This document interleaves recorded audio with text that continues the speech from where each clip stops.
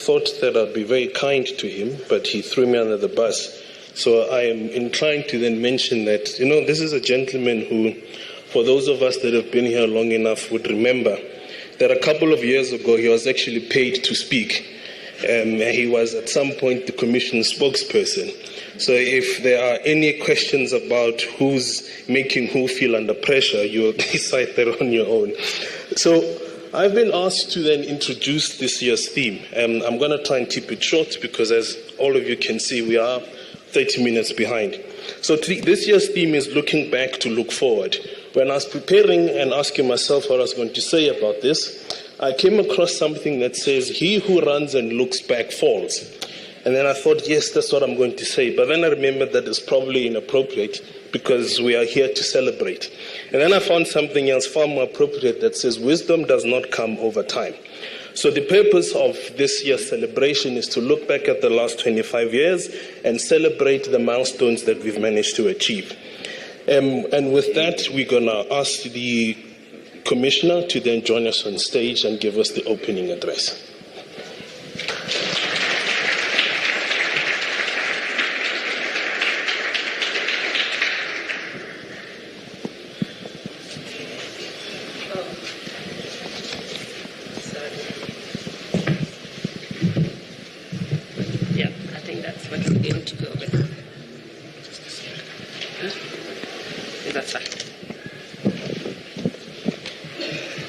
Good morning, everyone. Deputy Minister of Trade, Industry and Competition, DM Zuko Godlimpi, and Deputy Minister of Trade, Industry and Competition, Deputy Minister Andrew Whitfield, the Chairperson of the Parliamentary Portfolio Committee of Trade, Industry and Competition, Honorable Mzwandile Masina, the Chairperson of the Competition Tribunal, Ms. Mondo Mazwai, the Deputy Chairperson of the Competition Tribunal, Professor Liberty Mube, the DG of the Department of Trade, Industry and Competition, Ms. Malebo Mabiche Thompson, the Acting DDG, Ms. Susan Mangole, the heads of entities in the DTIC, family who are here present and those that will be joining us, panelists and esteemed guests, the Deputy Commissioners of the Competition Commission, Mr. Hadin Rachisusu, Mr. James Hodge, and Mr. Bukosi Bake Majange, and all of EXCO. Please welcome all to the 18th Annual Competition Law, Economics and Policy Conference. It is an absolute privilege to welcome you here today as we gather to mark a very significant milestone in our journey of fostering fair competition and inclusive economic growth in South Africa. Firstly, I would like to extend a warm welcome to our distinguished keynote speaker, Minister of Trade, Industry and Competition, Minister Park Stawu, who unfortunately could not be with us today, however, because of a state visit to China. However, he is represented here today by Deputy Minister Godlimpi. Deputy Minister, thank you for taking on the task. I would also like to acknowledge the presence of continental and international experts and thought leaders, heads of competition authorities who have traveled far and beyond to join us here today. Your presence here, both physically and virtually, is a testament to your commitment to see competition agencies grow and improve and be effective. This year, as the program directors have told us, the theme of the conference invites us to reflect on a quarter of a century of achievements and challenges in competition enforcement. It is a celebration of 25 years of effective competition regulation with a view to promoting fair competition and driving an inclusive economic growth for all. As we look back, I think we want to celebrate the 25 years of competition regulation in South Africa. The 25 years of competition authorities that were established, they were established to carry out a significant mandate which is set out in the Competition Act. The competition authorities, as they came into force in 1999, they came in with an enormous challenge of building institutions and the jurisprudence around a new competition law that not only was located within a very different context to the more mature jurisdiction in the global north, but also within an act whose purpose was not just consumer welfare, but provided an equal weighting on welfare of workers and those who had been excluded from the economy by the laws of the previous regime. So whilst the institution could learn from precedents and procedures in other countries, they also needed to innovate, to develop the means to meet the broader mandate.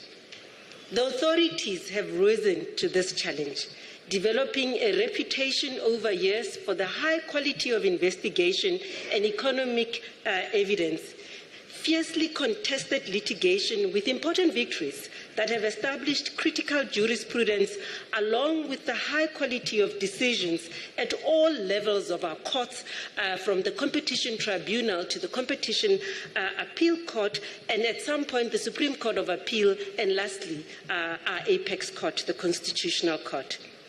The institutions, both the Competition Commission and the Competition Tribunal and the Competition Appeal Court, are held in high regard globally, and an equal seating amongst the more mature jurisdiction in competition authority, despite the relatively short period of operation. The institutions have contributed to a more competitive and inclusive economy, despite the fact that enormous structural challenges remain given the economy that we inherited from the apartheid regime.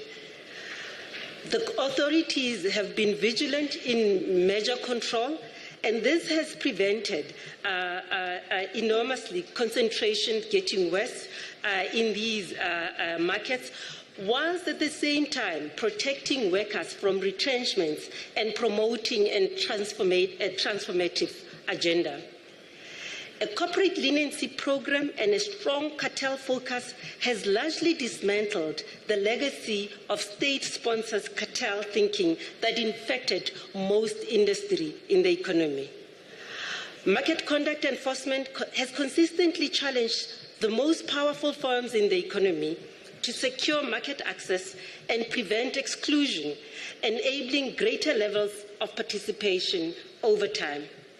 After being strengthened by the amendments that came into effect in 2019, conduct enforcement has become even more effective and capable of promoting a more inclusive market. I beg your pardon. Market inquiries have been highly successful as an ex-ante tool to improve competition across the economy and whole sectors, which is particularly beneficial in an economy as concentrated and inequitable as ours. Lastly, the Commission has meaningfully changed business conduct that has unnecessarily excluded many from the economy and restricted competition, and this it has done through a much more active and engaging advocacy function as stipulated in the Act. Advocacy has been effective in guiding the design of regulations and legislation by government to be more competitive, to allow for more competition in the economy. And this, we want to thank both institutions in ensuring that these mandates of the Act continue to be effective. South Africa has also played a crucial role in the global development of competition law, being one of the founding members of the International Competition Network, what we commonly refer to as the ICN, and until recently, the Secretariat of the African Competition Forum. This forum has been central in the development and of capabilities across African agencies. South Africa has always been the voice for a public interest role for competition law, an outlier at first, but having led on an issue that sees increasing acceptance globally. Whilst we have convened to celebrate 25 years of competition authorities, institutions are built by people and shaped by communities in which they operate. It is those people and that community which we need to acknowledge at times like this. The success of these institutions is the product of the hard work, intelligence, and innovation of both past and present staff at the Competition Commission and the Competition Tribunal. It is to those staff that developed investigative and adjudicative procedures, applied their minds to the implementation of the Act, and fought hard to establish jurisprudence in a new area of law. Above all, it is the efforts of our staff that give the institution the impact that it needs to do. I would like to take this opportunity to thank the staff, both present and past, of the Competition Commission and the Competition Tribunal for the hard work that they have put, and I think they deserve a round of applause.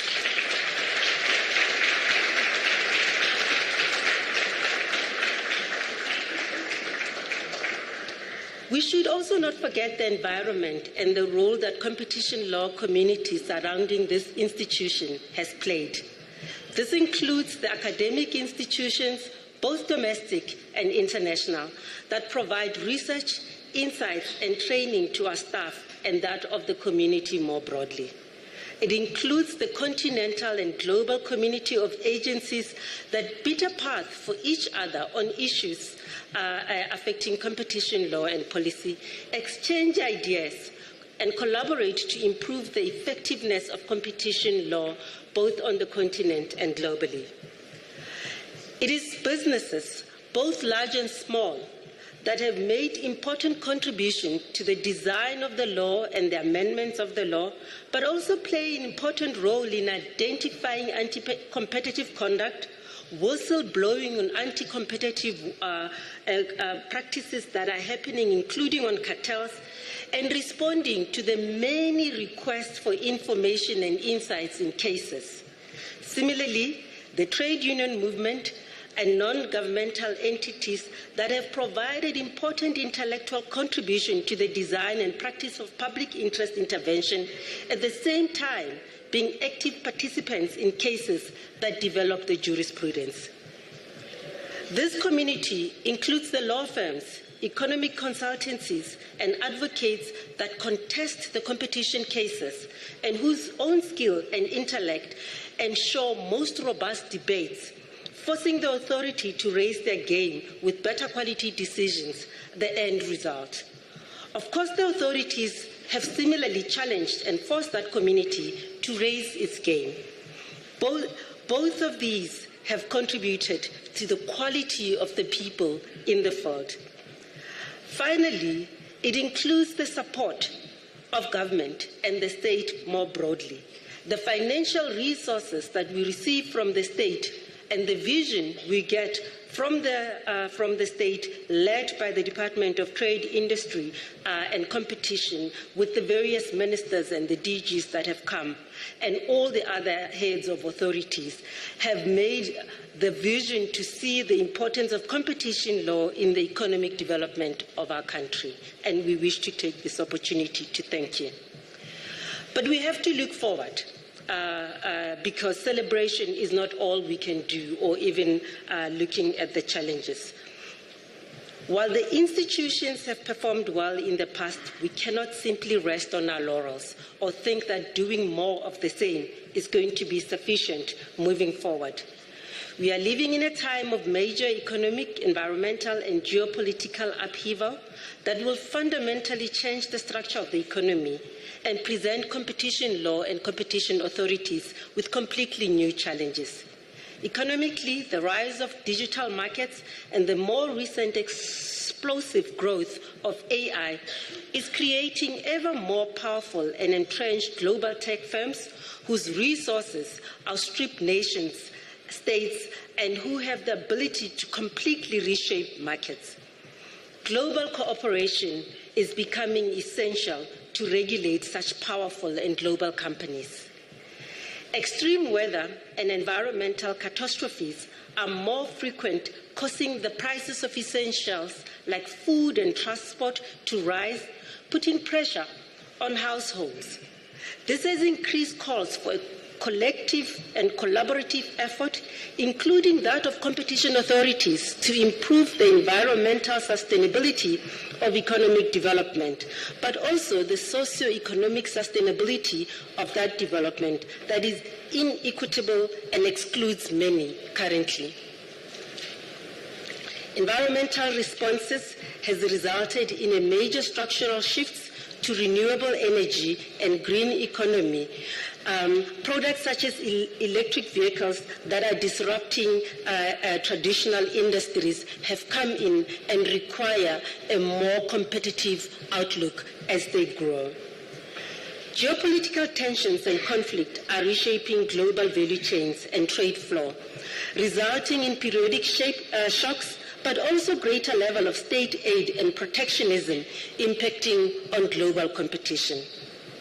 Closer to home, infrastructural challenges, the lack of growth, persistent high unemployment, and the continued untransformed economy has created a real agency for the 7th administration to pursue implementation of action to support inclusive growth, job creation, address poverty and the high cost of living, and developing a capable and ethical developmental state. The conference panel will touch on the nature of some of these challenges and how the competition authorities may need to change to address some of these challenges. One area of change that we need to think of more effectively, and the Minister has been speaking about this for a while, is that we need to collaborate more deliberately and deeply to solve some of these systemic changes and problems. Nationally, the Commission needs to collaborate across all DTIC and other government entities to use our tools to unblock barriers to market access and business expansion and facilitate pro-competitive collaboration if we are to achieve or realize industrialization and inclusive growth. We need to create jobs and alleviate poverty. Collaboration on targeting the high cost of essential products or services and finding more lasting solutions in those markets is required. And this is not just within government, but within all our other stakeholders, including non-governmental entities. Globally, we need to work together with other authorities, both on the continent and globally, to more effectively find solutions to regionally and globally dominant firms and global problems such as sustainability and growing digital tech firms that have entered the space. We will need to be more deliberate in actions to positively shape the industries of the future. Fiscal constraints and budget cuts means that competition authorities will have to do more with fewer resources. Therefore, we need to harness technologies and adapt procedures to bring about efficiencies while prioritizing better to focus these scarce resources on highly impactful intervention rather than trivial ones. I'm confident that together we can rise to these new challenges as we have built strong institutions staffed by highly capable and dynamic people, which are embedded in a robust competition law community that seeks similar outcomes for the betterment of our country. We have learned much from the past 25 years to enable us to look forward to the coming 25 years. In closing, I would like to thank you all once more for your presence and participation in this conference, but also for your participation and involvement for the past 25 years. And I look forward to better and further engagement in the coming 25 years. Your engagements, insights, and contribution are what makes our work more meaningful and impactful. I look forward to the rich discussions that await us in the coming 2 days and to seeing you all at the gala dinner tonight.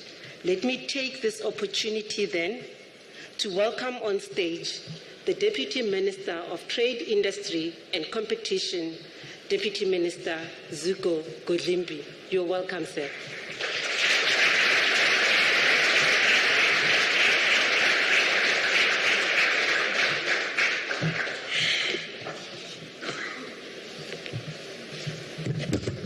You don't trust me.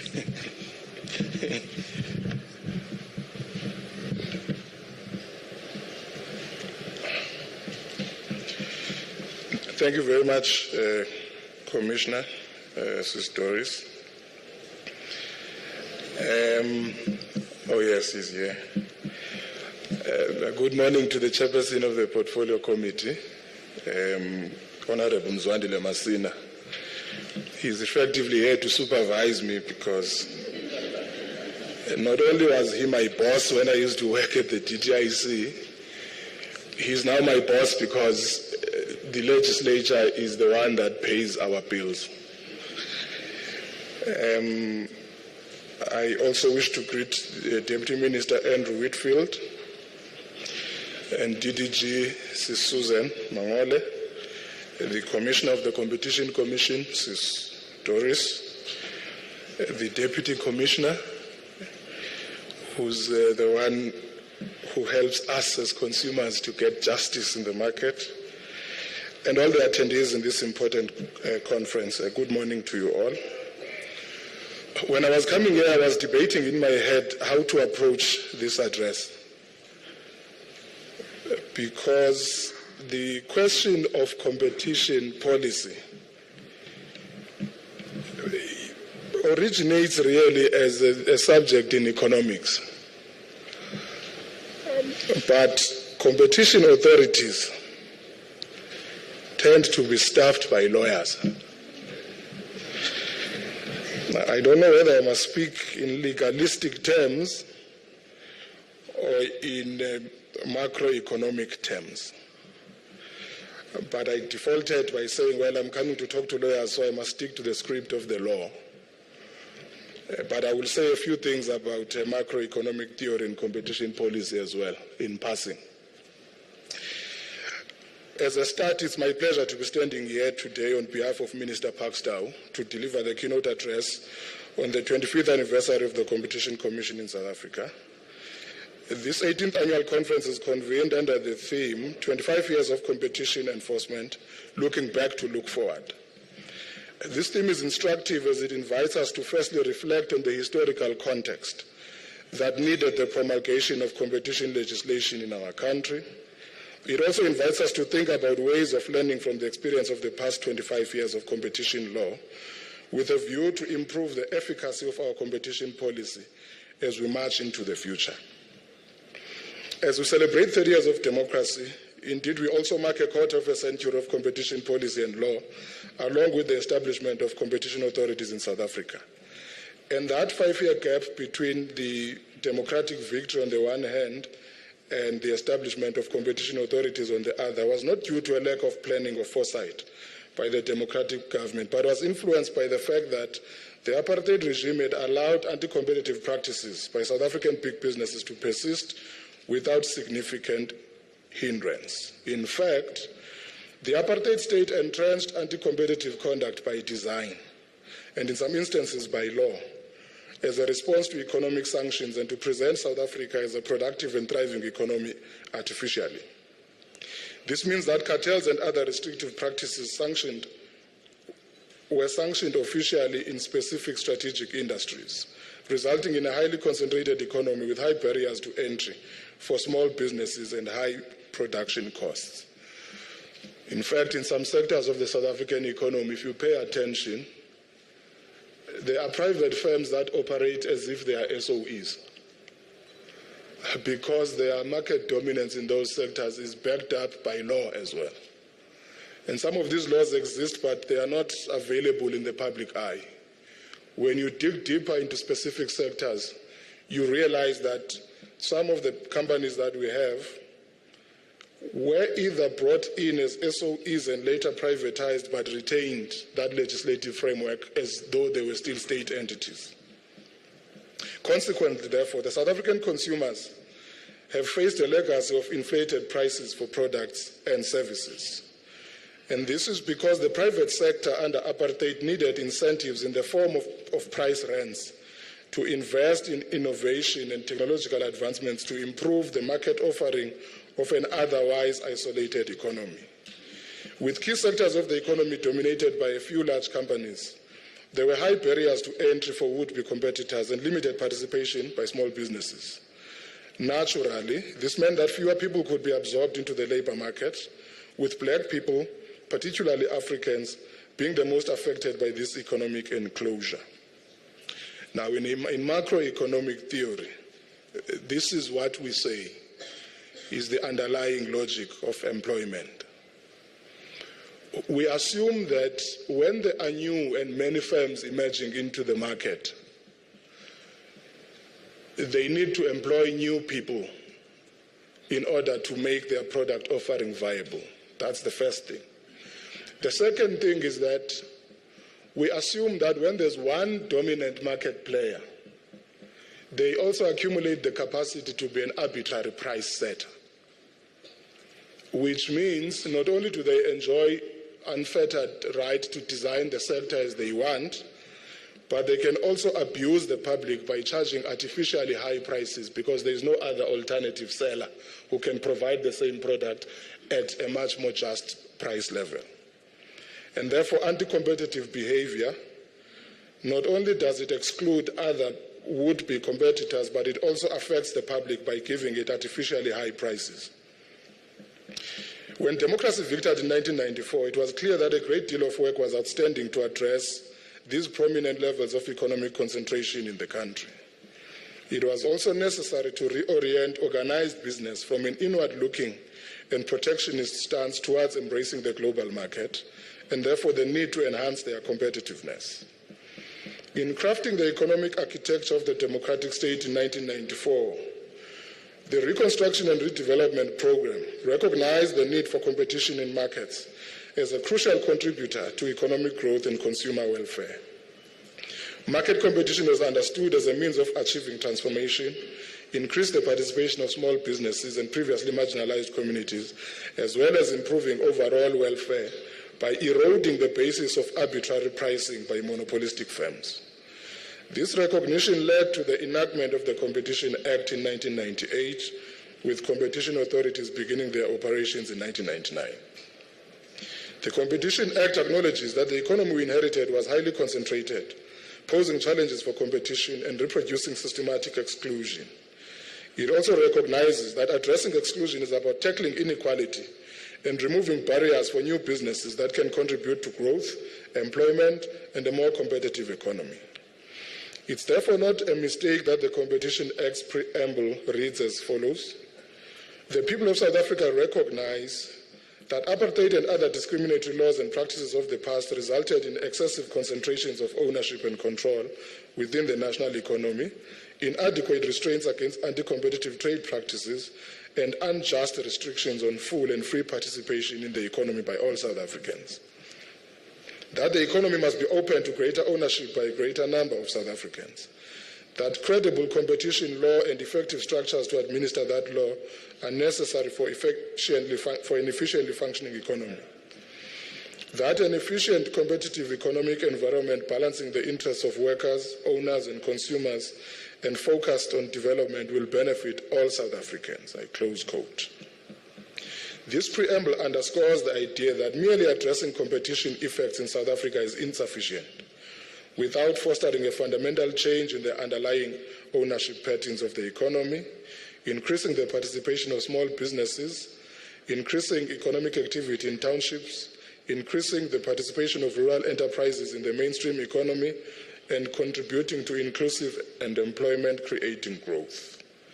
Therefore, the Competition Act promised an efficient economy where consumers enjoy competitive prices and product choices in an environment where small businesses can thrive, enabling more people to participate in the economy, create jobs, and spread income. Today, we reflect on the past 25 years, taking stock of the gains realized and lessons learned, while critically assessing how the competition authorities have delivered on the promises of the Competition Act.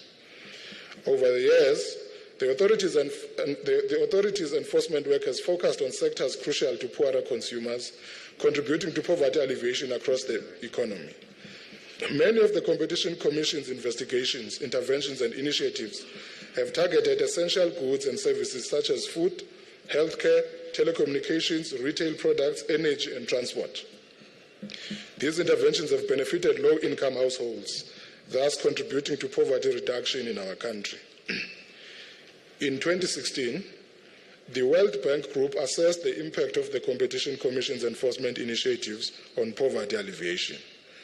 This assessment found that the Commission's actions against 4 cartels in the maize, wheat, poultry, and pharmaceutical markets positively impacted poverty reduction. These products were estimated to account for about 15.6% of the consumption basket of the poorest 10% of South Africa's population. This translated to about 200,000 people likely being lifted above the poverty line due to the Commission's enforcement against the overcharges levied by the cartels in these markets. The World Bank estimated that this was equivalent to an approximate 0.4 percentage point reduction in the national poverty rate. The World Bank further determined that there were positive distributional impacts from this enforcement action, noting that the benefits for the bottom 40% of the consumption distribution in South Africa were up to 3.4 times as large as for the top 40%. More recently, the Commission's measure, control, enforcement, and market inquiry interventions have highlighted the distributional effects of harm to competition, particularly the disproportionately large and negative impact on low-income households. And this is the point that I was making about the importance of the welfare dividend arising out of the work that the Competition Commission does. Although the Competition Commission is quite technical and legalistic, and its work is sometimes obscured to the public eye, but the capacity to constrain monopolistic pricing, even if people are not aware of who intervened on their behalf, but the effect of it is quite distributional on the ground, and it helps low-income households to survive in an otherwise exclusionary market. So you might be lawyers, but you do the work that is of economic consequence. So we need to have a discussion as part of this conference about how we expand the interventionist scope of the Competition Commission. And this is despite the fact that business itself is quite irritated by the work of the Competition Commission. If they had their way, they would be saying, why are we not phasing out the Competition Commission and allow the free market to do as it pleases? When I finish here, I will then tell a story from macroeconomics about what the father of free market economics said about regulation. For now, I will finish up with you as lawyers. More recently, in 2021, South Africa's Constitutional Court affirmed the Competition Tribunal's decision to prohibit the acquisition of an independently owned private hospital group, Motlosana Medical Health Services, by Mediclinic South Africa. The Commission recommended prohibition to the tribunal, arguing that the measure would lead to a substantial lessening of competition, enabling the merged entity to unilaterally increase its prices and reduce the quality of acute healthcare services post-merger. This would have resulted in higher healthcare costs for both insured and uninsured patients. The tribunal prohibited the measure based on the likelihood of anti-competitive effects, particularly highlighting the potential negative impact on uninsured patients. The tribunal held that the measure would eliminate lower tariffs available to uninsured patients at the target hospitals. And given that the acquiring hospital group was priced significantly higher than the target hospitals, the measure would significantly affect uninsured patients by limiting their ability to negotiate and switch to cheaper hospitals. In the telecommunications market, the Commission's Data Services Market Inquiry assessed the factors driving high data prices and the importance of data affordability for the South African economy and consumers. One key finding was what the Commission termed anti-poor pricing, based on an analysis that showed telecom operators priced smaller data bundles significantly higher than larger bundles. Low-income consumers tend to purchase smaller bundles, while high-income consumers typically buy larger bundles. This further demonstrated the disproportionate impact of competition harm on low-income consumers. Now, taking into account the impact on the most vulnerable in society is an important consideration, which is also supported by economic literature that shows poorer consumers suffer more harm from increasing market concentration. So in economics, there's this thing called the marginal propensity to consume, the MPC. What it says is that, okay, my favorite breakfast food is amagwinya, so I always make the example using amagwinya. If I have 10 rands in my pocket and igwinya is priced at 2 rands, and I need to eat breakfast, I need 3 of amagwinya, which means I'll spend 6 rands on them, right? And I'll be left with 4 rands to spend on something else. A person who has 20 rands also needs 3 of amagwinya, buying the same quantity of 3, they will eat 3, and how much will they be left with? 14 rands. If someone has 30 rands, they are still buying the 3 of amagwinya, they are left with 24 rands. So the higher the income of a person at a given market price of a good, the more well off they are at that price. But the lower the income of a person at that given level of a good in the market, the more worse off they are. So the only time a person with 10 rands benefits from the pricing of amagwinya is if the price of amagwinya moves from 2 rands to 1 rands, so that they are left with 7 rands. So when the telecoms firms are pricing data bundles and they are selling 1 gigabyte for 99 rands and they are selling 2 gigabytes for 159 rands, the one with 100 rands is left with 1 rands, but the one with 200 rands is left with 51 rands. That's the work that the competition does. It intervenes in order to defend the rights of those who are at the bottom rung of the economy. So we need to keep pushing against the big players, even if they are screaming, because the National Consumer Commission knows your work matters to a larger proportion of the 66 million than the few.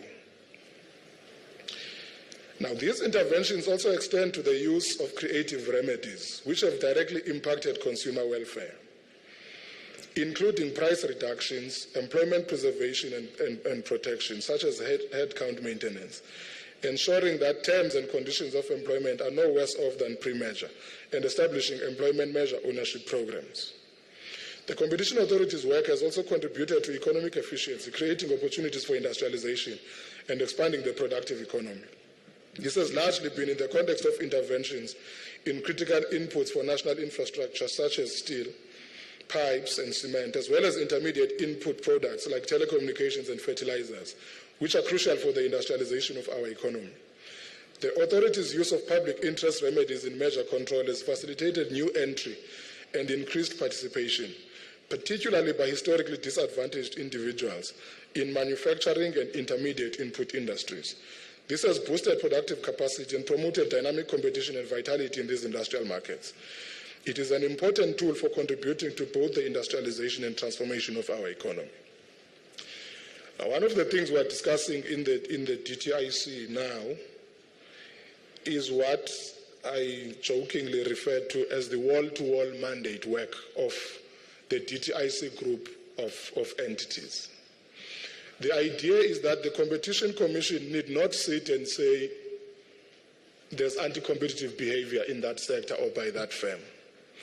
But it has to provide remedies that force those market actors to fulfill other mandates of our public policy interests, including transformation, including incubation of small business players where possible, so that not only do they stop what they are doing, but they also act in the public interest by improving the nature of the market and market outcomes. So the idea is that we need to have creativity in the deployment of legislative tools, not only to punish, but to also redirect the operations of big players so that their conduct can increasingly become progressive in the transformation of the South African economy. And the public interest remedies have been one of our most notable and commendable interventions in that regard.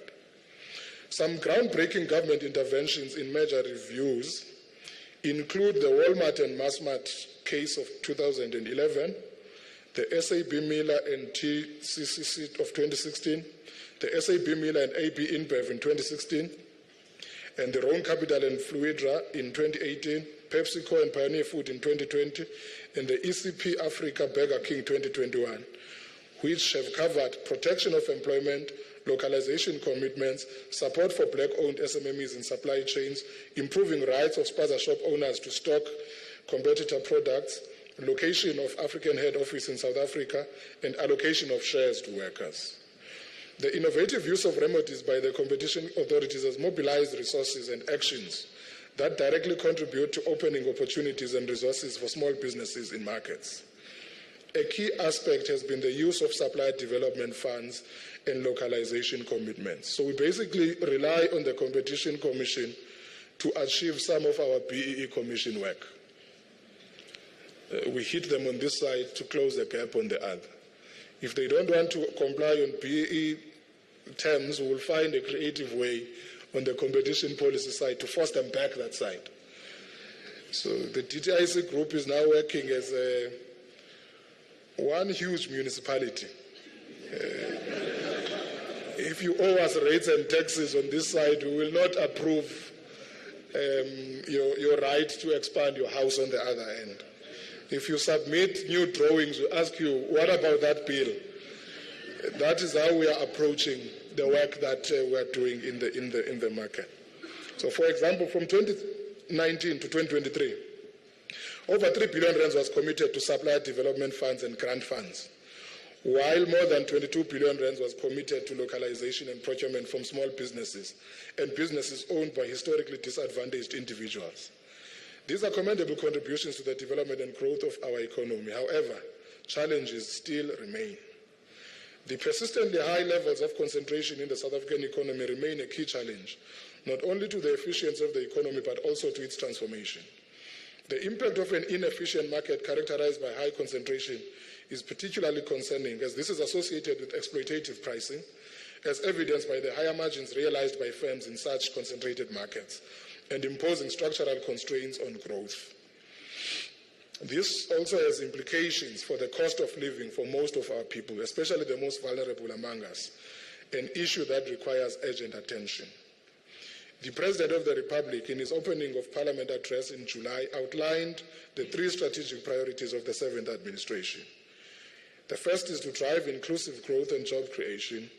The second is to reduce poverty and tackle the high cost of living. The third is about building a capable, ethical, and developmental state. I should make a point about how these things are related. The point has already been made that inclusive growth and job creation is best realized when you have a high number of new firms entering the market. You are not likely to achieve high economic growth if you are relying on the same number of firms that have existed before. The second one is that reducing poverty and tackling the high cost of living is a function of pricing in the market.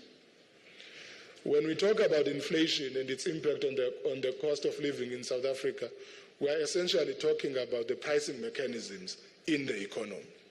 Now, of course, there are a wide range of issues that are related to this, including public sector price-setting institutions. The price of electricity, the price of water, the tariffs on rail infrastructure, and that's the work that we're doing on our side. But there's also the collusive behavior that some market players also participate in. For instance, in my other life, when I wear a different cap, I usually ask this thing. When business comes to us and says they are raising prices because of load shedding and rail, this and that, once we sort out load shedding and the problems of Transnet, are they going to be prepared to drop prices? Now, the problem is that they complain about the binding constraints that lead to price hikes. Once we remove them, they leave the prices where they are. And that's where Hadin comes in, to investigate the justness of the prevailing price in the market, given all supplier constraints having been resolved. If we don't tackle that work, which is the forte of the Competition Commission, we will not be able to sustainably deal with the high cost of living. Building a capable and ethical and developmental state, I know that the focal point is usually about corruption. That's correct. But the other ethical work of a developmental state is the protection of the most vulnerable by intervening in anti-competitive markets. The Competition Commission is an institutional expression of the principle of an ethical developmental state. Because the developmental state, its ethical foundations, is the creation of a just marketplace whose outcomes are in the interest of overall welfare, not for the welfare of vested interests in the economy. Collusion is corruption.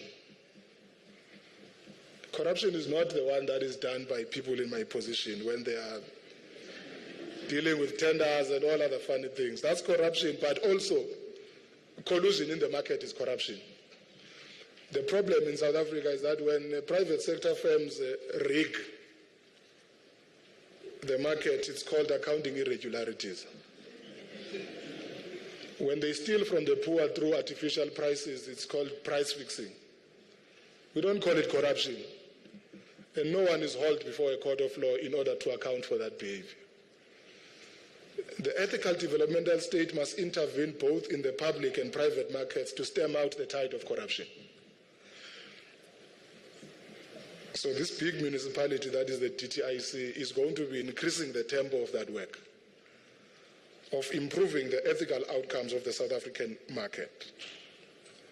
Now, allow me to share a few thoughts on the role that competition policy and enforcement can play in realizing these three objectives in a much more systematic manner.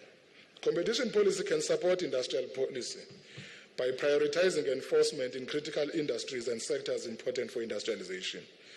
This involves ensuring that the competition authorities focus on removing barriers to market access and promoting competition. This will ensure the contestability of markets for growth and industrialization, fostering the participation of small and medium enterprises and firms owned by historically disadvantaged individuals. Moreover, it can facilitate cooperative arrangements that contribute to overcoming market access challenges without the risk of collusion. In this regard, the authorities' use of the exemptions tool to facilitate collaboration and optimization of cost and other efficiencies by South African firms in export markets where it is pro-growth is essential for realizing our export growth-led strategy. The challenge of the high cost of living is well recognized in South Africa, along with its disproportionate impact on low-income households. Competition policy can continue to contribute towards reducing the cost of living by ensuring that the authorities' interventions and initiatives focus on preventing anti-competitive practices and curbing anti-competitive measures that have direct implications for the prices of essential goods and services. This is particularly important for low-income households, for whom high costs of basic necessities exacerbate poverty. On the other hand, by promoting inclusive growth and entrepreneurship, competition policy can help lift many people out of poverty. With all these victories recorded and the action still required at the forefront of our minds as we discuss this topic, we must also actively seek creative ways to get the different entities and regulators designed to enable transformation and inclusive growth to work together. In our earlier meetings as the new DTIC leadership, we realized that some of the issues faced by entities are not unique to them, and that collaborative efforts can help alleviate many challenges. This collaboration is critical because it will enable us to see the bigger picture coming together more vividly, as opposed to everyone working in silos without a clear demonstration of how well things are coming together. This is the point that I was making. The BEE Commission on its own cannot achieve black economic empowerment. The Competition Commission on its own cannot achieve a more competitive economy. The National Credit Regulator on its own cannot achieve the protection of consumers. We have to fire from all cylinders.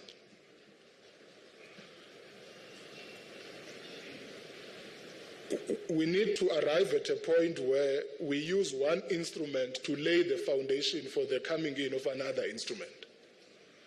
And where one instrument is falling short because of whatever reason, the other one must pick up, so that the impact is comprehensive.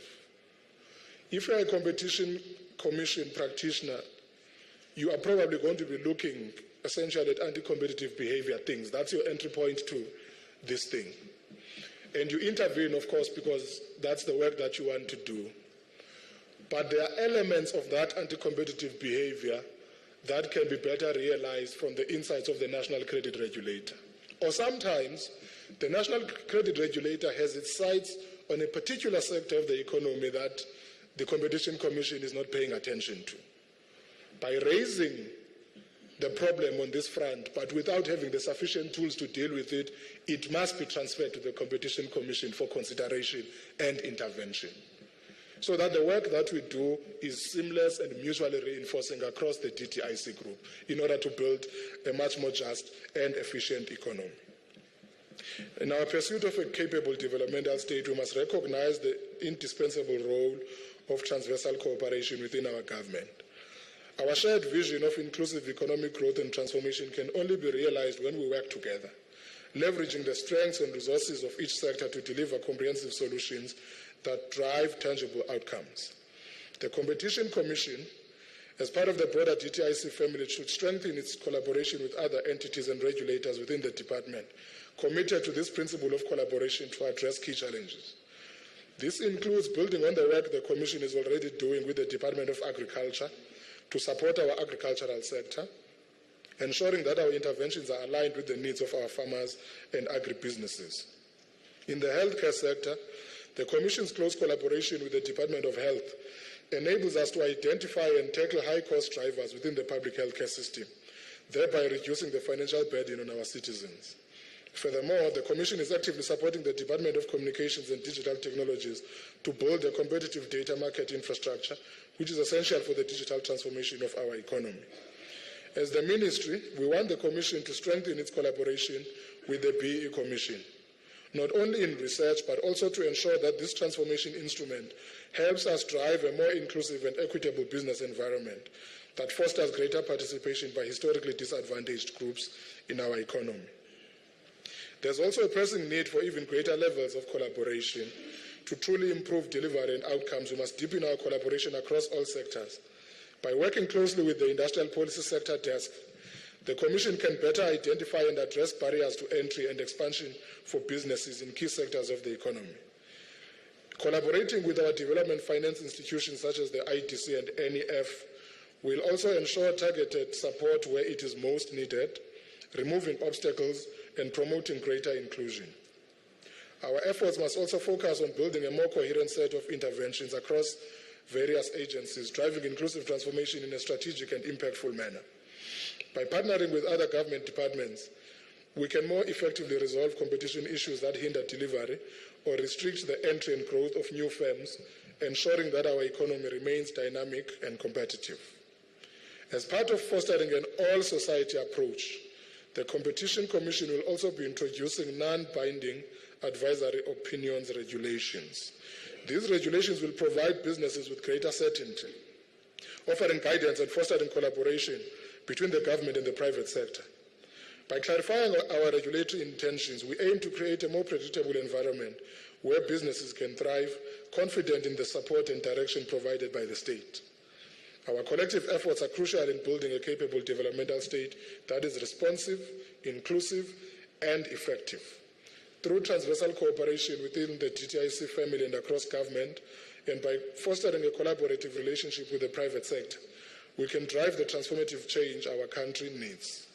Together, we can create an all-of-government approach that not only promotes economic growth, but also ensures that this growth is inclusive and sustainable for all South Africans.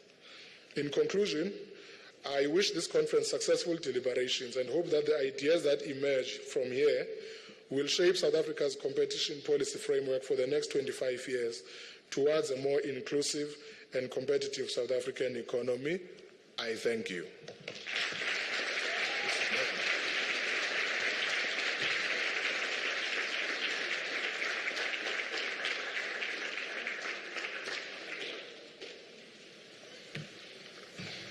Thank you very much, Deputy Minister. Itumeleng and I have the unenviable task of trying to claw back 30 minutes, so I shan't waste a lot of time. Can I just reiterate what I said this morning, that we have an app and we are live on Facebook, YouTube rather, and I can assure you that unlike the two-pot system, our app will not crash, so you can upload as many pictures as you want. So without wasting any further time, I'd like to call on the first plenary session that will be moderated by the Deputy Commissioner, Mr. Hadin Rachisusu. So can I ask that he and all our speakers come to the fore? Thank you.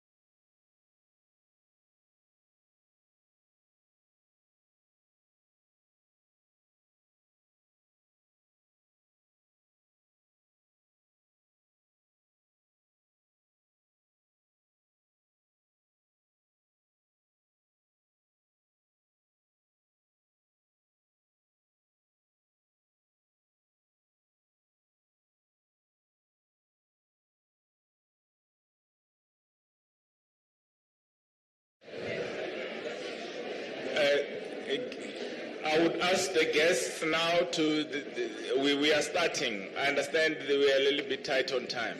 So the stuff that I'm going to do now, has got nothing to do with the miking. So I think if we can open the session. We'll open the session in the meantime as we are sorting out the mics. Good morning and welcome to this plenary session. This is plenary session 1. We will be focusing on national authorities in a world of regional and global dominance. The focus of the plenary will be on challenges and opportunities to regulate private power that is transnational in nature in the context of jurisdictional limitations of authorities. This session will infuse both a policy and regulatory approach to this question. And I do have panel members here who will deal with this question in more detail. But I've not repeated what's on the program, so you can look at the program panel plenary 1. It's described more there in detail. So I am Hardin Rachisusu, Deputy Commissioner at the Competition Commission of South Africa, and someone is looking at me right there that don't say that, just keep it there. So I keep it here, right there. I'm keeping it here. So I have with me a distinguished panel. I'm sure you're going to find what we're going to share with you today quite enriching, following the opening address by the Commissioner and DM Godlimpi's keynote. So with me I have Susan Mangole, who is acting Deputy Director General for the Incentives Branch, as well as the Transformation and Competition Policy Branch at the Department of Trade, Industry and Competition. She currently serves as Non-Executive Director on the boards of the Industrial Development Corporation, Richards Bay Industrial Development Zone, and Tshwane Automotive Special Economic Zone. Ms. Mangole has over 2 decades of experience in the public sector with a successful track record in fund management, funding legislation, particularly public finance, policy development, and implementation. So welcome, Susan, and thanks for making the time. I have Tsediso Matuna. His biography is very, very long. It's extremely long. But when we were doing a prep for this, I said, but you were once a CEO at Eskom. So that needs to be mentioned. But there was no load shedding when you were there. So that's the main thing. So Tsediso is currently Commissioner of the BEE Commission. He's been Director General of the Department of Trade, Industry and Competition for many years. He's been our ambassador to the WTO. He's been in the Planning Commission, and he has held many other roles. So I'll keep it brief there for Tsediso.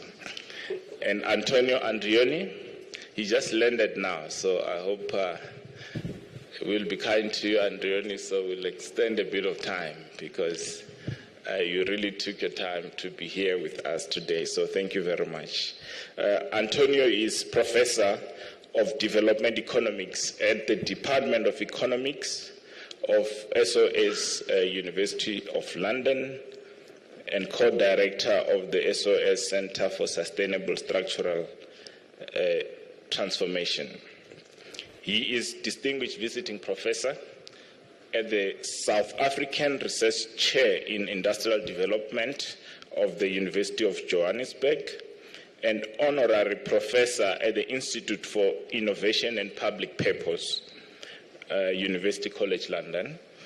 At SOS, Antonio is also Deputy Dean for Research and Knowledge Exchange for the College of Development, Economics and Finance. For over 15 years, Antonio has advised several international organizations, including UNIDO, UNCTAD, ILO, UNDP, you can name them. It's a lot. The list here is very long. And I have Wangombe Kariuki. He's no stranger to this conference, so he will be, I'll give him like a one line. He's former Director General of the Competition Authority of Kenya. He's a founding head of the authority. He's the founding chair of the African Competition Forum. He is also with Bowmans, and he is advising many other competition authorities. And I think when we called him, he was in Eswatini. So he said he'll come from Eswatini, and I believe he's doing some great work there. And I have Derek Lotter, who is the co-head of the Bowmans competition practice and leads a team of lawyers across South Africa, Kenya, Mauritius, Tanzania, and Zambia. Derek is a competition law specialist and is known to all of us with his experience. So this is our panel to try dissect this question. So hopefully we will give you something by the time we finish.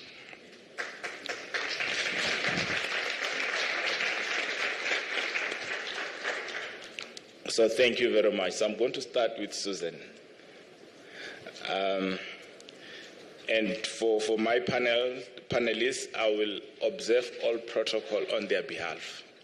So I know Susan may want to acknowledge everybody, including everybody who is here. So I'm acknowledging all protocol on your behalf. All protocol observed. Now, Susan, I have a question for you. With globally dominant firms operating across multiple jurisdictions, the response to regulating global private power is not only about regulatory mechanisms, but regulate firm behavior, but also a policy response focused on pro-competitive industrial policy to promote new entry and expansion in sectors. Talk to us about how competition can help in promoting industrialization in the South African economy in the context of these changes we are seeing globally. Thank you so much, Hardin. You didn't greet on my behalf, so I'll greet. Good morning. I won't do the protocol part, but thank you so much for being here. I think looking at the theme that says looking back to look forward, also aligning to the Deputy Minister's keynote address about the 7th administration's priority in terms of building an inclusive growth that is transformed, as well as the one that actually creates jobs. So when you look at industrialization globally, it is competitive in nature. South Africa will be more successful if we can leverage our competitive advantage. Markets in South Africa are still highly concentrated despite the 25 years of the Competition Commission work. However, we are not an exception, given that it is a global phenomenon. So according to the study conducted by the Commission in 2016 on concentration of the market, it was found that whilst 95% of firms were SMMEs, but mostly micro firms, this accounted to 25% of turnover in South Africa. In contrast to large firms comprising just 5% in 2016, accounting to 76% of total turnover. So this picture, even today, unless maybe the Commission's got the latest report, it still actually prevail. So the other thing is that for us to be able to achieve an inclusive growth that actually is transformed, and also it creates jobs for South African. South Africa's industrialization pathway must be export-led to compete with the global market. For South African companies to be globally competitive, they must invest in innovation, and I think Minister touched on that. It's innovation of their products, processes, and practices. It should be an industrialization pathway which can generate as much value, not only within our raw materials, but also looking at exporting some of the processed minerals. And I think it's something that we need to then look at. How do we then beneficiate our minerals to be able to create jobs, to be able to build an inclusive economy?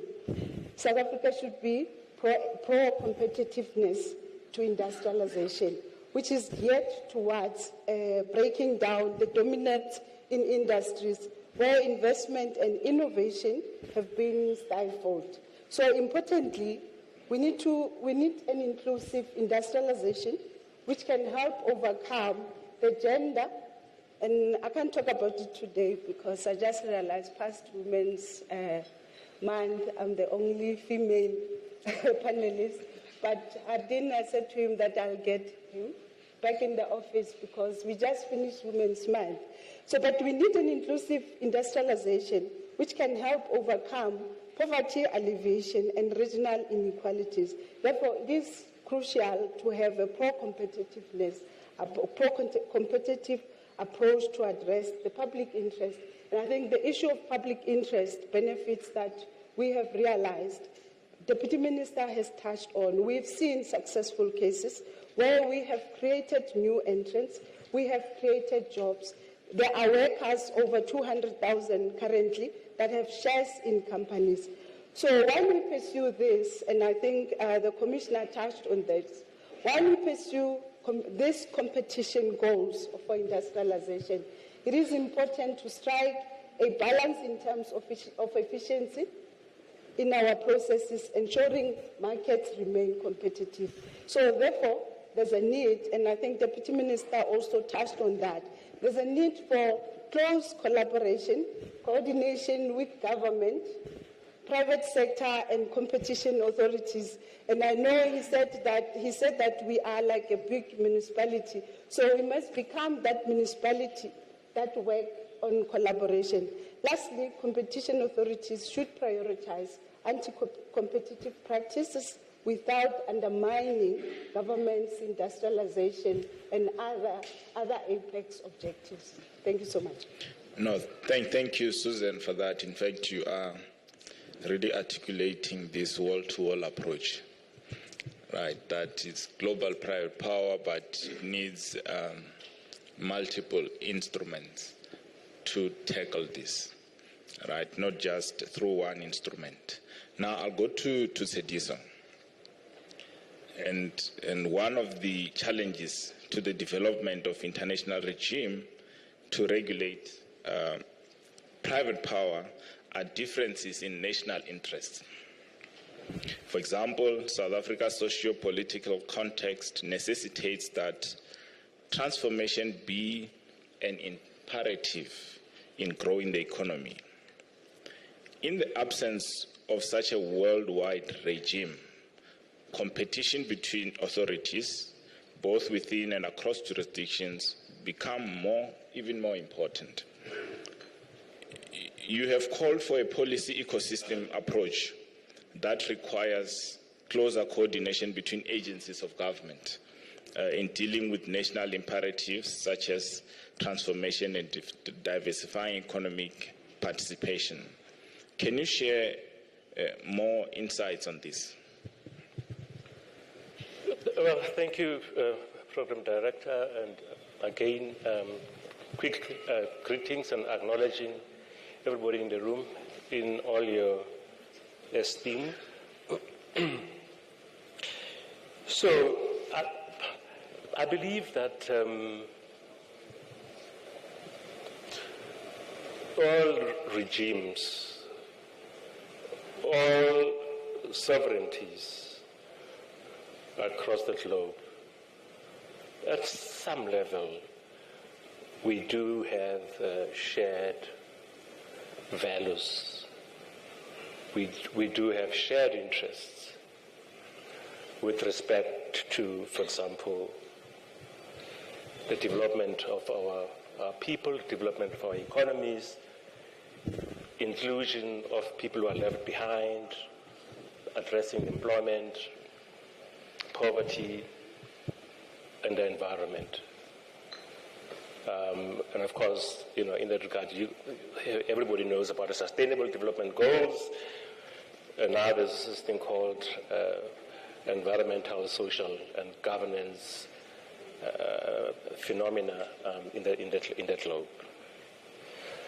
So, reflecting on the topic, I had to think about, okay, if all of that is given, what then is at stake? What is at stake? And I believe that from a South African perspective, our development, our national development priorities are at stake. We have livelihoods to promote for our people. We have welfare to achieve. We have environmental concerns to address. And all of these are primarily the responsibilities of a government at a national level. They are responsibilities of a government. So if that's the case, is globalization therefore a good thing? That's the question, and it's a question we've pondered for a very long time. At the onset of our democracy, we were both willing to embrace globalization. We reintegrated into the world when globalization was underway, as it were. So we embraced it, but we had fears at the same time. We had fears about what would it mean for our ability to drive our national agenda and our priorities. So yes, globalization is a good thing in terms of supporting national priorities, supporting investment, fairness of our economy, and ensuring that citizens are included, as it were. So it's if it does that. So there are both ex ante and post facto issues. The evidence, however, shows that globalization, at least the last time I checked, globalization has outpaced the rate of convergence in terms of development between advanced and developing countries, and outpaced even the convergence within economies of addressing equality in terms of the well-to-do and the poor. And now with artificial intelligence, machines are taking jobs at a much faster rate than people who have been waiting for a very long time to get employment. So, unfettered and rampant globalization, I don't think is good, and I don't think it's good in the long run for everybody, even for those where it originates, which is typically in the global north. So it boils down to how to manage and control globalization to positive effects for economies and citizens, ensuring that it supports development and national efforts, that it narrows divisions and does not widen them. Now, because globalization defies national borders, Ideally, the locus of the control should be at a global level through multilateral instruments, absolutely. But this is by no means about shutting down local national authorities or usurping the national management and control. So this is about a long way of bringing back the issue of sovereignty. The sovereignty, which is important because only sovereignty knows the local issues, local priorities, which, as I said, are articulated in the National Development Plan. But moreover, because there's an element of complexity that's entailed here, it does imply even more capable and strong national authorities, more capable and strong sovereignty, with the sophistication and intelligence of managing this complexity.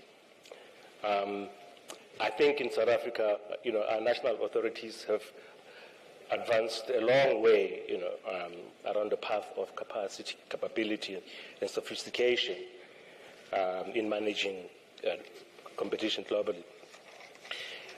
And I just want to highlight something. I think it was referred to in the opening speech of the Commissioner and perhaps in the Deputy Ministers, this notion of public interest, which is very helpful for us because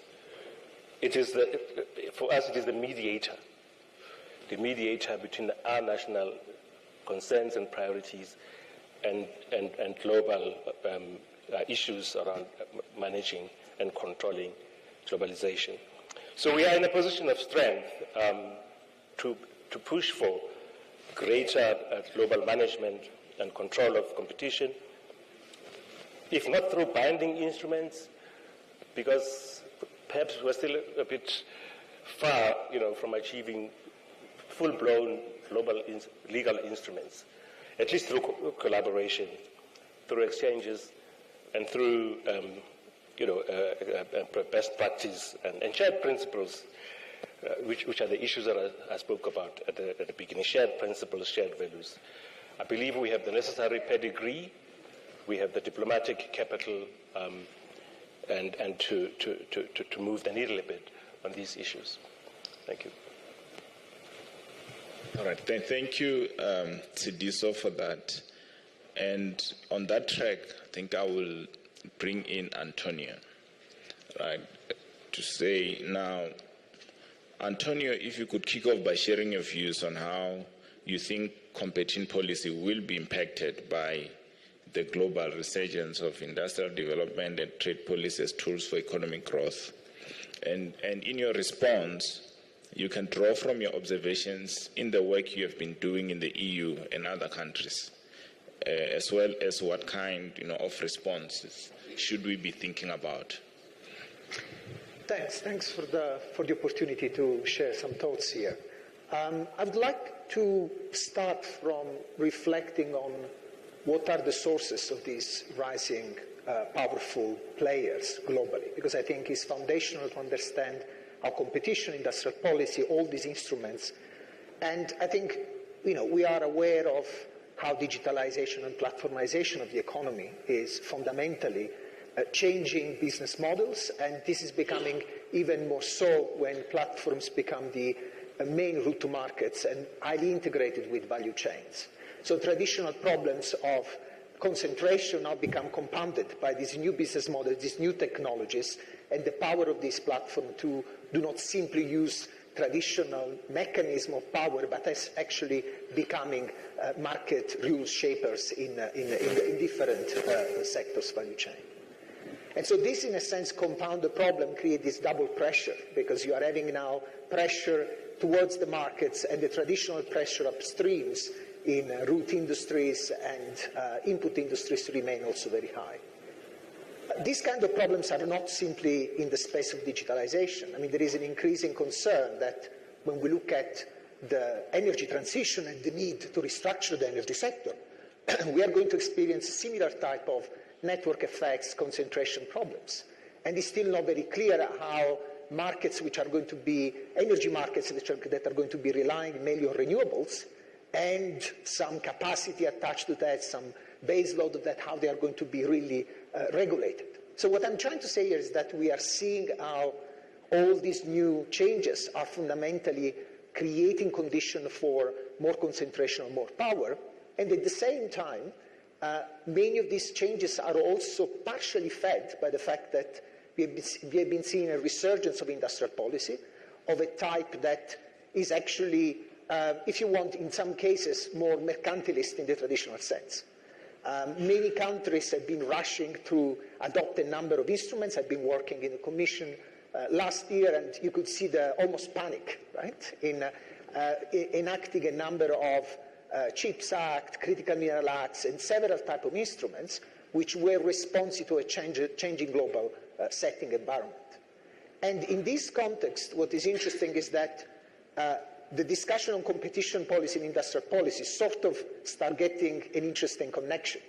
On the one end, the argument has been that industrial policy should be informed, inspired more by competition policy issues, because in a sense, if we lose that, we lose also the, if you want, the potential beneficial outcome of industrial policy. And I think there is lots of truth into that. Ultimately, of course, industrial policy in many areas reduce, constrain competition. But I would like to flip the argument the other way around, and thinking about also how industrial policy principles can actually help informing new ways of thinking about competition policy, following what the creativity that in the opening remarks were put forward as a challenge and the need for coordination. Now, if we think about when industrial policy worked, fundamentally they've never been against competition. They've been about governing competition to obtain transformative outcomes, and transformative outcomes that over time were delivering competitive outcomes as well, competitive dynamics in the market. Now, from this perspective, you start seeing how actually, especially now when industrial policy are very much connected to the introduction of conditionality related or not to the specific activities or the specific grants, subsidies, and so on, competition policy can play an important role if it's thought from the perspective of how industrial policy is trying to reshape industry's markets and is trying to achieve dynamically these transformative effects. And I think here we can think about, again, creatively at what countries who have managed this relationship well have done. There are areas in which competition must be, if you want, promoted, areas where we don't want firms necessarily to compete on these areas. We are talking about transformation of the energy sector or deep industrial restructuring in many areas. And in these areas, of course, we will also need to think about how to combine cooperation and competition. Because the optimal competition level might actually require that companies are accompanied towards exit in some areas or entry is facilitated in others. So I think this is where, with Simon Roberts and others, we've been talking about a regulatory entrepreneurial state, the need to think about how these two important streams of policies needs to join up to achieve that kind of structural transformation that is so dramatically needed, especially in countries like South Africa, where, going back to the first point that were made, there is huge opportunities for reindustrialization. There is unique opportunity to actually leverage a green competitive advantage in many areas. But of course, this is not going to be achieved neither through just industrial policy or competition policy. And I would add that we could keep adding policy areas. We've been doing work in this country on financialization, and corporate governance is an important dimension attached to both industrial and competition policy. And this is something that is becoming even more evident now in the US, where, of course, the IRA and the amount of resources that have been thrown to the economy is still not clear what kind of additionality they're going to generate if the economy in a very highly financialized format is not able to retain and reinvest these resources. I'll stop there. Thanks, Antonio. Maybe I should ask you something, because we are in a developing country setting. Should we be defensive or offensive? So I'm trying to see how should we respond? Should we respond by way of regulation alone, or should we put in place some some measures that could then counter that kind of power we see? I think it's quite evident that defensive measures alone are not sufficient, right? And we see it in the green transition, just transition agenda, right? So we cannot think about simply these opportunities as in relation to climate change. Of course, these are very important goals, but at the same time, the problem is to set that kind of challenge and turn it into an opportunity. But to do that, you have to have a proactive agenda. And a proactive agenda require, starting from the priorities and the specific opportunities that countries like South Africa and many countries in the continent have, to set up a different type of conversation. And this different type of conversation will require, of course, shaping the markets in a way that make them ready to, from a regulatory point of view, from a competitive point of view, able to engage with these new technologies, with these new opportunities in the market. Thanks, Antonio. Let me move on to Wangombe, because we have trying to have the policy type academic discussion, and then from the person who enforced competition. So another important consideration in this question of regulating global private power are the capabilities and limitations of national authorities, national regulatory and policy oversight broadly. Talk to us about some of your observations regarding national agencies, globally dominant firms, and how all of these interfaces with policy. Thank you. Thank you, Rabin. And before I start making my intervention, is that I'll be clear, I'm a supporter of English Premier League. I follow it, but every week I follow one team. This week I'm following Liverpool, and I'll start by paraphrasing Liverpool's fans' clarion call that you'll never walk alone. And I'll paraphrase it that competition authorities, you can't walk alone. And why can't you walk alone? Sometimes back in April this year, I was watching the Daily Show where my friend Lena Khan was being interviewed. And she indicated she has a staff capacity of 1,800 with 25 data technologists.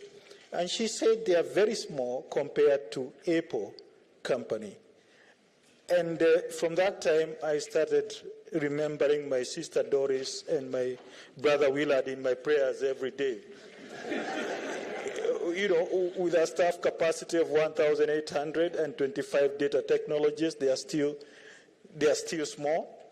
I got further interested with the numbers, and as per this Monday, Apple's market capitalization, it's at 3.48 USD trillion, and ACFTA GDP member states, it's at 3.4 trillion USD at par. COMESA, it's at 1 trillion, hopefully to reach 3.4 trillion in 2043. And these are the regulators who are supposed to regulate these big platforms. There's a situation the national competition agencies are in. And it's true, and I'm happy that OECD has recognized that in one of its working papers, although outdated in 2019. It is said that concentration has increased by about 5%, and also the profit markups have increased by about 7%, and innovation has decreased in the last 20 years. So, in reality, it's the dominant firms, super big firms, who are reaping the profits, and the national competition agencies, in reality, they are shrinking. Why are they shrinking? The macroeconomic distress, debt distress facing the national economies has resorted to decrease resources to national competition agencies, not only in terms of their budget, but also, Sendiso, I want to contradict you in terms of skills. You know, hiring data technologists, it's expensive, and I am happy that the Deputy Minister said that we need to collaborate and cooperate as competition agencies, they need, sorry, I'm still in those ages, they still need to cooperate. But the question which is not being answered is how to make that collaboration and cooperation work. Because for sure is that at local level, MOUs have failed. Let's be honest, is that they are being driven by what I may call whims and caprice of the individuals in power. And I think we need to start thinking on how they need to, make that cooperation more statutory. Why can't we amend the laws and maybe create committees within creation of committees? And I'm happy you have such a proactive minister. Maybe under the Competition Act, the minister, through the advice of the Competition Commission of South Africa, shall create a multi-agency committee, which shall be reporting to Parliament on quarterly basis in regard to how they are cooperating and attending to such challenges. Why is cooperation necessary? Why can't you work alone? Because the Commission, even at national competition agencies across the region, the act of commission or omission of one competition agency affects markets in South Africa. Look at what, let's say like in potash. We know that it has been disrupted somewhere in the world due to tensions, but also is that there's a merger which occurred in one of the biggest producers in the world. There's a merger of two big producers, and they export to less developed countries and developing countries, and that makes the cost of fertilizer in these countries to be expensive. So if at all there was cooperation that we could be able to inform such kind of mergers, our effectiveness, and when I say our, as national competition agencies, cannot be queried because that merger could have been handled at that level. Then also is that national competition agencies, they are dealing with dominance which is being created outside. Kenya last week, there was an entry of a telecommunication industry. It has disrupted the traditional monopolies. The traditional monopoly is making noise. And this entrant is not fixed aboard, is not fixed aboard, doesn't have an office maybe. How can competition agencies deal with such situations? Also in terms of disruption of markets, and Antonio has talked about it, in regard to digitization of the economy. Right now, payments in Kenya, it's on mobile phone. Mobile phone is regulated by the Competition Commission of Authority. Money which moves along that mobile phone is regulated by the Central Bank of Kenya, and the competition among the MNOs is regulated by Competition Authority, and then the data which inflows there is regulated by the Office of Data Protection.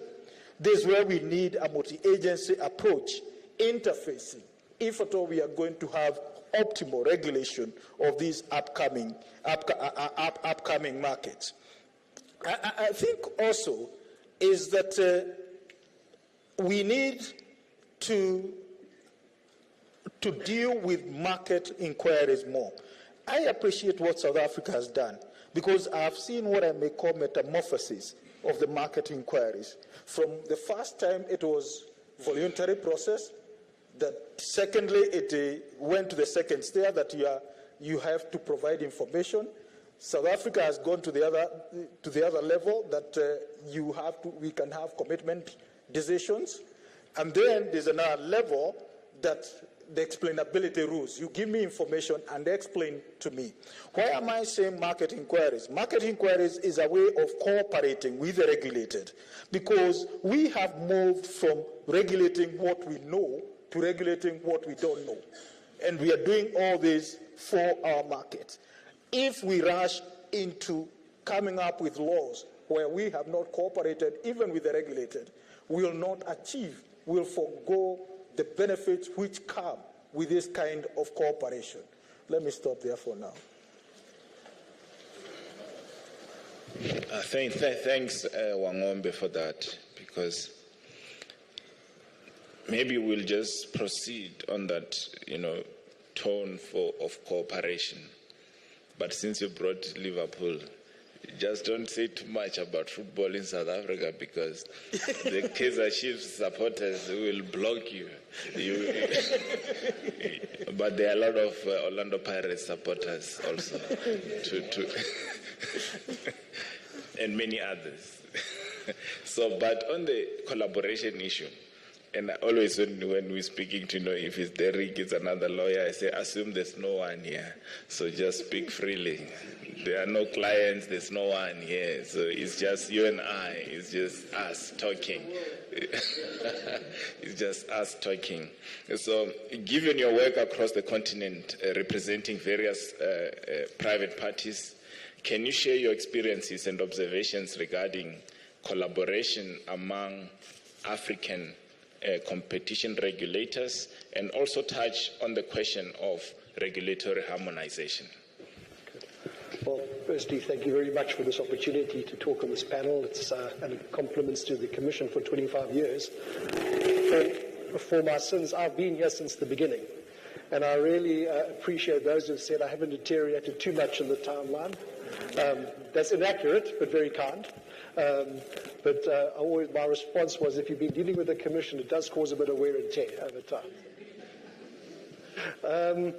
I think the Commission's track record is self-evident. The Commission has taken huge steps in addressing inequality, fostering transformation, and breaking grounds around the public interest, which is really something to be complimented. It has to be mentioned, the cartel busting. I think in 2010 somebody said to me, are there any cartels in South Africa? And I said, there might be one or two. Could I have been more wrong? It was extraordinary how the corporate leniency policy changed things. Just to touch on a few things, and I've made some notes as we've gone along, and the Minister said it as well, Deputy Minister said it as well.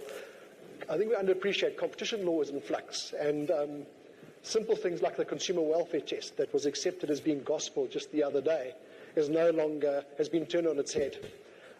My sense in many respects is that competition law is moving back to its foundations in the US, where the focus is on the structure of markets and the accumulation of market power. And it's now become necessary to think about broader societal outcomes, if not implications for democracy itself across the world. Sorry to bull, but I think although the US might still be displaying a strong inclination to want to retain the consumer welfare test, my sense is that there's a predisposition across the world now to take broader factors into account. And it's sometimes difficult to work out where traditional competition assessments end and public interest assessments begin, only to say that I think there's now acceptance that competition law is ultimately about the public interest. And you touched on questions of sustainability. And I said somebody used it better than me this morning to say, well, competition law is essential to sustainable sustainability, and I think that is now starting to gain resonance. That said, I think that competition assessments have more in common than there might be differences, and indeed points of advocacy that we might use in trying to get mergers approved, for example, around the continent, are pretty much the same. And I see that it's largely the case that the approaches adopted by competition regulators across our continent are very much the same. The sense, I think the point has been, note I made a second ago, was that I think there's an appreciation now that the firms that can have the most significant potential impact are those which operate globally. And I think this might be a little bit controversial for some of my clients, but I think regulators can now legitimately say that they must adopt common positions because conduct attracting competition scrutiny in one jurisdiction must be able to be drawn upon by a regulator in a different jurisdiction. And that probably is definitely in the digital space and probably also in the agricultural space. It is the case, however, across the continent that some regulators adopt a more conservative view on certain things. I'm thinking especially there about vertical issues and portfolio outcomes. And it is the case that some regulators are seen as more investment-friendly, business-friendly than what others might be the case. But ultimately, there's this common theme running through most of the analysis that we see be done. There's more in common. And although questions attaching to the public interest are dealt with differently by regulators, with South Africa in particular being the jurisdiction with the most heightened focus, and frankly also causing quite a lot of challenges for merging parties and for investors. I think there is a tendency to, around the core, still address particular public interest issues that might be pertinent to a particular country. We see that, I think, as regulatory confidence starts to gain hold, that we're going to see a number of other regulators pushing the boundaries of what can be achieved through the public interest as they see especially what happens in South Africa. I think that's going to cause some challenges for us advisors around deal certainty, execution risk, and I suppose the challenges for us as advisors to advise appropriately in that regard and make sure things are presented correctly. What we have seen is a marked increase in collaboration between regulators. What we see in particular is what's called confidentiality waivers. So regulators are asking for confidentiality waivers so that they can talk amongst themselves freely on confidential issues pertaining to particular mergers. In a recent matter in the agricultural space, we saw confidentiality waivers from COMESA, the South African Commission, the Chinese authorities, Australia, Canada, EU, and I think there might have been one or two others as well, in circumstances where regulators wanted to talk to understand the issues, but still adopting enough flexibility to be able to address local issues. And I think COMESA needs to be commended, because what we're seeing is member states are playing quite an active role in the assessments, but, COMESA is still able to make sure that member state issues are addressed around the decisions that they render. I'm noting the commonalities. There really is a responsibility on us advisors to help clients anticipate issues and be in a position to address those issues in order to facilitate approvals. But the opposite also applies. Regulators have the responsibility to make sure that all assessments are merger specific in the case of mergers, and that processes are not misused overly to achieve outcomes for which merger regulation may not be entirely, and I emphasise the word entirely, suited. And then the Commissioner made the point about competitive advantage, and it just popped into my mind.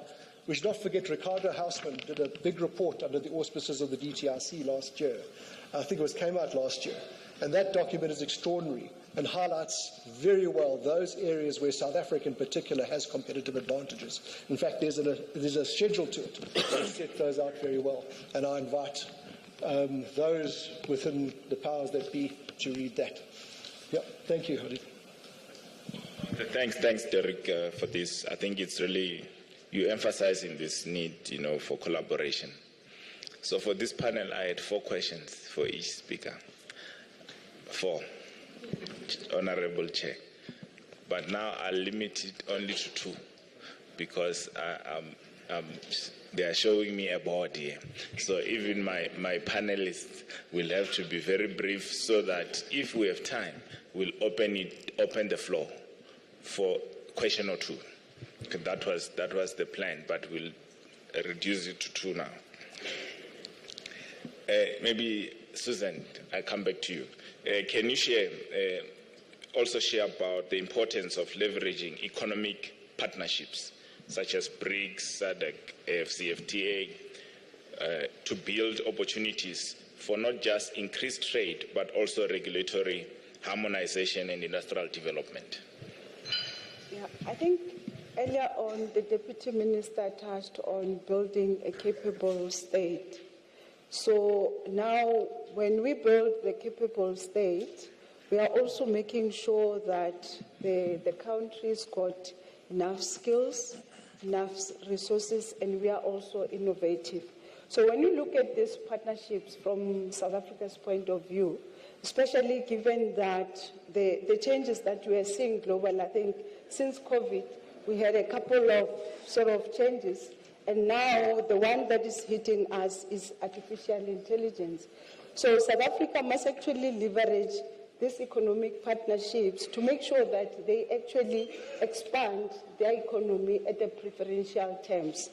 So when you look at like some of the BRICS countries, AFCTA, EU, there are existing economic partnerships that South Africa has actually entered into.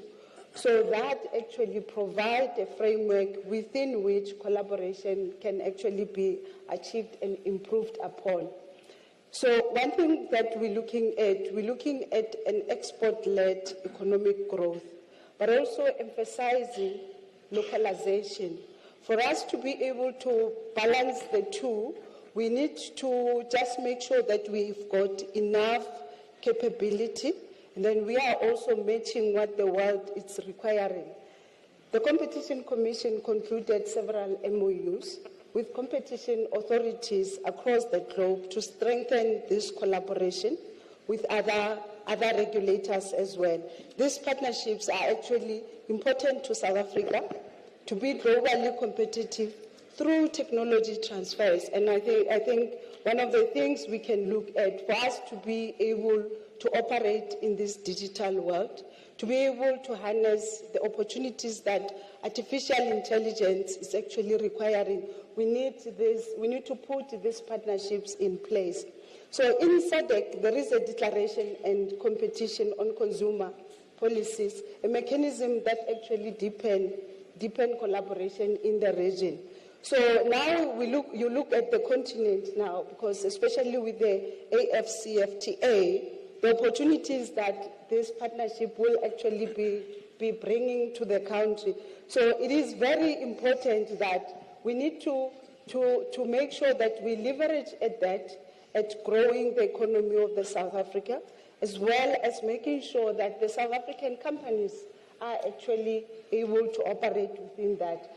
This will strengthen the regional value chains in the context of the greening the economy.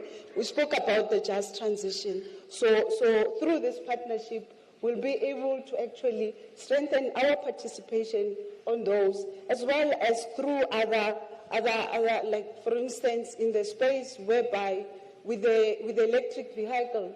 So we have an opportunity of us making sure that we use the minerals to build new industries in the battery value chain, as well as the other sectors and the components within that. So I'm going to pause there, but this will also increase demand for the South African companies as well as grow their market. Thanks. All right, thank you, Susan. And now I'll just move straight to Tshediso, particularly given your experience in the trade sphere, and particularly as former ambassador to the WTO. What do you see as challenges to cooperation in this area, in this era of globalization and global private power? When the commissioner opened the conference, she spoke of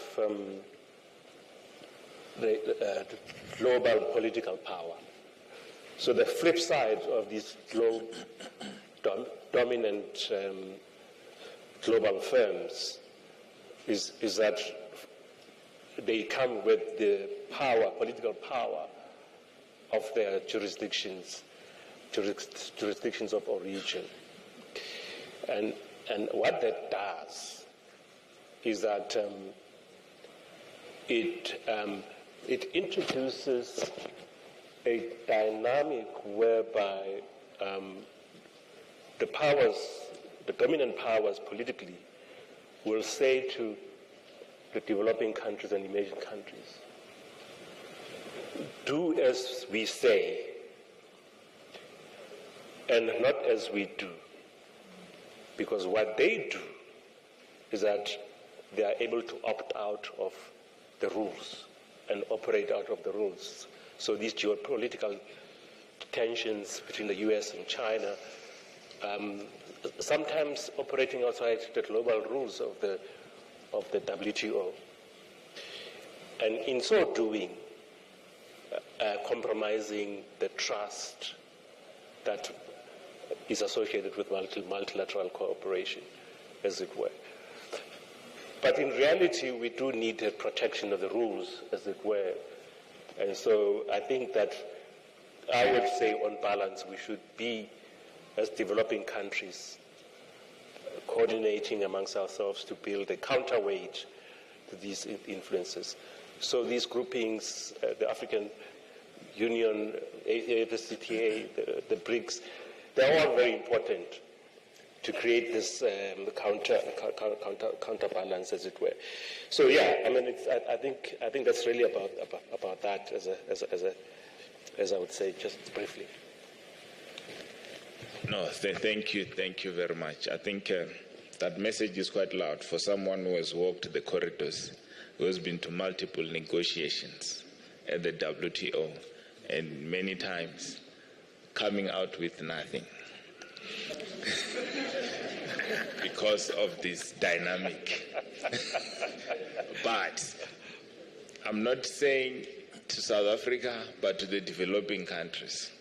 This is the reality, unfortunately. Now, Antonio, what kind of regulatory mechanisms should we put in place to deal with increasing global private power and promote pro-competitive industrial development? Just briefly, if you can, what should we, because you have heard Sidiso, he has walked it, he knows, and I think there are a lot of things that are stuck at the WTO. And how can these be unlocked? Yeah, I think there is an opening window of opportunity exactly because rules have been challenged. And have been challenged for the same reason, to a certain extent, for which many developing countries, emerging economies have always been challenging them. Because fundamentally, these rules, in some cases, were precluding a number of, especially industrial trade policies that were, if complemented with competition policy, needed in order to transform the economy. I think the key issue here is, in this specific moment, what is the mindset or the approach that we should take in order to capture the opportunities that were mentioned before. And I think here the key issue is to understand that the kind of opportunities we are talking about are not emerging in silos. They are emerging as part of an ecosystem, a new ecosystem that have to be transformed. So any kind of interventions need to start from that consideration. Changes in some specific, you were mentioning fertilizer before, connects back to the green hydrogen commercialization agenda, connects back to the application of and creating demand for renewables in the country and in the region. So all these kind of interdependencies are both, if you want, opportunities to reshape the economy, restructure the economy with the specific type of industrial policy that look at the ecosystem. And on the other hand, also to start looking how competitions play out along these verticals and all these sort of new value chains that are emerging. And I think here what is clear is that the opening that I see is that there is a recognition that in the case of the EU, now we talk about strategic autonomy, open strategic autonomy, a more regulatory type of approach, right? A regulatory state, a CBAM, or other type of standards, product standards, and so on. In the US, it's much more vertical, if you want, as intervention. You have a traditional, more kind of fiscal, kind of more quick support of companies. But in both cases, there is sort of an idea that condition needs to be attached. And conditions in a broader sense. Conditions are not simply about do that so that you get something else in return. It's about thinking about set of related and unrelated outcome that can be shaped if the policies are already taking into account these ecosystem dynamics. And we are seeing this across many areas.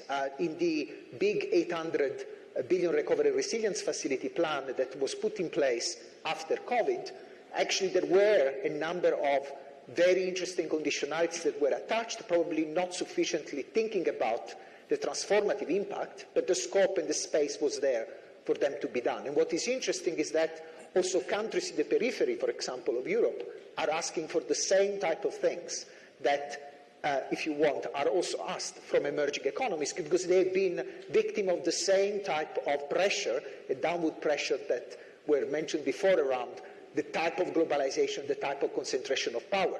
So this kind of restructuring of value chains that we want to see in platform at the global level, actually also at the regional level are happening. So there are also new kind of alliances, in a sense, new kind of triangulation of interest that should be cultivated in order to push forward that kind of further opening that space and make these instruments much more part of the government toolkit.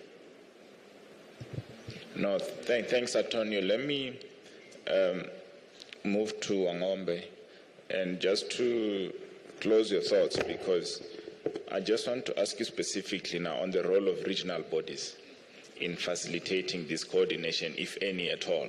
What do you see there? I think the regional bodies have a very great role because, earlier discussion is that we have seen that the national competition agencies are shrinking in terms of the budget and in terms of the skills. The regional competition bodies, they have a greater critical mass, like COMESA has 21 member countries. And therefore, also in terms of resources, that is the budget, it has a more expansive budget. And also in terms of the market itself, it can be able to converge their analysis and be able to create critical regulatory capacity to the global platforms who cannot be able to be managed at national level. Then also there's this issue we have to ask ourselves. The question is that these dominant firms became dominant even when we were existing as competition agencies. I think there's need of relooking at dominance provisions as they are now, because competition agencies, they are looking at dominance after the fact. I've seen some literature in regard to looking at potential dominance in terms of economic moats and entrenchment. Regional economic bodies may start thinking about that so that they can support their national competition agencies. Then there's the issue also I highlighted in terms of the skills. Data technologists. Regional competition agencies can be able to hire resources at that level and share with the national competition agencies. For example, in Singapore, the government of Singapore has a pool for data technologists, which it helps the other agencies borrow from there. So if at all you don't need a data technologist on daily basis, why can't we have COMESA hiring for the 21 member states, and also the African Continental Free Trade Area Authority as it is coming on board? These are some of the things we can think.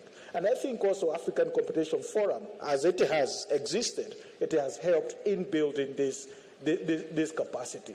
Also, I've seen in terms of regional economic bodies harnessing resources on research. There's a very good research going on under Simon Robert on agriculture, and that research now I've seen most of the competition agencies adopting that and trying to enforce what is coming from that, from the output of that research. That is my intervention. No, thanks, Wangombe. Derek, your take on this? I'll be very quick. I know we're pushed for time. I'll make 3 quick points. The first is the challenges for regulators, and that's really around jurisdiction. I think it's an underappreciated question that regulators are going to have to grapple with. The Competition Appeal Court decision doesn't help regulators very much, and I think misunderstands the nature of subject matter jurisdiction over personal jurisdiction. So the challenge for regulators is going to have to assert your jurisdiction, find mechanisms to enforce your jurisdiction. So that's challenge number one. The second one is AFTA. I think the free trade agreement's a real opportunity. I mean, especially to, how can I put it, to address issues pertaining to the global south. And that opportunity should not be underestimated, and one which should be focused upon. And the final thing is just COMESA as an example. I know I've gone on about it a few times before. It really is an example about a regional regulator being able to do common competition and recognizable assessments, yet adapt to the imperatives of culturally divergent member states. And that's an example I would encourage to be looked at. Thank you. Thanks, Derek, for that. I did negotiate with this group here. If there's one burning question, only one burning question. One burning question, it's going, it's gone. Odi, one burning question. It may not be answered today.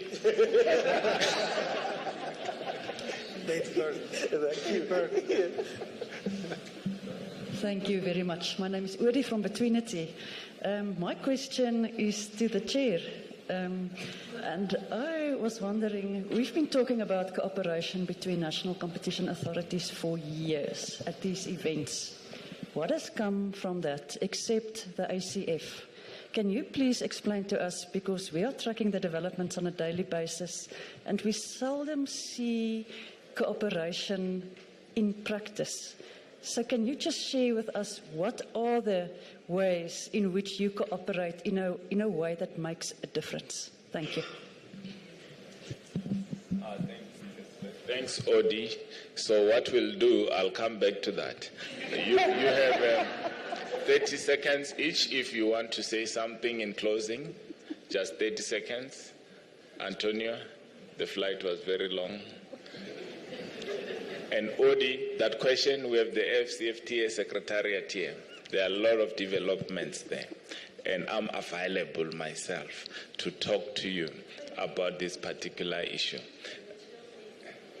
The chair of the African Competition Forum is here. We have the largest authorities, economists in the room. They will talk to you. But I don't envy the next moderator because this group here, don't look at them if you are going to enjoy your moderation. So thank you very much. I hope you enjoyed the session. Thank you. Thank you. Thank you very much. May I ask for a group photo for the panel? I think the organizers have... Hello? Stand here. Thank you. I think the organizers of the conference have really put me in a difficult position because I must now give instructions to my boss when it's normally the other way around. It feels good, though, I must say. We are now going to take a short break, and this is literally a comfort break, ladies and gentlemen. And can we reconvene at 10 to 12 for the next session? Thank you very much.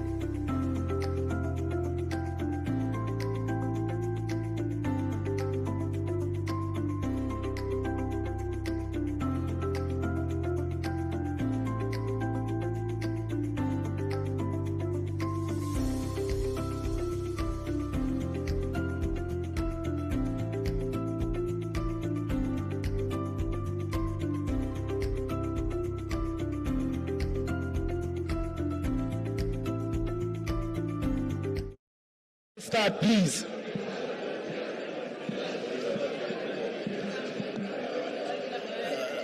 Let's keep it down. Let's keep it down, ladies and gentlemen. We are ready to start, please.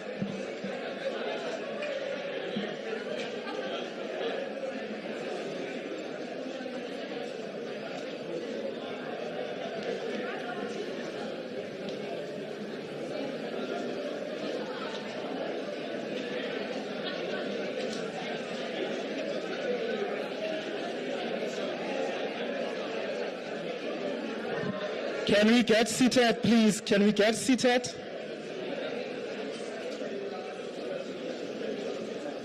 I can see Phil standing. Phil, could you please get seated? Yes.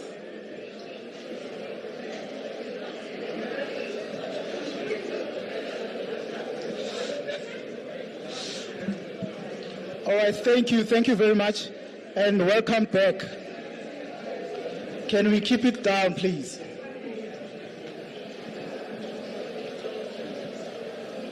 Thank you. We are ready to start with the next session, which looks into the performance of the Competition Commission, or rather competition agencies or authorities.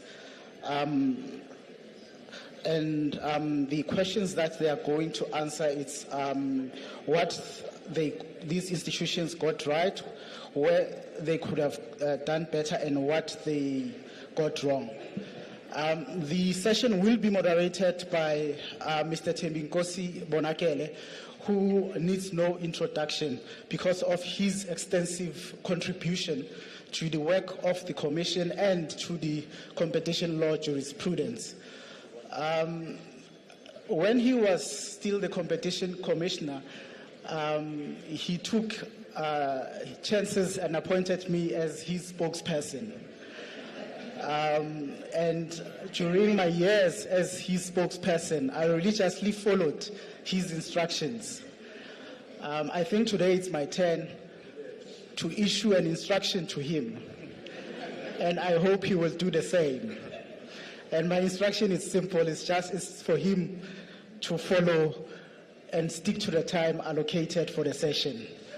Thembinkosi and the panel, welcome. I believe there are 2 panel members who will join us online. Over to you, Thembi. Thank you very much.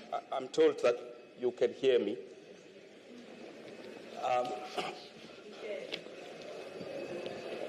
Good morning, all. I'm trying to see how we are going to manage time. We have an agreement with my panelists. But I think we're still up to 1 o'clock. Thanks very much. Again, I'd like to welcome the panelists to the session, and of course yourselves. We have a terrific panel to discuss this topic. I think most of them need no introduction. Lulama Mtanga was at the Commission for quite some time. In fact, I think I found her there, or she left just before I got there, and then went to practice at Bowman first, and she's now on her own. Lizelle, I found her at the Commission as well, and I eventually succeeded her as the head of mergers, Lizelle Blacknut. She's now with ENS as we're not allowed to call her a partner because she's not a lawyer, she's an economist, but for all intents and purposes, she's a partner at ENS. And then we are very privileged to have the Honorable Member of Parliament and the Chair of the Portfolio Committee of Trade, Industry and Competition, Mr. Mzwandile Masina, an old comrade of mine, friend of mine, and former mayor of Ekurhuleni, and most importantly, a former Deputy Minister of Trade and Industry, I think from back in 2014. Then we are supposed to have people online. I think you will have to assist me to confirm. I know that we are supposed to have Kuseni Dlamini. I don't know if he is there.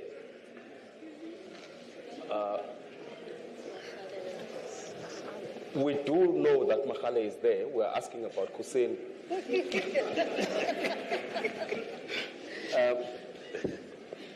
Okay, that's fine. So maybe Kuseni is not there. I know he did travel with the president to China, so I don't know what could have happened to him in China. We have Mahale Muhlala, who is supposed to be here but is not here, but is joining us virtually. He did say that he's not feeling well. He is the head of cartels, and I found Mahale, I think, at the mergers division at the commission when I joined that division. So you have a lot of ex-commission people. I don't know if it's by coincidence, but you also have an oversight body, which is quite unique. You're very lucky, Doris. I did try to invite members of parliament to my sessions when I was here, and they flatly refused to be managed like that. So you're a very lucky person. And I should also acknowledge that I think during my tenure, Sidiso was the DG of Trade and Industry. So this is quite a full house in terms of the legacy of the institutions. Very nice to be discussing the legacy in their presence and with them. So I hope we do find time for you to also participate in the session. The panelists have about 5 minutes to make remarks, but I have 10 minutes before that to make my remarks. I will keep my remarks short because I know the temptation would be that I would be telling my own story. I have been part of the story 18 years of my life. Of the 25 years, I have been part of the story, so you will be forgiven to hear me talking about myself. But I'm sure this is not what you came here for. So we will be reflecting on the legacy of the institutions.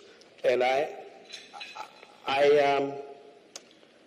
think that the panelists, we agreed that they will be free to talk about what they want to talk about,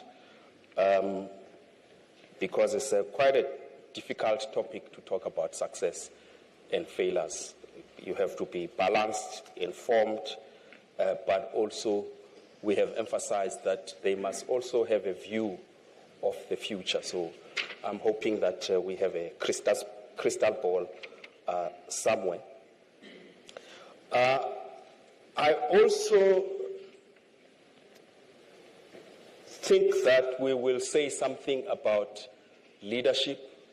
Institutions are about leadership, first and foremost. I think this is one thing that I learned a lot as an ingredient of success in an institution. And by the way, I'm very happy to see Professor Bill Kovacic here. He's done a lot of work on this very topic of competition agencies and leadership. So I'm hoping my panel will touch on this. Management is another important area, and it's very important to distinguish between leadership and management because the two are not the same. When I arrived at the commission, especially in leadership, the commission had no shortage of leadership. And I'm sure Lizelle will agree. Management was less than perfect.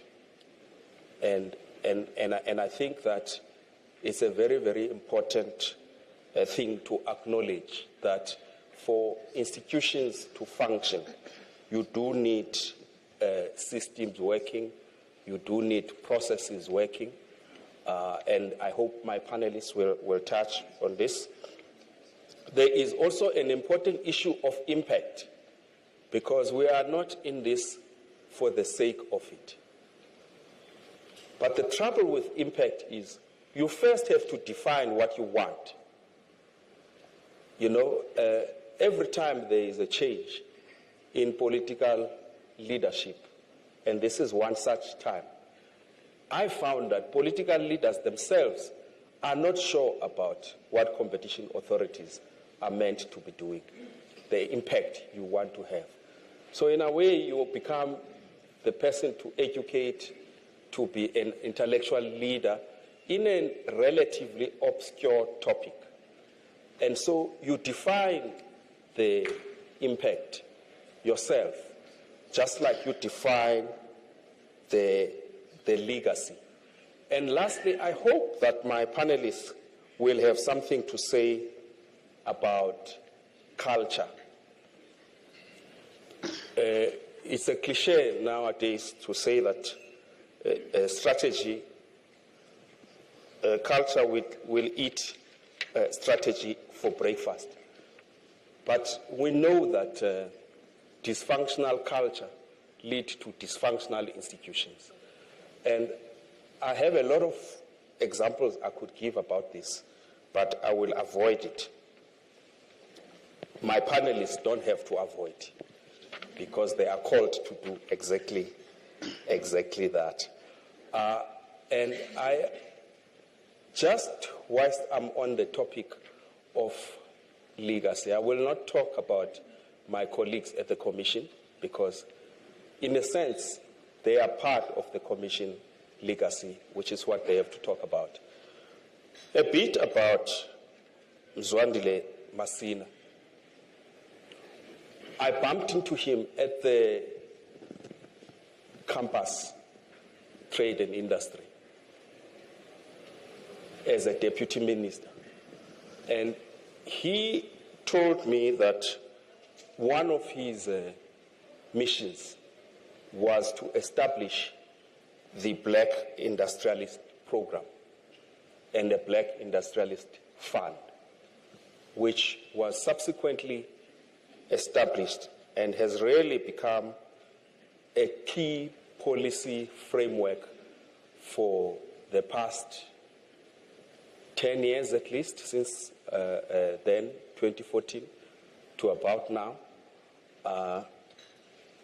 And this, in my view, is an example of a legacy-defining leadership, because you have to be upfront and define your legacy.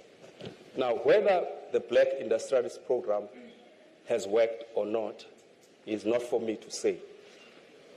But it is there, and we have Mr. Masina to thank for that. And Kuseni Dlamini, whom I hope will still join, is the chair of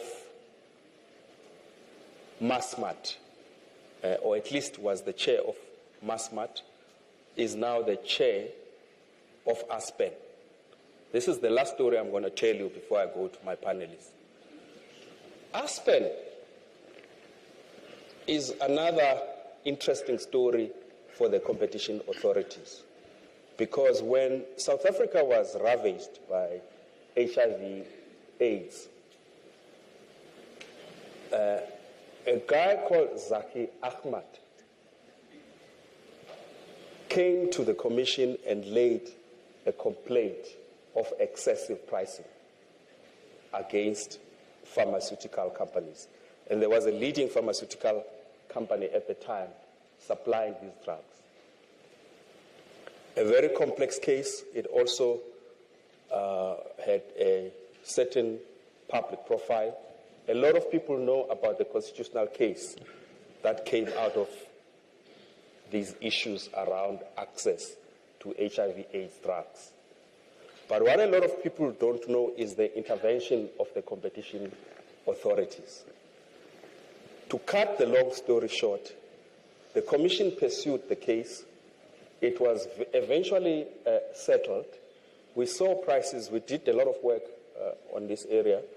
We saw prices coming down tenfold immediately after the intervention. We also, as a result of the combination of that work and the constitutional obligations on government to expand, saw South Africa adopting the largest HIV/AIDS treatment program in the world. And the interesting thing is that it's affordable. It would never have been without the intervention of the competition authorities. I spoke about this with Aspen people. They say that Aspen would never have emerged as the largest pharmaceutical company in Africa if it was not for that intervention. Because the Swiss multinational granted them a license to produce drugs. And this set an example not just for South Africa. Rwanda followed suit. Uganda followed suit. So it's the kind of impact that is bigger than any one of us who could have been in the institution. It's the legacy of the institution. So I'm very happy that we have such an illustrious history. But now, to the panelists. We have agreed that they will first make their inputs. So Lulama will start with you and go in that order. And Makale, you'll be last.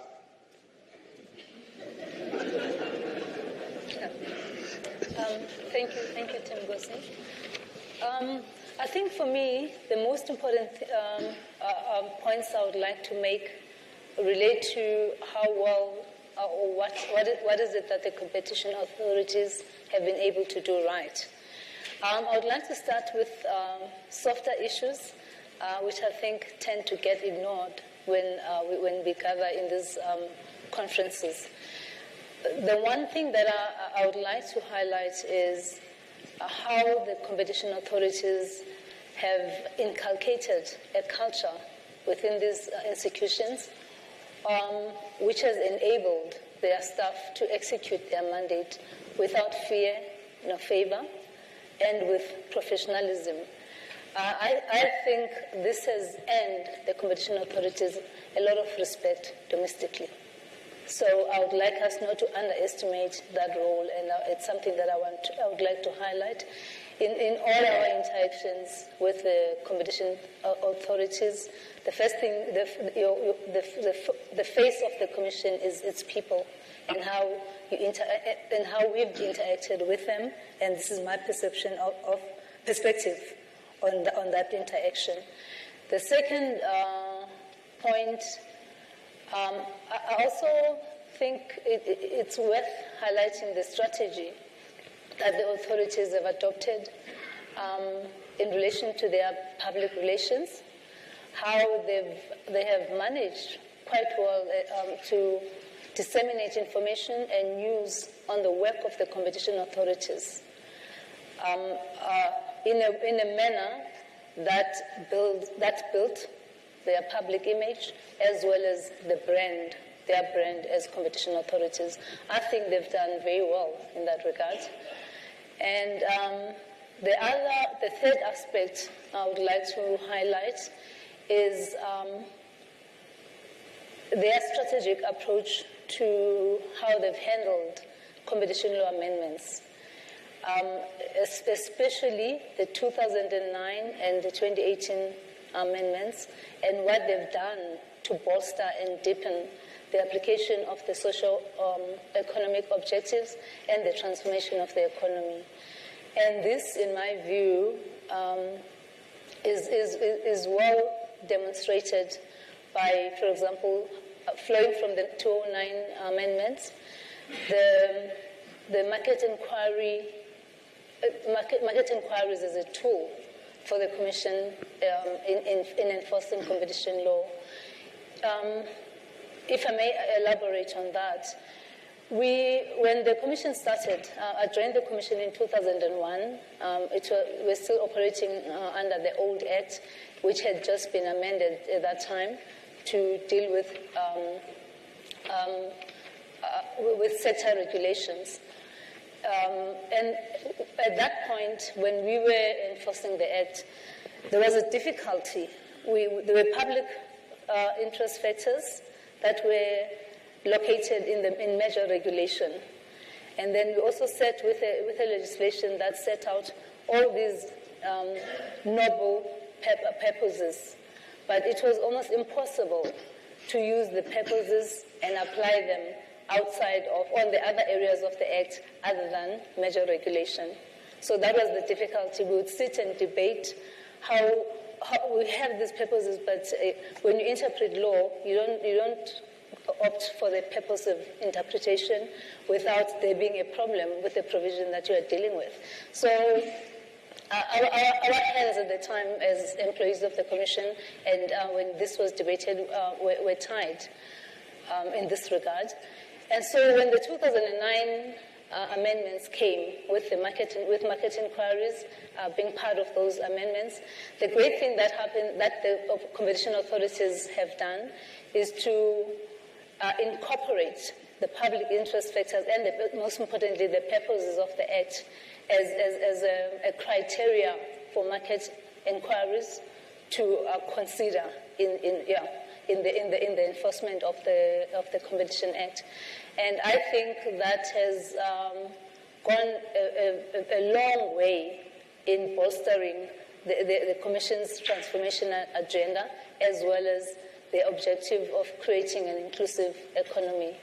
And then I also think the 2009 amendment also improved or broadened the application of this transformation agenda or socio-economic objectives of the Commission by again taking one of the purposes and making it a factor in the consideration of public interests.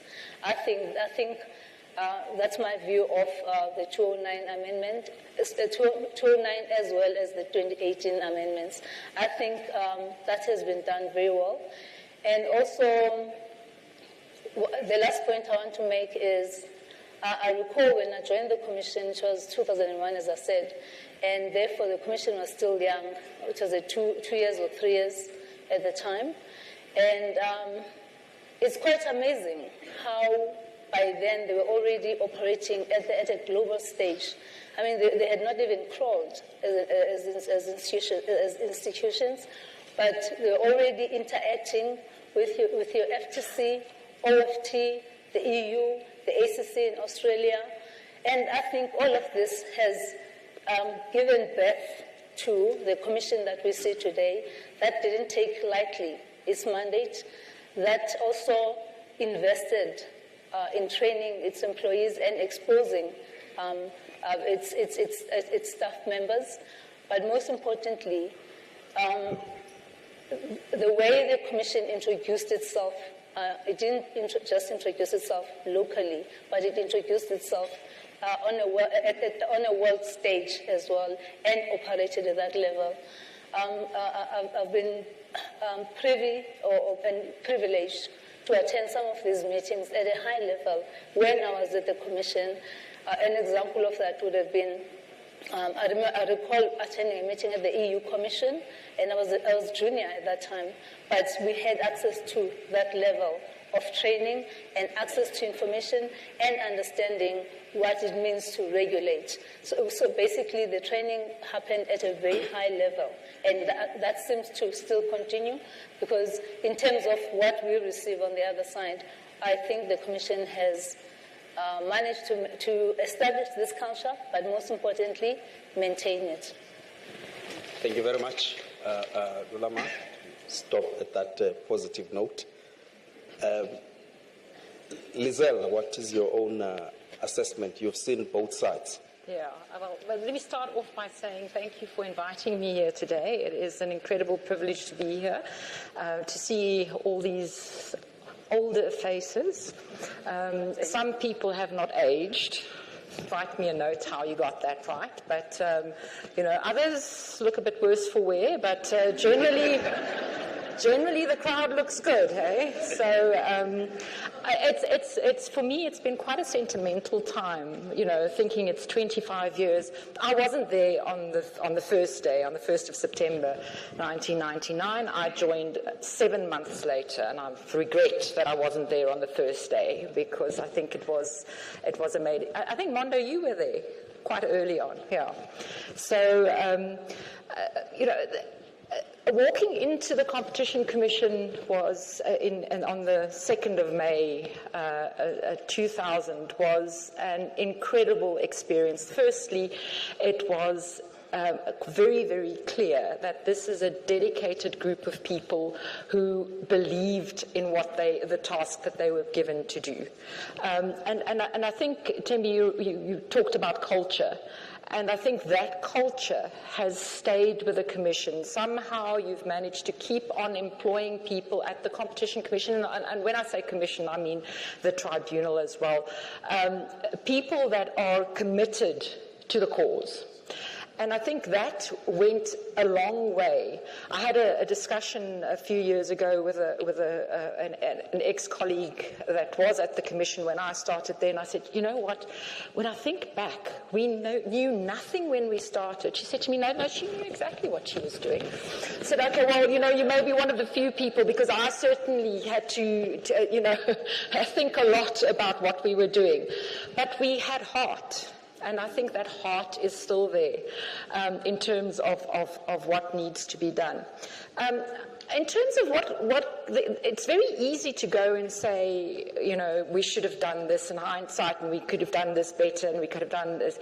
One of the things that I do think that the competition authorities can do better is to, in terms of capacity building, is to tap into alumni and to tap in. And the fact that the revolving door hasn't really taken off in South Africa.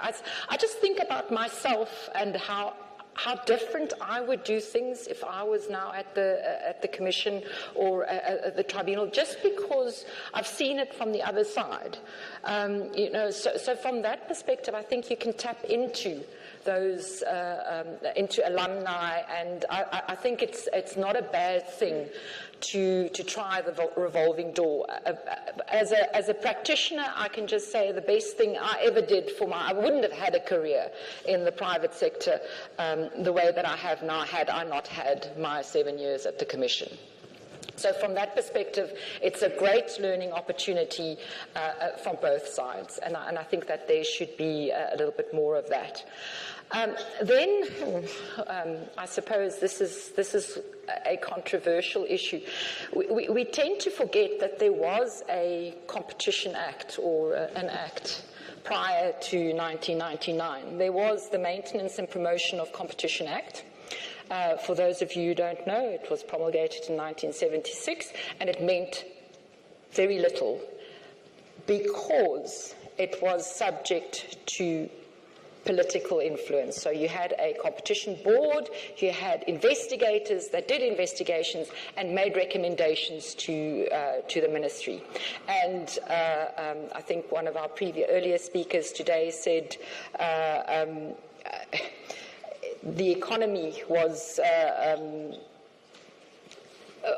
as competitive as it should be, and it was influenced. And I think the old competition board or the ministry was influenced by the political agenda.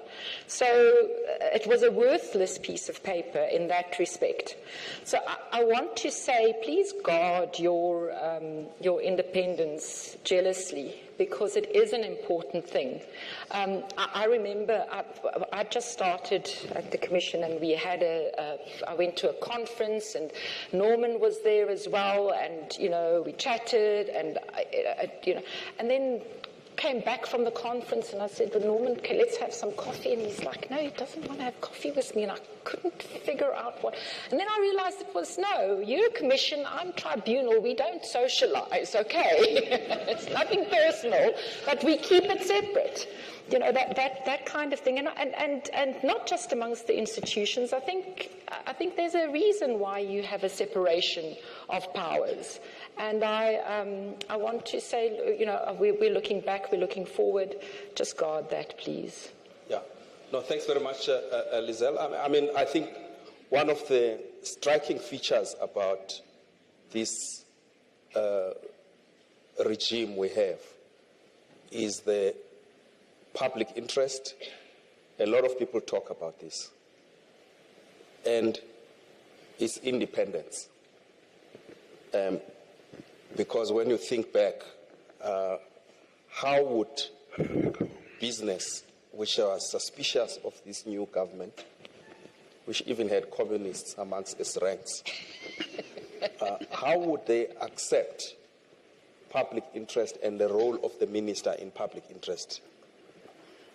And how did the government, which was naturally suspicious of business, agree to a process led by technocrats who are supposed to make independent decisions? Well, Dave Lewis has a part of an answer to this, that when Cabinet was considering legislation, there was a group in Cape Town which was called PAGAT, and a bomb exploded in Cape Town as a result of PAGAT activities. And Cabinet had to adjourn unexpectedly to attend to the emergency. And when they came back, everybody forgot that they were challenging the independence of the competition authorities. And that's how we got it. Let's now go to a legislature. Mr. Masina, I mean, you've been around observing perhaps from a distance, and you are going to be much closer now to the work of the competition authorities as you exercise oversight.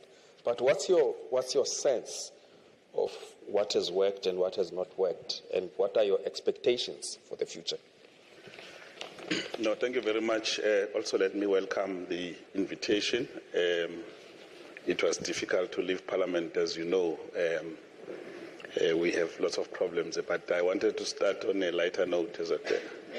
If I was to rate as Deputy Commissioner is not here, I will say until they do market inquiries in football in South Africa, they'll get 0 from me, because there's a lot of things happening there. So I'm Orlando Pirate, and I've got lots of friends in Kaizer Chiefs, and we've got problems of Sundowns in South Africa.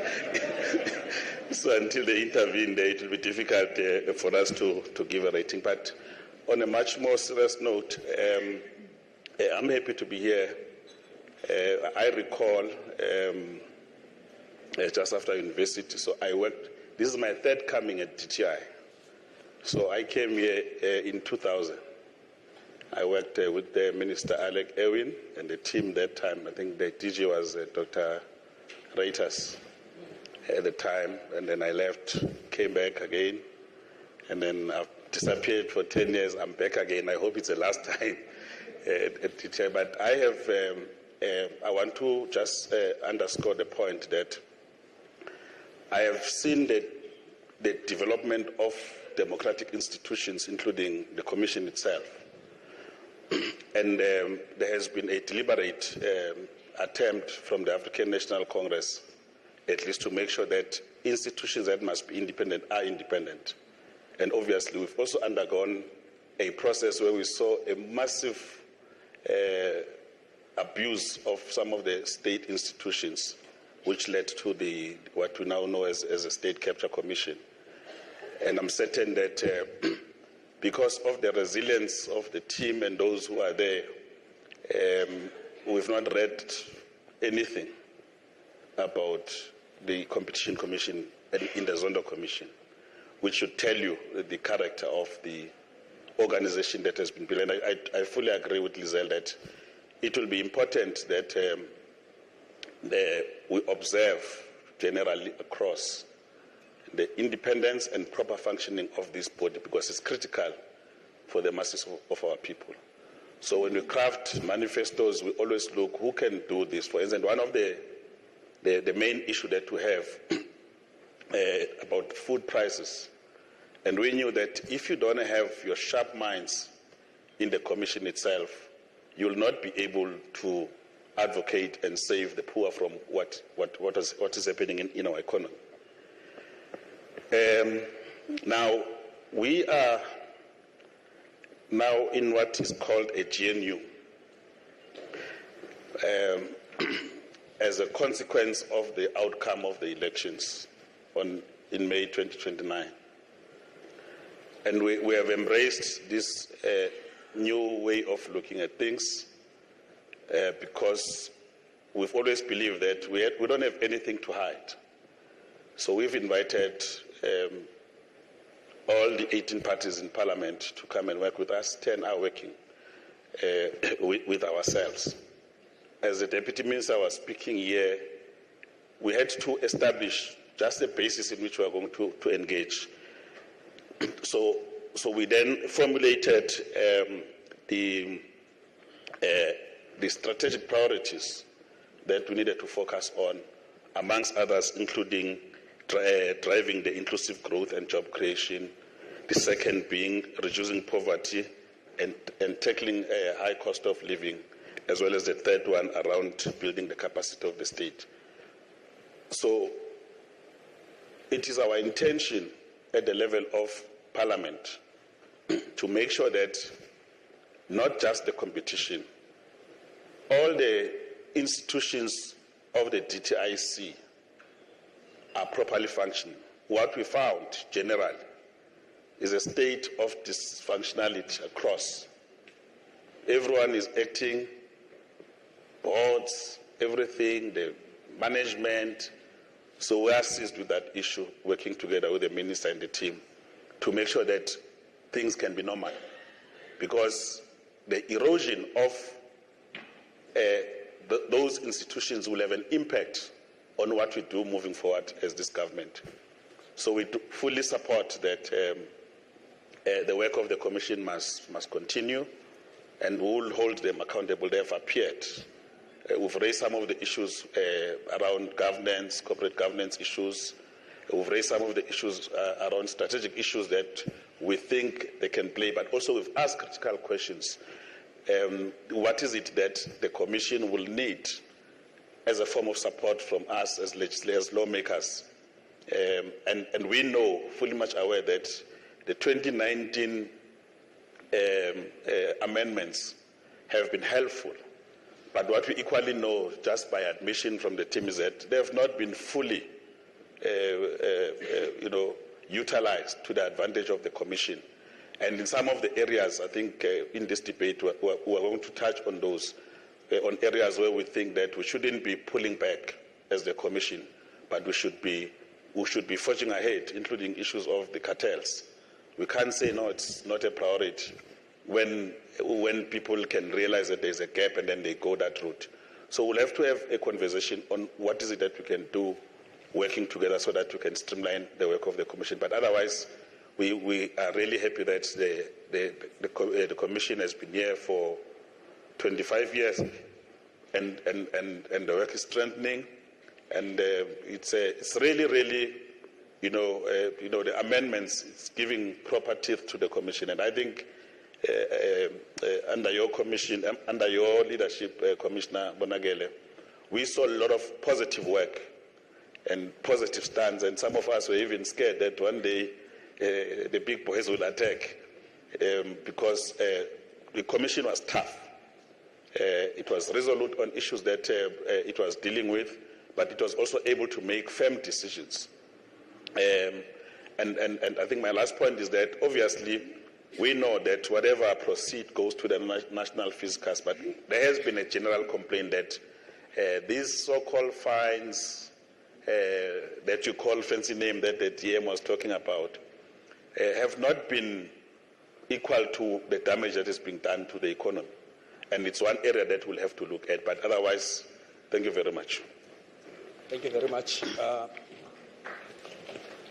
Thank you very much to the chair of the Portfolio Committee. We'll come back to some of the issues.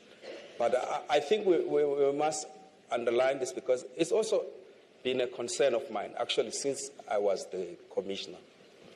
This issue you are raising about acting appointments for too long is something that must be addressed with ministers, because independent authorities cannot be independent when decision makers are not assured of security of tenure.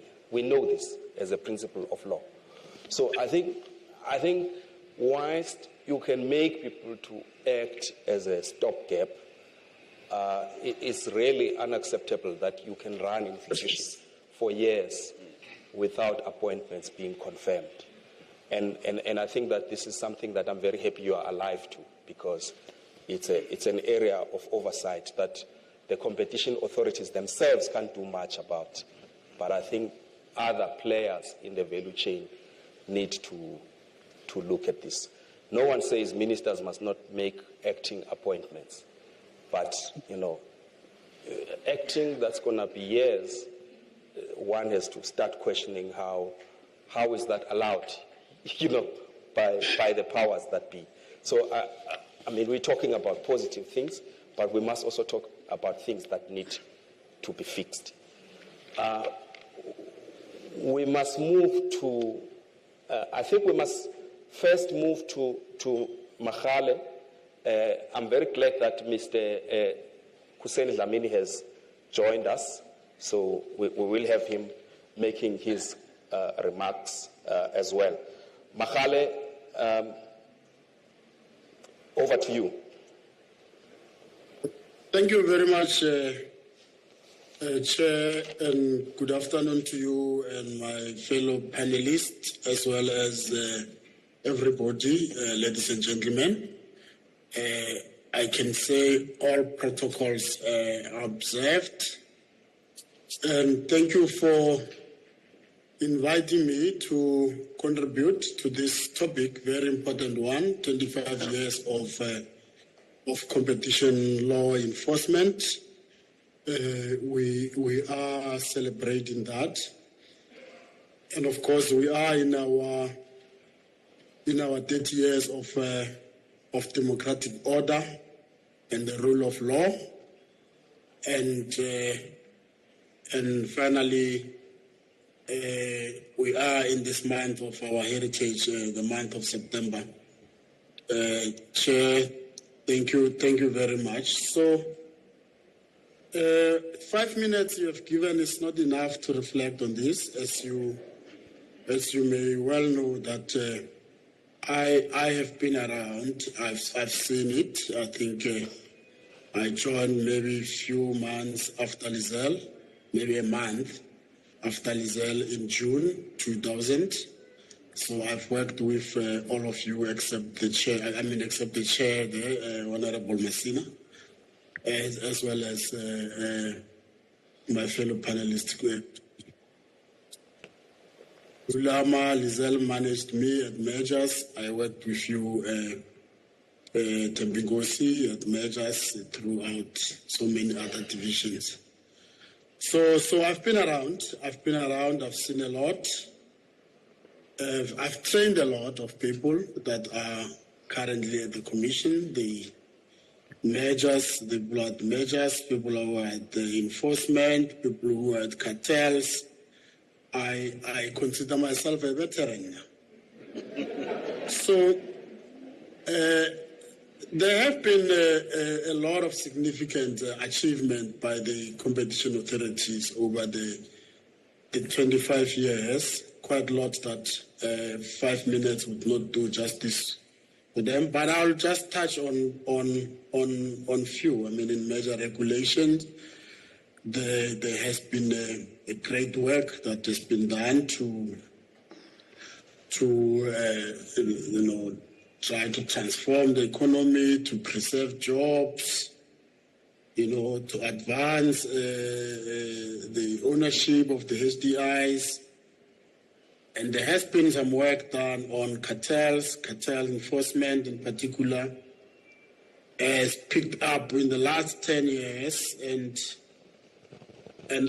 this is the area which I find it underreported in most of these forums when there are engagements. there have been quite significant things achieved by the authorities in this area. There's lots of cartels that have been dismantled. You can think of construction cartels, the cement, just to mention a few. So, and also you've done very well, of course, in the advocacy work. There's a lot of important achievements there. You can think of school uniform, for example. School uniform advocacy project that has not just liberated that market for small enterprises owned by HDIs that were foreclosed by long-term arrangements between schools and the suppliers of uniforms.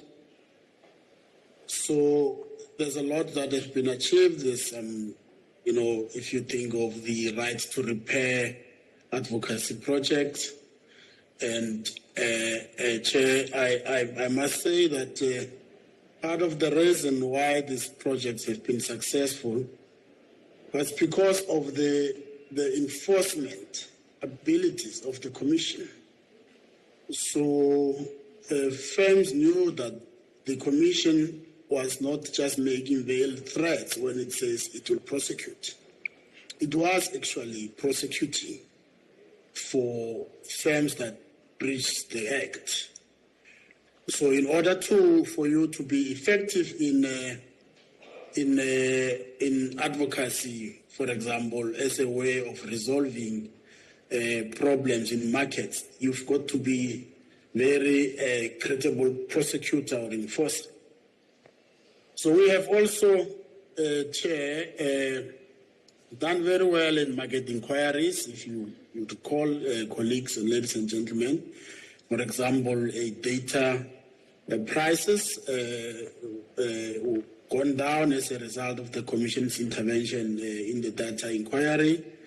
And coincidentally, that inquiry coincided with the Data Must Fall campaign by student formations.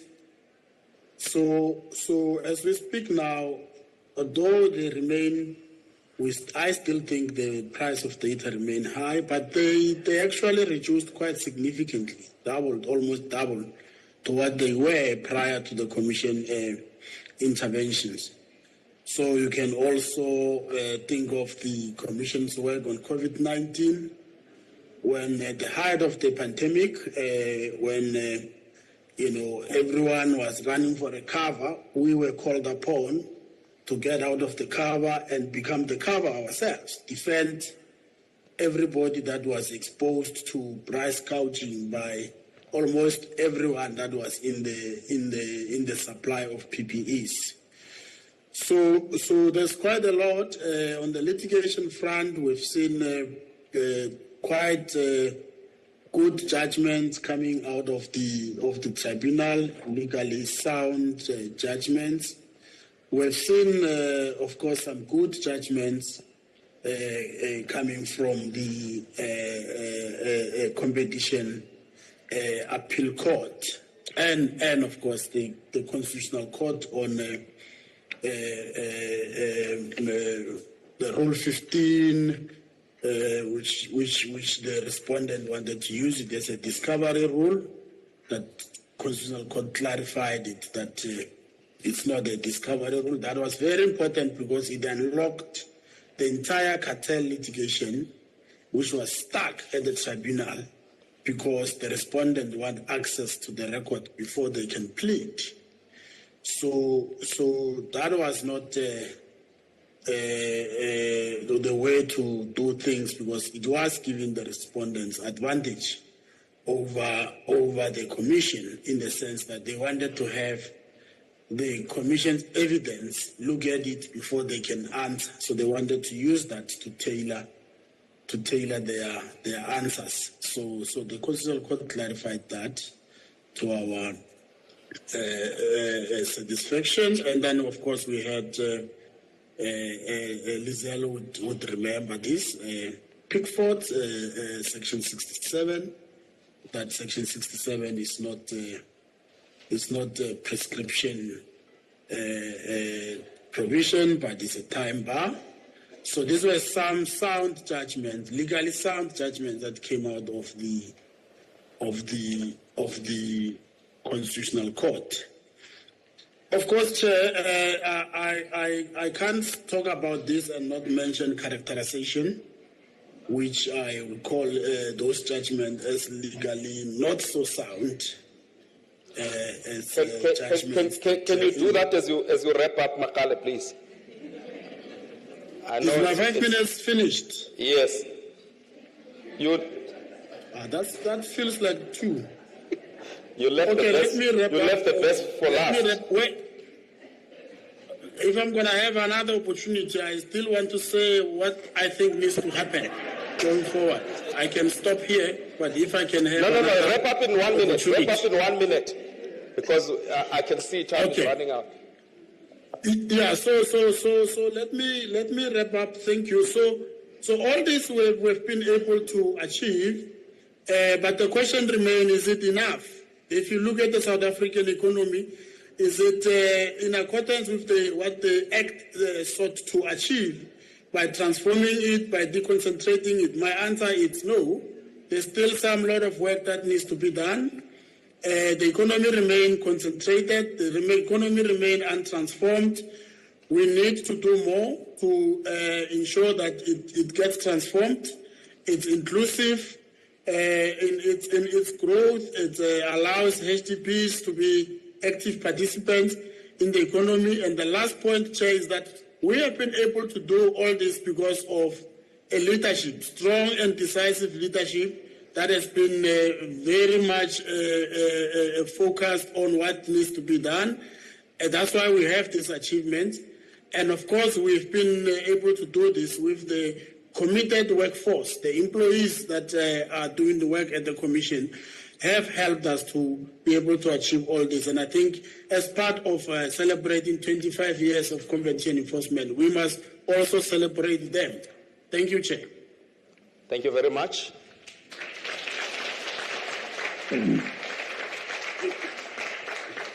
All right, this was the spokesperson of the Commission. Let's now move to the private sector. Judging by the reception. And not to intimidate you, Mr. Dlamini, I know you are a brave man and you are very familiar with these institutions. And I'm sure that you understand the brief. May I hand over to you now?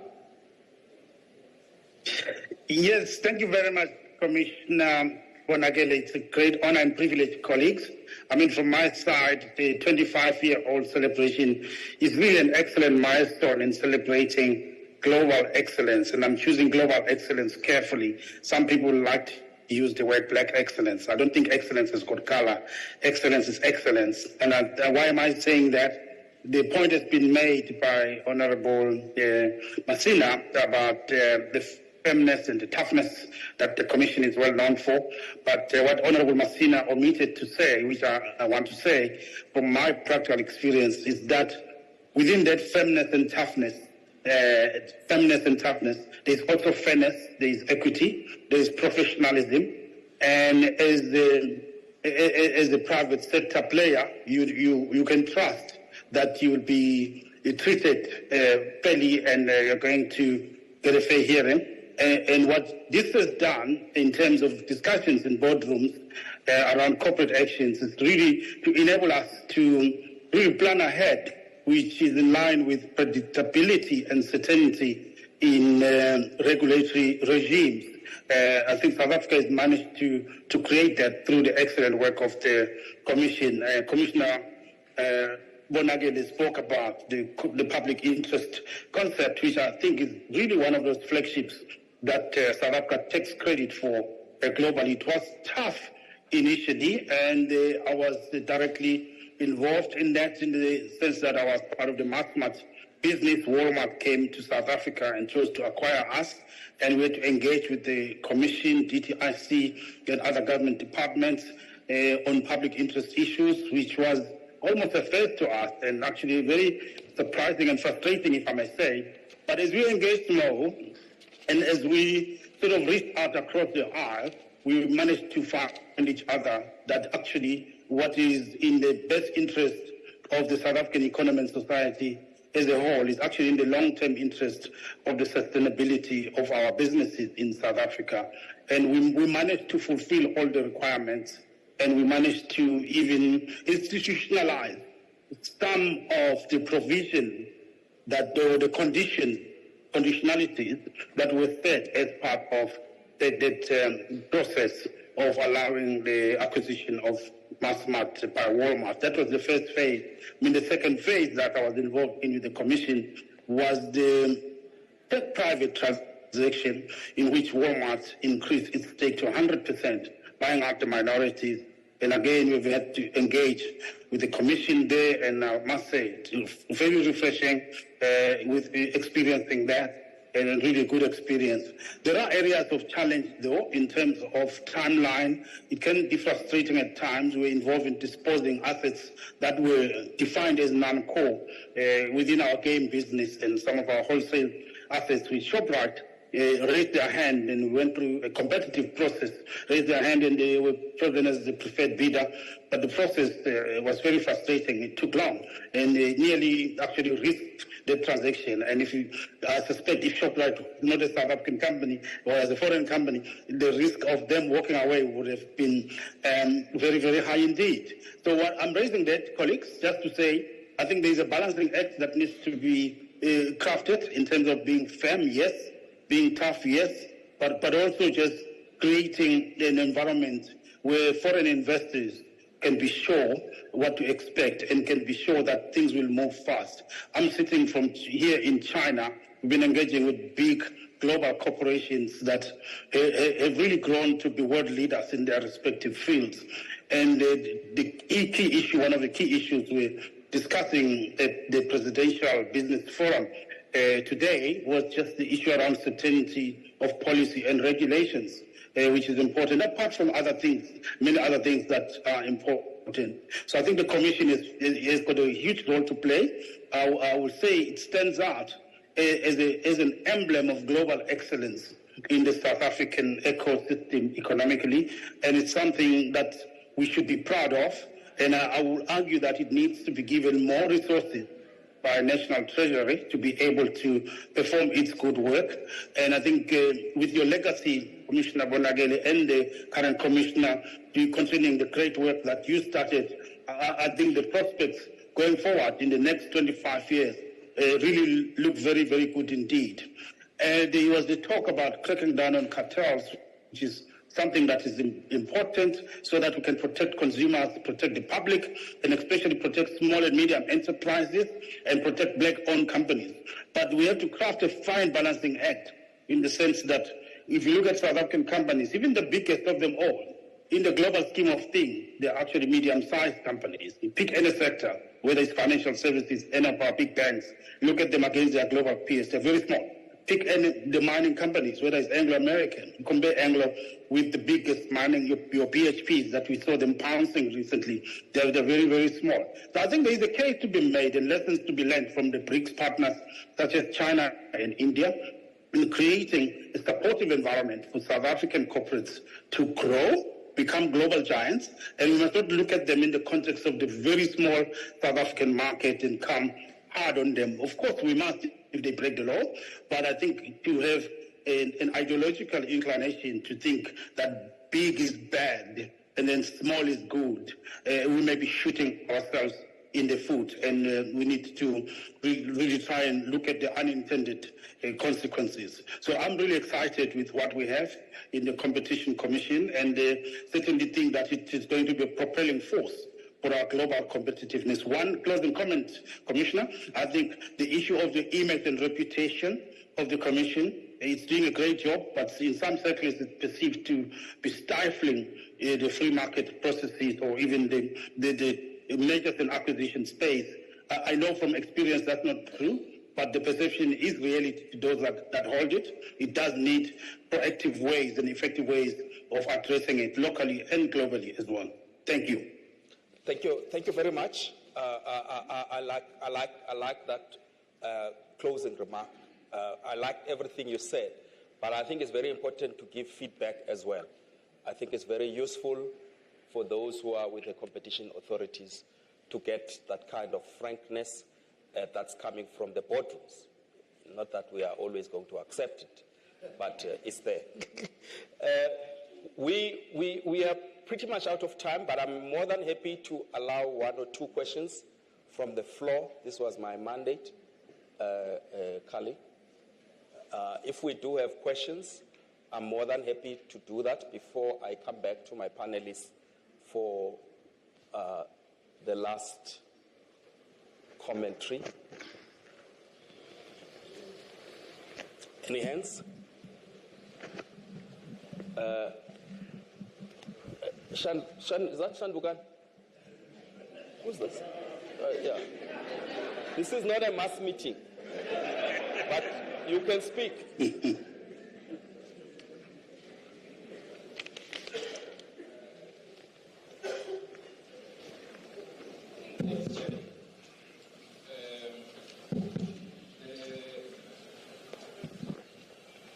I think the Deputy Minister also mentioned this point about creating a capable state.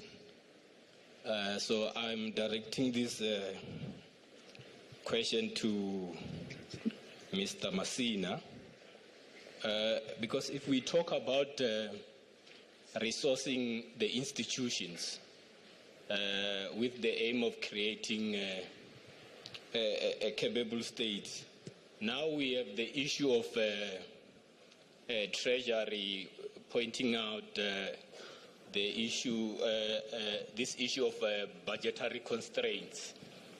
Most institutions are unable to fully execute their mandate because of the issue of budgetary constraints.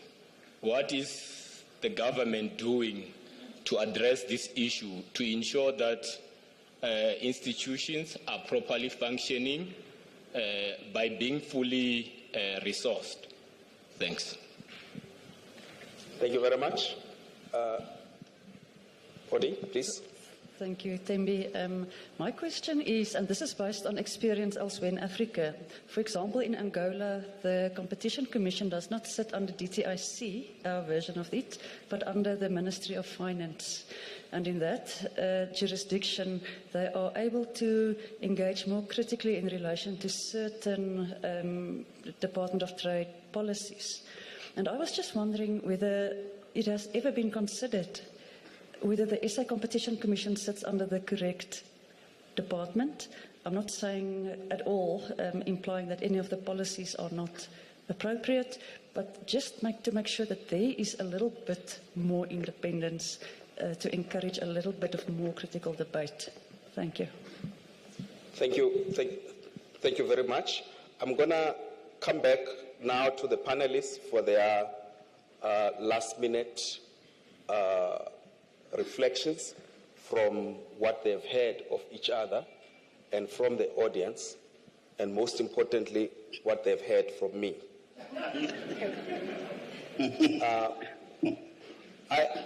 I mean, Makale was right about one thing. It's impossible to narrate this legacy within a period of an hour, with each one of us having about 5-6 minutes to do so.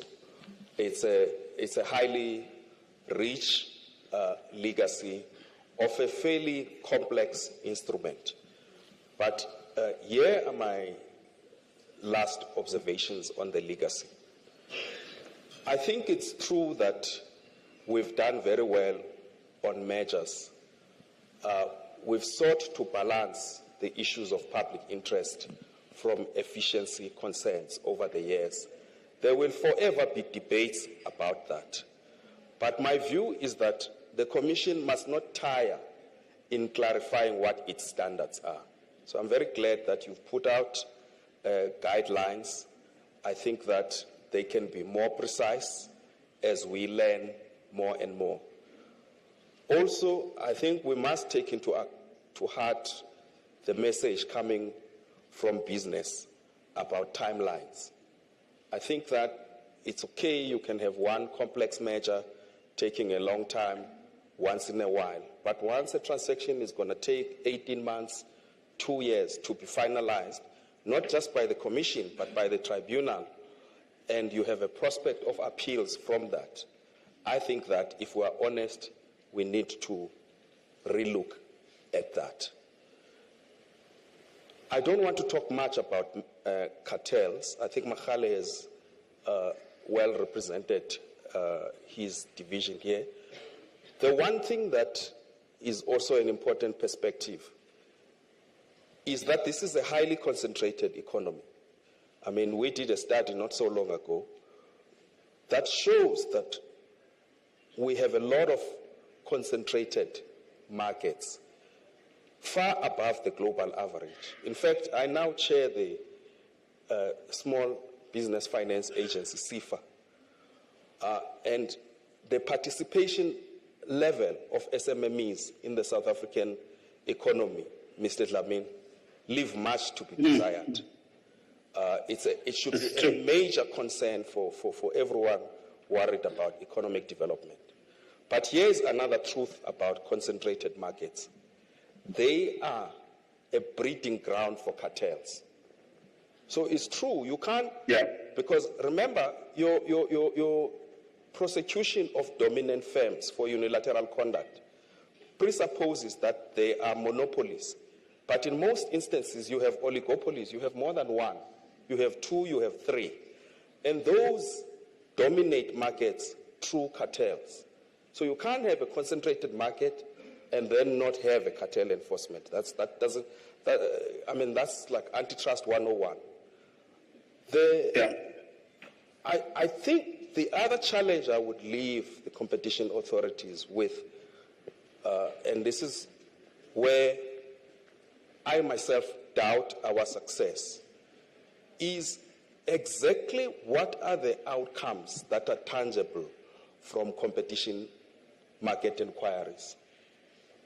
You know, I can always profess an excuse that maybe we didn't have binding powers at the time, but I think we really have to look at the resources that we are spending. I mean, we did a market inquiry into healthcare, very expensive market inquiry.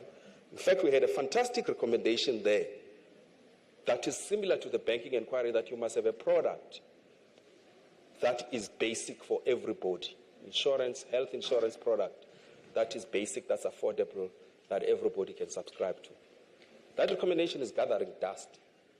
We're still talking NHI. We don't know how many years it's going to take before we have it. So, I mean, that's an example of you have a fantastic process, you know, but the outcomes, I think, is what I'm questioning. And that's also a kind of a systemic issue. So, as I say, I mean, there's a whole lot of positive things that we have done. But in your closing remarks, please do talk about what the future should look like. We're going to start from Lulama again and go back in that order. Thank you, Chair. In the talks that we've listened to, the theme of us still having a concentrated economy keeps coming up.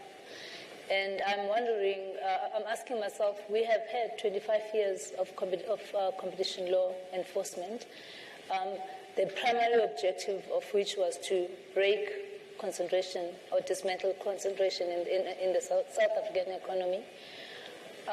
But 25 years later, we still have this as an issue. What is missing for me is, I guess, having better understanding of the impact that the competition authorities have had on the markets.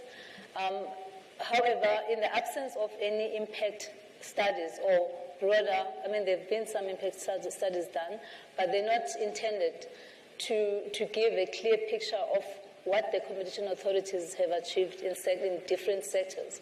For example, in metro regulation, the competition authorities impose conditions relating to the establishment of BE entities in some sectors, We've also seen the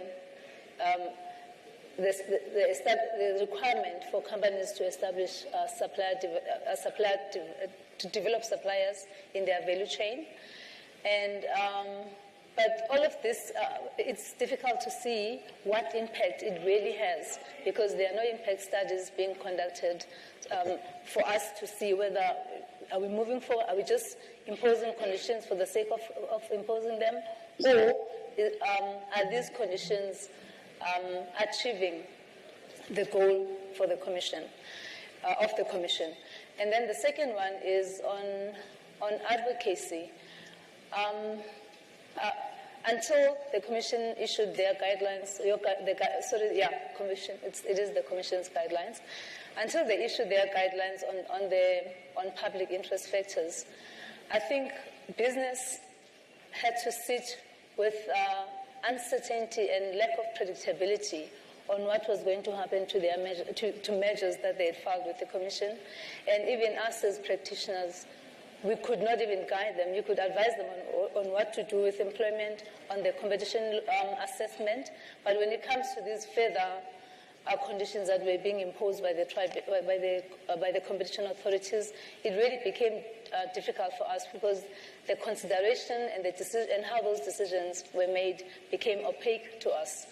I do think that the guidelines on public interest factor go a long way in addressing this.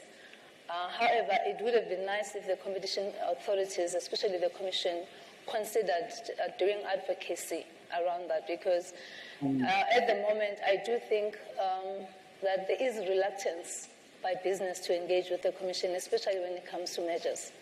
They think hard and we get the point, Rama. Yes. And then the last, my last point. That was the last. Okay, the final point. I should have said last but not least. To finish now. Yes. I think also, Lizelle mentioned the revolving door approach, which has been discussed even by the competition authorities, and I know the competition law practitioners as well. But it's something that I know is not palatable to the competition authorities for many reasons. I do think, though, there is an absence of utilization of practitioners in the enforcement of competition law. We seem to operate in silos. We've got the regulators, and then we've got practitioners. Nowhere do we see practitioners, for example, especially attorneys, being appointed into the judiciary to enrich the kind of jurisprudence that could come out of our judiciary. And then the second thing that I think in this sphere is not being done, I can think of the concept in the EU of the Advocate General, who provides impartial and independent opinion to the European Court of Justice, for example. I mean, that concept works perfectly, because when you read their jurisprudence, you can actually tap into that opinion, which discusses the law in an independent and impartial manner, and it always tends to be different to what the court will decide. But it gives very good guidance on what can be achieved, and bringing that to South Africa. Rama, you have to close. Okay. The large is the big problem. So I would like to see that concept being considered, especially to bring in your private, your competition law practitioners. Yeah. Thank you very much. Lizelle, we didn't get to discuss the point Lulama has raised, but I thank Lulama for raising it. That of how this work feeds into the judiciary, right? So how do we get exposure to people, especially black people, women, to this type of work, so that we have the system sustained moving forwards? Because this is the population from where you are going to draw your judiciary. I don't want to put you on the spotlight, but you are from ENS. So I think you are well placed to talk about this as you make your concluding remarks on any other thing. Yeah, I'm well aware of the fact that I'm standing between people and their lunch, and that's not a good place to be. So, I'm just going to very quickly on this issue of briefing patterns and who we get involved in the industry. We had a very complex matter last year and the beginning of this year, and when we were looking for black counsel, we couldn't find anybody, because everybody was too busy with competition work. So either the pool is too small, or everybody is actually a mindful. Or there are many, but you just can't see them. No, it was a long list. I mean, because there is a lot of numbers. I'm just saying that because you haven't briefed them before, you can't have confidence in them. I mean, this is... But we had a long list. We really had, for me it was a long list. It was 15 people that we went through. Yeah. And we struggled.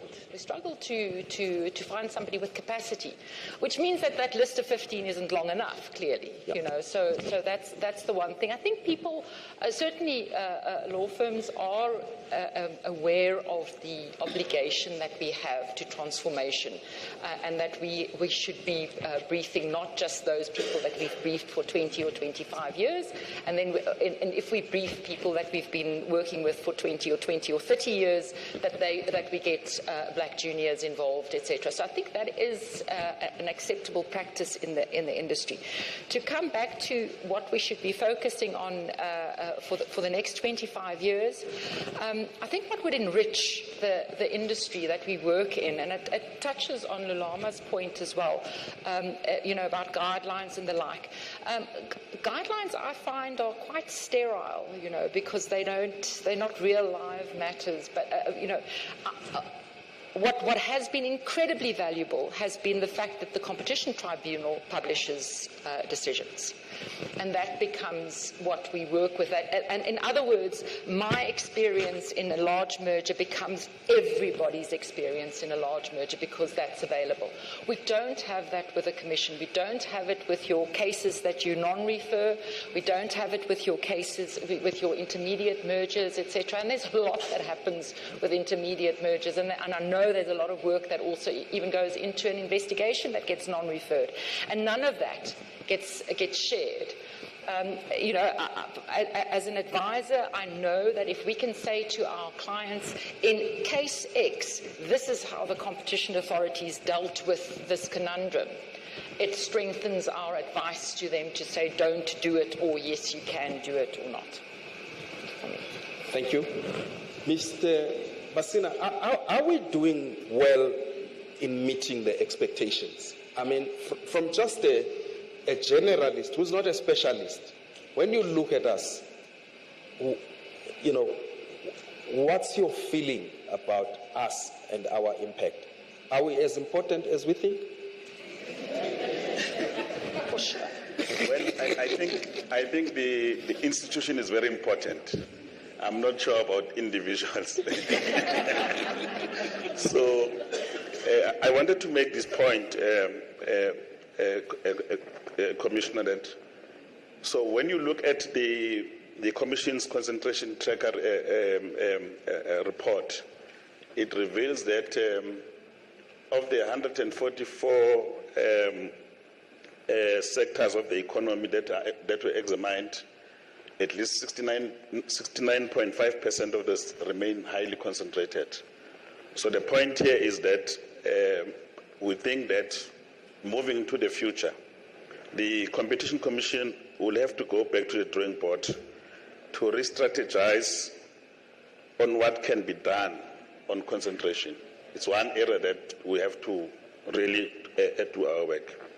And surely, and I also wanted to respond to the fellow panelist when he says, when he makes a final point, that the industry feels that there is over-involvement by the Commission, and my take is that I don't think so. A lot of wrong things have been happening in the market, so state has to intervene through the Commission to do some work. And I think that there has been very clear line and everyone who's talking here were emphasizing how professional and objective the institution has been. So it will be amiss of me not to raise a point that where there are issues, the state will have to come through and ensure that on behalf of our people. And the last point I want to raise before the question maybe is that the amendments of 2019 have actually given the Commission binding powers and on remedial actions in the market. Those have to be utilized into the future so that any person who wants to pursue wrongs, they must know that you have teeth, you can do this kind of work. The question that was asked directly to me on whether or not the austerity is good, obviously austerity is not good and is not sustainable and is not desirable, but that's where we are.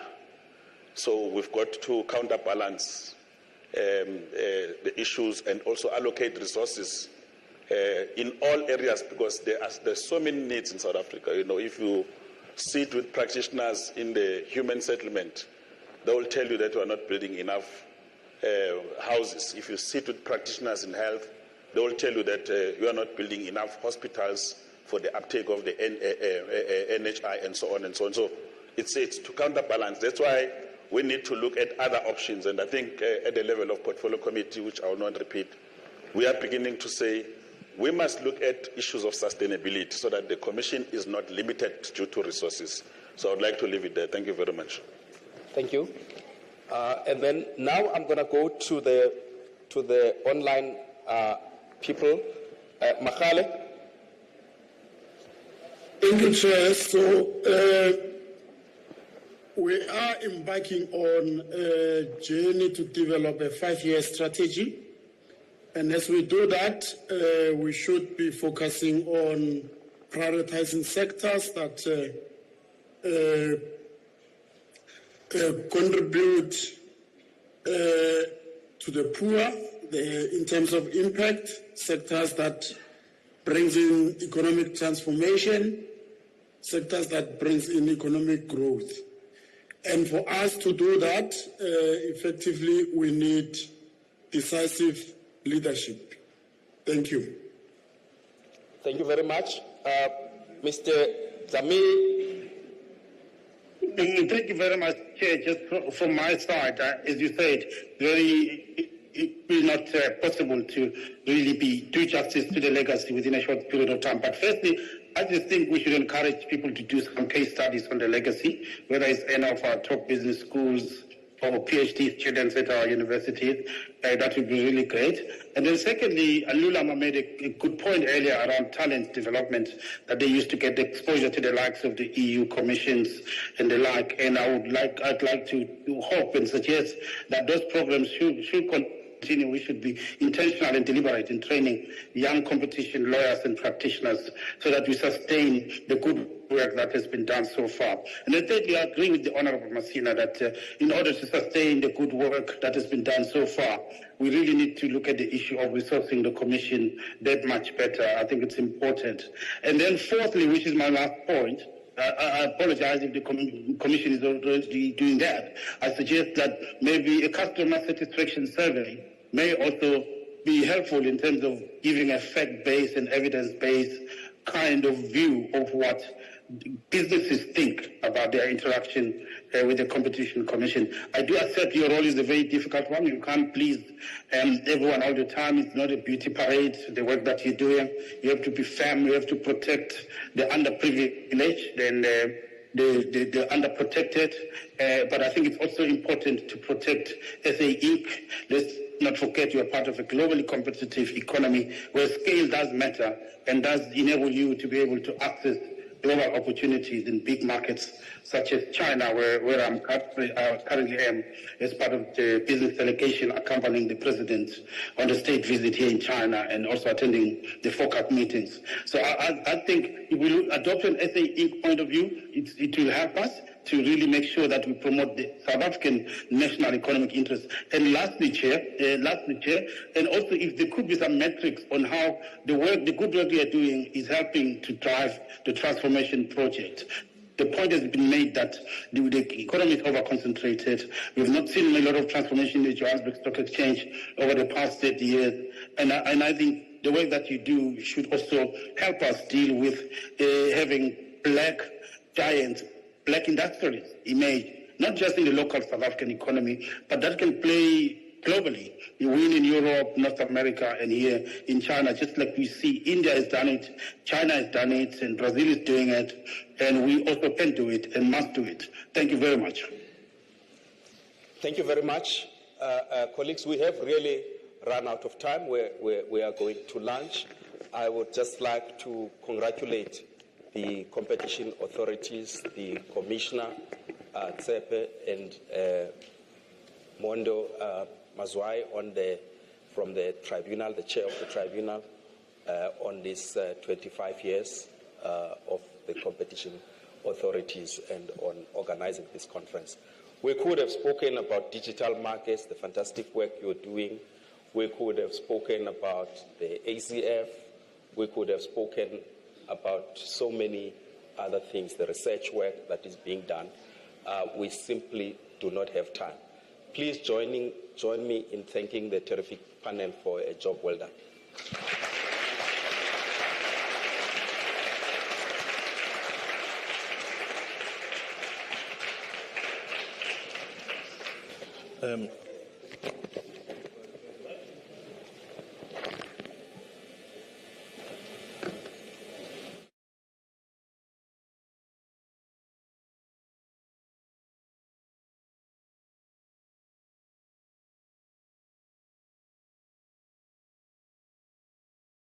Things have been said, so there's perhaps only one point that I'd personally like to make, which is there's been a lot of talks about resourcing, and there have been a lot of calls for resourcing of the Competition Commission.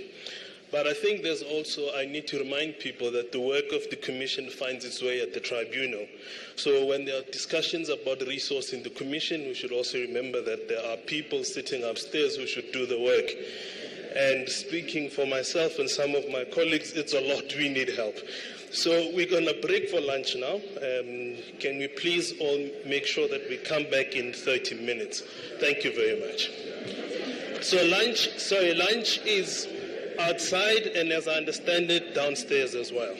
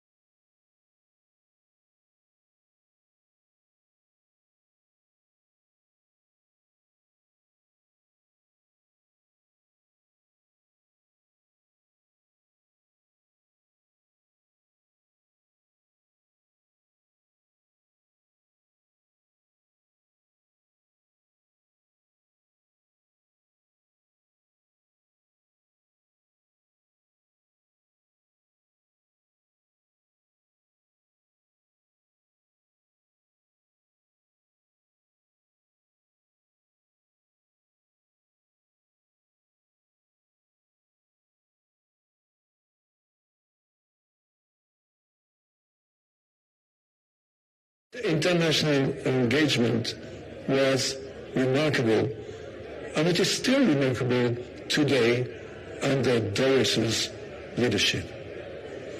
The Competition Commission is a strong and wide voice within the international competition community. And knowing Doris's drive and our interest in the ICN, I am sure that we will continue to benefit from the Competition Commission's expertise and perspectives in the years to come in the ICN. Secondly, regionally, the Competition Commission is a front runner for the African Competition Forum, promoting the adoption of competition principles in the economic policies of many African countries. Thirdly, bilaterally, the Competition Commission and the European Commission can look back at years of fruitful cooperation. For example, in 2012, we coordinated our down rates in the freight forwarding cartel investigation. In 2016, we signed a memorandum of understanding and cooperation.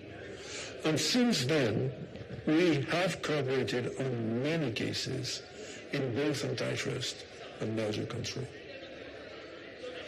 I am really sorry not being able to be with you in person today, but I can assure you that I cherish our regular meetings on the sidelines of competition events around the globe. And I hope that our long-standing and fruitful cooperation will long continue. This is important as we can better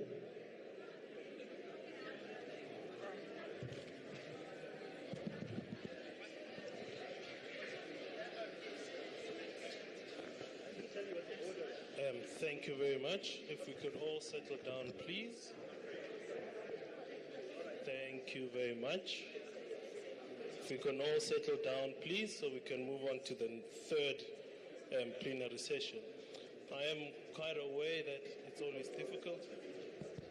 It's always difficult after lunch to ask people to settle down, but can we please settle down so we can start with the third plenary session?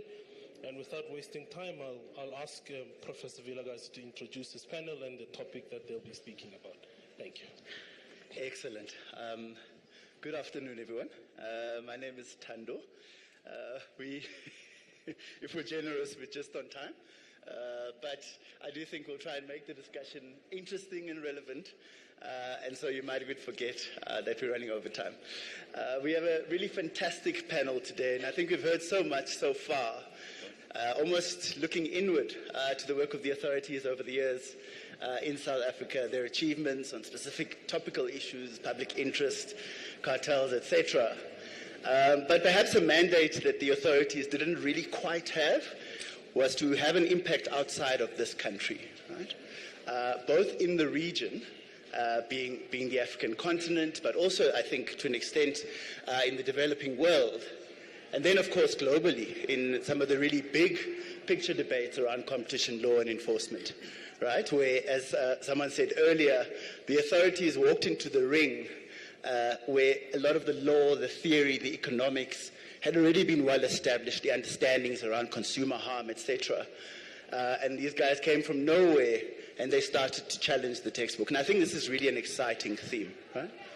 And so what we have here is a panel that I won't spend too much time introducing, but colleagues that have worked, and I think are familiar to many of us, that have worked in different capacities, interacting with authorities across the board, at the level of ICN, for instance, but also at the regional level in terms of the AFCFTA and African continental developments, right? And so briefly, on my immediate left is Malik Diallo, who is the head of the competition division at the AFCFTA Secretariat.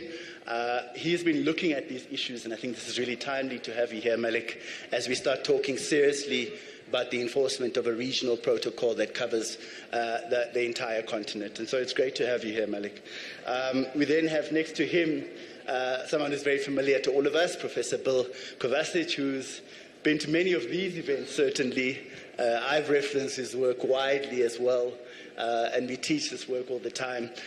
Bill is at the George Washington University School of Law, but perhaps more familiar in those early years of the authority, interacting with our leaders when they were representing the South African authorities at the ICN, etc., in the kind of big global debate. And so we'll hear a bit about that perspective a bit later. After him, we have Mr. Deshmukh Kaulisa, the head or executive director of the Competition Commission in Mauritius. And presently, as some of you might know, Mauritius currently chairs the African Competition Forum. And so that regional perspective, but also the perspective of someone who spent a lot of time, much like many of you in this room, trying to build an institution from scratch and trying to create teeth in the ability to enforce a mandate. And so we'll ask him to reflect with both of those hats on. And then lastly, Mr. Boniface Makongo, who will be very familiar to us that have worked on competition issues through the region, currently Director Competition at the COMESA Competition Commission. Formerly, of course, also in the same capacity, effectively, at the Competition Authority of Kenya. So vast experience at the level of individual authorities and building institutions, but indeed now with a very powerful and really challenging, I would argue, regional mandate as well. The title of our panel is then The Contribution of South Africa to the Global Competition Law Development, right? And I think what I've done in preparing for the session and sharing with the panelists is to also extend that to say global, but also to distinguish the issues that are specific to our region, because I think there's been a lot of learning and sharing, even within and across our very kind of immediate borders, and I think I'd like to touch on those issues as well. How we've structured what we want to say so that we kind of demonstrate absolute excellence in terms of time is around what you might say are 3 key bullets, right? The first will be assessing, reflecting on impact. The second will be talking about the kind of grand current challenges, right? And the kind of cross-cutting issues thematically that need to be addressed by authorities here and elsewhere. And then we'll end with a short note on saying, Competition Commission, Competition Tribunal, Competition Appeal Court of South Africa, you've done really well, well done. But here are your grand challenges for the next 25 years. So we look forward, even as today's theme is to look back. Right, Malik, I'll start with you. I've said too much. Upon reflection, and at this time, as we're thinking about the AfCFTA, the links to trade policy, and the role that competition policy plays, perhaps a few reflections on where we are, where these authorities are and their achievements and the wider impact to kick us off. Yes, thank you very much. Before I start, I just wanted to convey the apologies of the Secretary General of the AfCFTA. I think he was supposed to deliver a keynote speech, but because of other commitments, he was not able to be here. So I think I have been working with the Commission of South Africa for a very long time, both in my previous, let's say, capacities when I was working at the Commission of Senegal. And I think Bill have trained me as well on competition law and compliance. It's not my fault. It's okay. With the YMO Commission. So happy to be in this panel with you. And I think looking back to what the Commission have achieved, and I think a lot have been said this morning, and I think one thing that I take is the public participation, which I think is very important in the context of the African competition regime. In many jurisdictions, we have these issues of the buy-in of the consumers and the other stakeholders, because maybe there is maybe not a lot of advocacy, maybe lack of competition culture, and also maybe lack of enforcement by the competition authorities. And I think in South Africa, the achievement in that particular aspect is due to maybe 2 things. First, the objectives as delineated in the competition law itself, but also the policies that underlining it in terms of not only the economic efficiency, the consumer welfare, but also the inclusivity and development that have been put forward in the policy, and as well the promotion of the SMEs and the historically disadvantaged individuals. So, and then I think that is very important for the for getting the buy-in of the South Africans. And the second thing is and I think a lot have been said, the fact that in enforcing, priorities have been given to sectors that speaks to the needs of the citizens in terms of cartels, in terms of measure analysis and regulation as well. And I think that is very, very, very, very important. And a lot of jurisdictions in Africa need to learn from that experience as well. The second point I wanted to make is the impact that the Commission have been able to make in, let's say, bringing the competition authorities across the continent together in the context of the African Competition Forum. I think the chair will speak more about that. But I was there in 2009, 2011, when the ACF was being created. And the Commission had this leadership in putting the authorities together. So I think that is also very, very important. In the ACF, a lot of work have been done in terms of research, in terms of also capacity building and cooperation. And I think the Commission had a good leadership in that. My third point is, and this is obvious in the context of the AFCFTA broadly, vis-à-vis the negotiations of the agreement itself, but also the negotiations of the protocol on competition. And I think the good thing was that when the protocol on competition were being negotiated, South Africa was sharing the ministerial, the Council of Ministers of the AFCFTA. And both in terms of the process and the substance of the negotiations, the leadership of South Africa have been very determinant.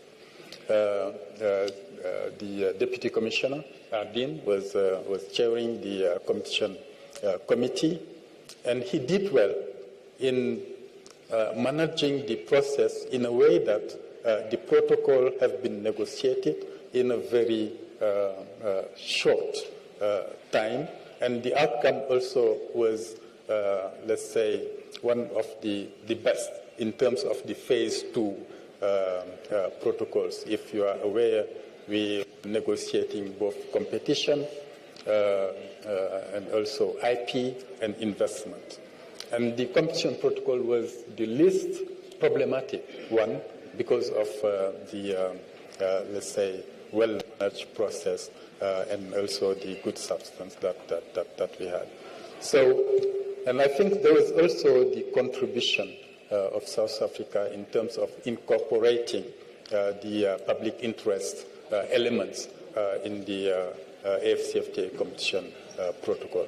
So overall, I think in reflecting on all of this, there is a lot to learn from the other jurisdiction, and I think the let's say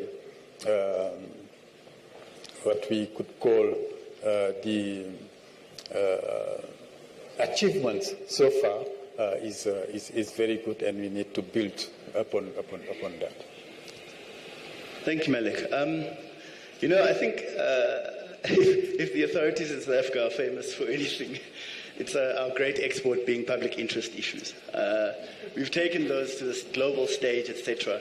And I suppose it becomes kind of one of the key themes that's recognized about what the South African authorities have done.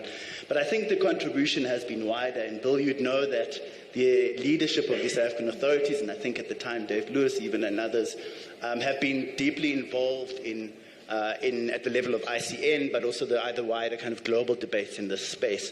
And so maybe some reflections, also having interacted with these authorities over the years, on on the reach and the impact at a kind of global level as well.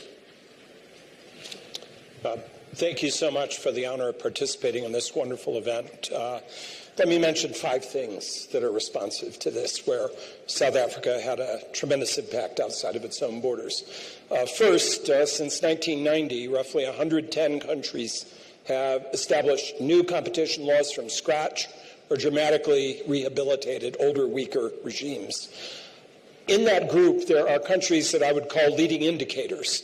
That is, they immediately and significantly drew the attention of other jurisdictions as models for what could be done and as tests for whether competition law could be an effective means of policy development. South Africa was second to none as being one of those barometers, so that as South Africa was building its system, it was really playing not just for itself, but for a much larger global audience on the continent and around the world. There wasn't a new agency that did not think about South Africa's experience and study what South Africa was doing year by year. By showing that it could be done, this gave tremendous encouragement to other jurisdictions. That was a powerful effect on the larger world. Second, as Malik mentioned and so many others have mentioned, South Africa was the prototype for the public interest test. Not only did it develop the system, but it was very transparent about what it was doing. It's one thing to develop the test and to announce that you have it. It's another thing to actually apply it in individual cases. South Africa globally spent a lot of time saying, this is what we're doing, here are guidelines for how we apply it, this is what's working, what's not working. That was enormously informative. And a consequence of that is that it changed the global debate about the aims and legitimate objectives of competition law. Third, South Africa was an exemplar in showing the importance of developing a conscious strategy and formulating priorities as a way of implementing the law. And that took place from the very beginning. South Africa, both the tribunal and the commission, made a fundamental choice going against the grain of a lot of international experience, saying we're going to put mergers up front. Merger enforcement is the way that we're going to place our mark on the economy and announce to the world that we exist. That was done very successfully by marshaling resources to make merger review an important, significant element of the competition policy regime. Part of what it showed was that you don't just stumble into cases, you don't simply drift from one matter to another. You're far better off thinking about what approach, what strategy will work for you. I think other nations have adopted that approach with great success. Fourth, regular upgrades. A significant part of the South African regime is that periodically the nation has upgraded the quality of the regime by making reforms. I see South Africa in this group of 110, but for a larger audience, as being a crucial indicator of what is a truly virtuous cycle in competition policy. First, you experiment with the system you have, you apply it. Second, you assess experience, identifying the good, the bad, and the indifferent. And third, you look for adjustments that will enhance the operation of the system. That kind of continuing refreshment of the system and upgrade has been a noticeable part of the South African experience. That's a good example for the rest of the world. And the last item, which again my colleagues have discussed and others have mentioned, is the emphasis on regional effort. I associate with South Africa in these big international meetings, whether it's UNCTAD, whether it's OECD, whether it's ICN, an awareness immediately that putting everybody in the same room and talking about the big issues was going to fail. There was no way you could tailor the discussion to meet the specific needs of regions, of continents, and areas. And it was South Africa that led the effort to formulate regional solutions. Let's bring together similarly situated countries to talk about common interests that fall under the larger umbrella of competition law. But South Africa consciously, through its support, with many other jurisdictions on the continent, where would it have gone without Kenya, for example, without Francis's work, but to see how regional policy analysis was a crucial way of carrying competition policy forward. I see South Africa in all 5 respects as having added a lot to the international competition policy framework in 25 years. Thanks, Bill. I mean, I like the thinking around the regional solutions. And even as the countries that we deal with are very, very diverse, even just working in Southern and East Africa over the many years. And the issues are particular to each country, etc. But there have been kind of golden threads that have been able to kind of anchor the interaction between the authorities. And it's caught on in other parts of the world, too. Yeah. I mean, you see the same development in Asia, you see the same development in Latin America. What happened in Africa, what happened on the continent, provided a catalyst for developments elsewhere. That's a powerful effect. Sure. I mean, Deshmukh, so I think that's interesting, given you now sit, of course, as the chair of the ACF as well, which is tasked really to bring and kind of be the ICN equivalent, right? So to integrate and work for cooperation between our authorities here. And you've been part of these conversations for quite some time now. Some reflections, but also maybe even a little critical review on what Bill says, which is that it's worked pretty well, but of course we know it hasn't. Yeah, thank you. First, I would like to congratulate the whole CCSA team for the excellent work it has done over the past 25 years. And being first among the first countries in Africa to introduce competition law, the CCSA has been a role model and contributed significantly to the development of competition law in the region in many ways. It is therefore a pleasure and a privilege for me to be on this panel to discuss the contribution of the CCSA on regional development from a regional perspective. But I would like to start from a bilateral point of view, and from the perspective of the Competition Commission of Mauritius, and looking back at our experience with the CCSA over the past 15 years, because we have reached 15 years this year. And I would like to highlight the contribution of the Commission at this level. So the CCSA, at bilateral level, the CCSA has contributed to the development and consolidation of enforcement capacity of sister companies in the region and beyond. The Competition Commission of Mauritius is the very showcase of this bilateral collaboration. We have started with competition enforcement back in November 2009 with about 15 young and inexperienced staff. In building enforcement capacity, we have benefited from assistance from other authorities, in particular from the CCSA, through programs like staff exchange and technical assistance. We had also had the privilege to host CCSA investigative staff to work with us and share the enforcement experience and practices. Our members also had attachment opportunities with the CCSA to learn by working on cases, on actual cases of the authority. And this has been really instrumental, in getting started, to get our authority to start. And I would like also to mention another very important contribution to our commission, to our authority, was the assistance we received during our initial dawn raid, because this is something very technical, and you don't improvise. And so the initial dawn raid for the cartel cases by delegating experienced staff to be part of a team. Mahale and his team, I think he traveled twice to Mauritius to assist us. And during the last 25 years, the CCSA has collaborated similarly, I believe, with sister companies, sister agencies in one way or another, and contributed to the development of competition law in those jurisdictions. The number of MOUs that CCSA has formalized with other competition authorities is indicative of a collaborative approach it has adopted in promoting competition in other countries.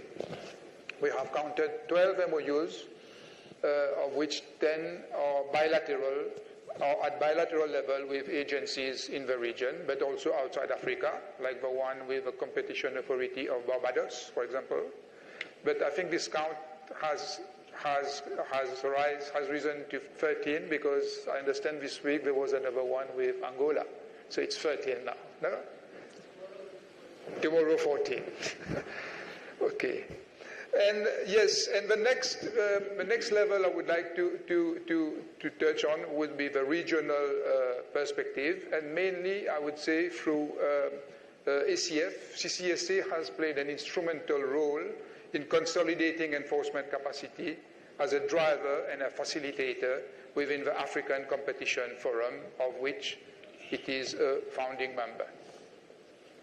As the chair of the ACF from 2011 and to 2023, last year, the CCSA has driven the capacity building agenda for the network of competition authorities.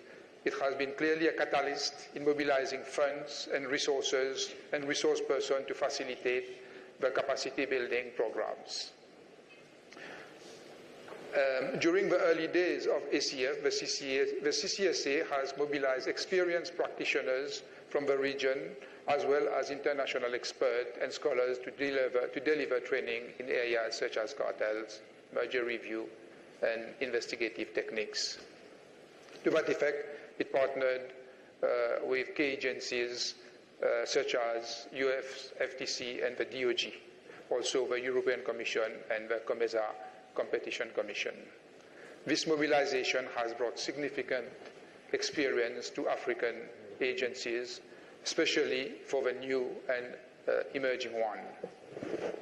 I would like also to mention the important contribution of the CCSA in promoting the conduct of market studies by taking the leadership role in scoping, directing, and publishing same. These studies, the studies led by CCSA and the ACF, has a cross-country dimension which provided perspective on issues on transnational nature. These studies cover sectors of economy such as construction, aviation, and telecommunication and pharmaceutical. I would not mention a contribution in the discussion with AFCFTA. This has been covered by Malik. But last point I would like to mention is the constitution of ACAD, which is an association of head of authorities who hold a discussion on digital economies and how this is affecting our jurisdiction. Thank you. Thanks, Deshmukh. I mean, there's a lot there, and I'm hoping we'll come back to it.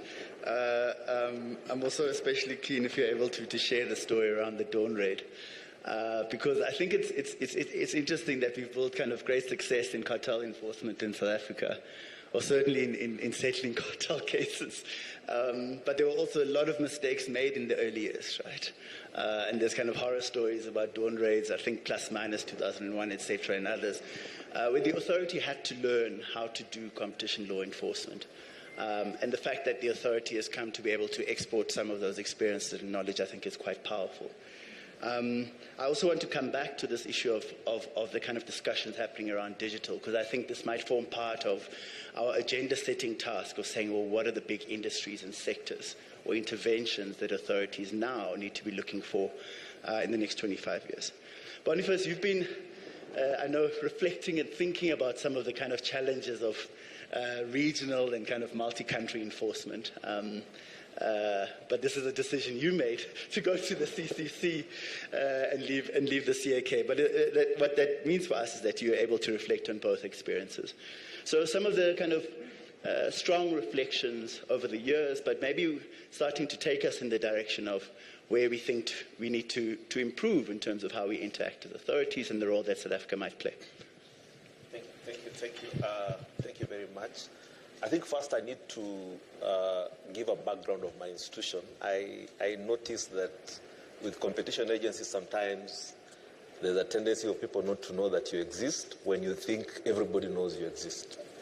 So Competition Commission, the COMESA Competition Commission is a regional agency we enforce competition in the COMESA region. COMESA brings together 21 member states spread from Southern Africa, Eastern Africa, and Northern Africa.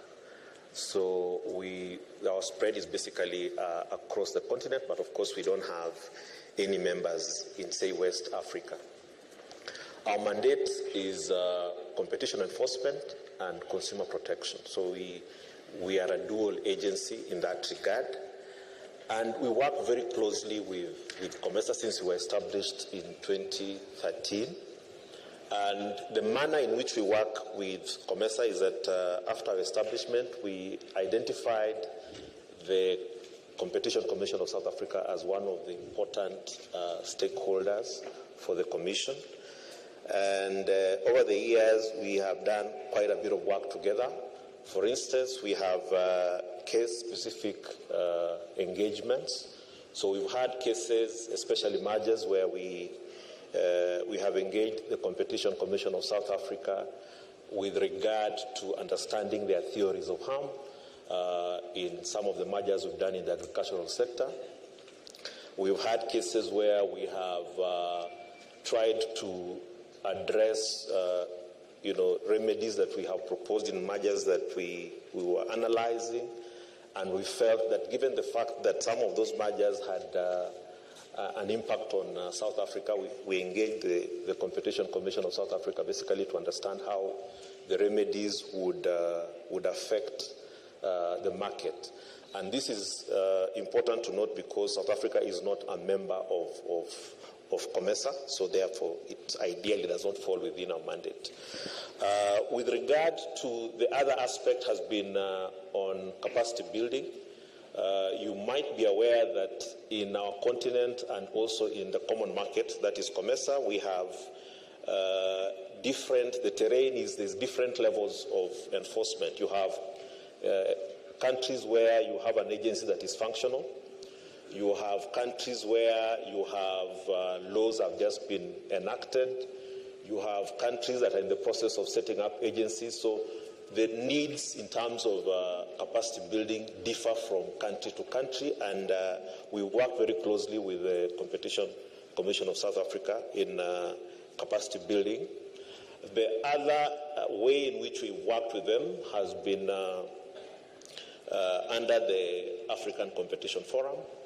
And there we've done 2 studies, one in aviation, the other in telecommunication. And also we did a research basically on thresholds that are supposed to inform the regulations that are being developed under the African Continental Free Trade Area with regard to thresholds both for mergers and abuse of dominance cases. And lastly, both of us are also very actively participating in the ICN. So we have a project we are doing with the Competition Commission of South Africa on agriculture and food value chains in the region. And this is also being done with the Kenyan Competition Agency. And the purpose of this project is basically to be in a position to identify the competition concerns that are there, and therefore guide member states both in COMESA, and of course it is a document that will be available to other agencies to see how to address the competition concerns that the state value chains raise.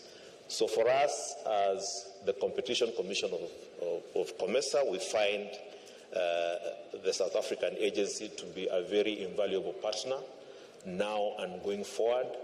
And we look forward to an even more enhanced collaboration in many areas, including, for instance, cartel enforcement, where the Competition Commission of South Africa has done a relatively very commendable job. Thank you. Boniface, maybe I can come back to you as we kind of switch to our second theme, which is that I think there's been great successes over the years in building even just the institutions that have facilitated regional coordination, but also the fact that the authorities from developing countries have found a voice and a space within global agencies such as ICN, etc. Are there areas where you might say there's more to do in terms of, certainly at a continental level, certainly exporting the lessons and experiences beyond kind of, for instance, capacity building, etc. But where maybe we're limited in terms of the extent of collaboration that we might have. Is there a role for South Africa to play there if you were to cast your eye to the future? I would say that there's still a role for South Africa to play. We are all aware that the South African Commission has been around for much longer than most agencies. They have experience in undertaking investigations, including in areas like cartels, which are areas that a lot of other agencies on the continent have not been very, very effective at. So that is an area that we have a lot to learn from them. But and also the capacity building that you talked about, I think that is an area that we could rely on the South African Competition Commission to take a lead in. But equally, I think there is need to have an arrangement where, for instance, on the information sharing that I was talking about, in terms of us being able to share information on cases, there are limitations in that, in the sense that it's very unstructured. So there's need, for instance, going forward to have a more structured way of sharing information, so that you also buy in the confidence of stakeholders to ensure that, you know, they must be aware how the information that they're sharing is going to be processed. You know, that needs to be done. I also see that as what I would call a lead agency in this part of the globe, they could also take a lead in ensuring that we have some kind of agreement on priorities. You understand that one of the challenges that we've had is the fact that our resource envelopes are not allowed for, you know, undertaking too much in terms of enforcement. So I would suggest that the South Africans then going forward look at how, if it's possible, they take a lead in that, in terms of, you know, bringing together a number of African agencies and agreeing on priorities, including on things like, you know, how can we involve each other in terms of doing inquiries to understand the various sectors, because you appreciate that in our region, essentially, the undertakings that we are dealing with are the same. So it's very likely that the competition concerns that you're going to find are the same. So collaboration would help in not only expediting how we address the concerns that are there, but we'll also have a savings on resources. Lastly, I think also is one would argue, and this is not a criticism, this is just an observation. One would argue that for an agency of the stature of the South African agency, by now they needed to have a more active role and a more prominent role on the continent and also in the region. And that needs to, you know, to be, I'm assuming that given the history of South Africa, the focus initially was on what I would call the priorities back home. So I think going forward, at 25 years, that is a young adult, so presumptively then they have an opportunity to do more going forward. Thank you. I think that's really, really important. Of course, on the resource issue, the South African authorities will tell you that, as you've heard this morning, they are also quite constrained. But we did do the analysis a few years ago, and per head, budget per head, the authorities are perhaps still well positioned to contribute more on the continent than certainly others. There's experiences that we've had over the years with the team at CRED, where we've been able, at the very least, to take decisions, reports by the competition authorities here, and use them to support the authorities in other countries to work through cases where they had very well-informed South African lawyers flown in to throw the kind of letter of the law in. But I think this is actually part of the vibrancy that you can bring when you have strong authorities then cross-pollinating across borders. At the time, that authority, if you think South Africa is resource constrained, had 2 economists working on merger cases. Jason, I think if you only had 2 economists at the Commission, I think there'd be a serious problem. So I think that there's real opportunity, as you say, Boniface, to extend the role of these authorities in the region. I think it's much needed as well. I want to touch on this with you, Deshmukh, as well, before we kind of move this way, which is that there might well be very serious thematic challenges right now that we need to be looking at a regional level. I mean, one of the ones that's already been mentioned in the discussions is some of the issues around digital markets, etc. What would you say are the kind of areas where we should be across borders prioritizing for joint work? And I mean meaningful joint work, because invariably you get stuck at the level of information sharing, and that's always been a challenge, but really that doesn't stop collaborative research and sharing information on cases to at least start to build a common agenda. Some thoughts? Yeah, I think just as a starting point on resources, is there a government agency in the world that doesn't say it needs more money? Legislators don't want to hear about it. If you tell them I need more, they say, take a number, get in line, join the rest of the crowd. The real challenge is getting more out of what you have, or if you have very inexpensive measures you can offer them that promise real gains, they'll listen. So let's assume that the money is not going to fall out of the sky. So what do you do in its place? I think Boniface got it just right in so many ways here. You need a common effort to take advantage of what you have learned about what others have learned and bring it to bear on your own decision about priorities and about the implementation of the priorities. Let's take the example of tech and digital. Suppose you want to do digital. It can be really expensive. The numbers that some of the big agencies, and I think about the CMA has a data analysis and tech team of over 100 people now. And they're preparing that in order to work on their forthcoming Digital Markets Act equivalent. But who's going to match that? It's not going to happen in the continent. If you get 100 in total across agencies, that would be impressive. No agency is going to have 100. So what do you have to do? Well, one is you want to build a collaboration. You want to build a research framework in which people can identify what everybody is doing or wants to do right now. Suppose you want to do something involving Google. And what I want to know is exactly how many investigations are going on in Africa and elsewhere around the world by public agencies, how many cases, what's happening in the cases, what remedies have been generated before I set in motion my own next matter. I want to know all of that first. How would I do that now? Through laborious, handmade data sets. There's no one place I can go to look. I have to go through a frightful process of trying to assemble that on my own.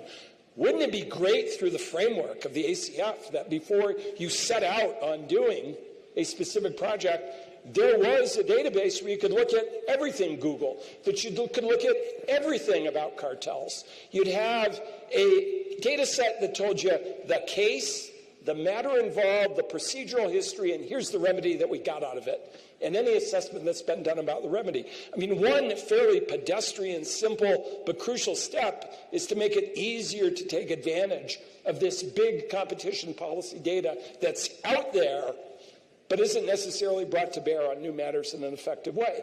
That means that the individual members of the regional alliances have to be willing to put their information into the pool, and that you need a central location in which the data set is managed and made available to members.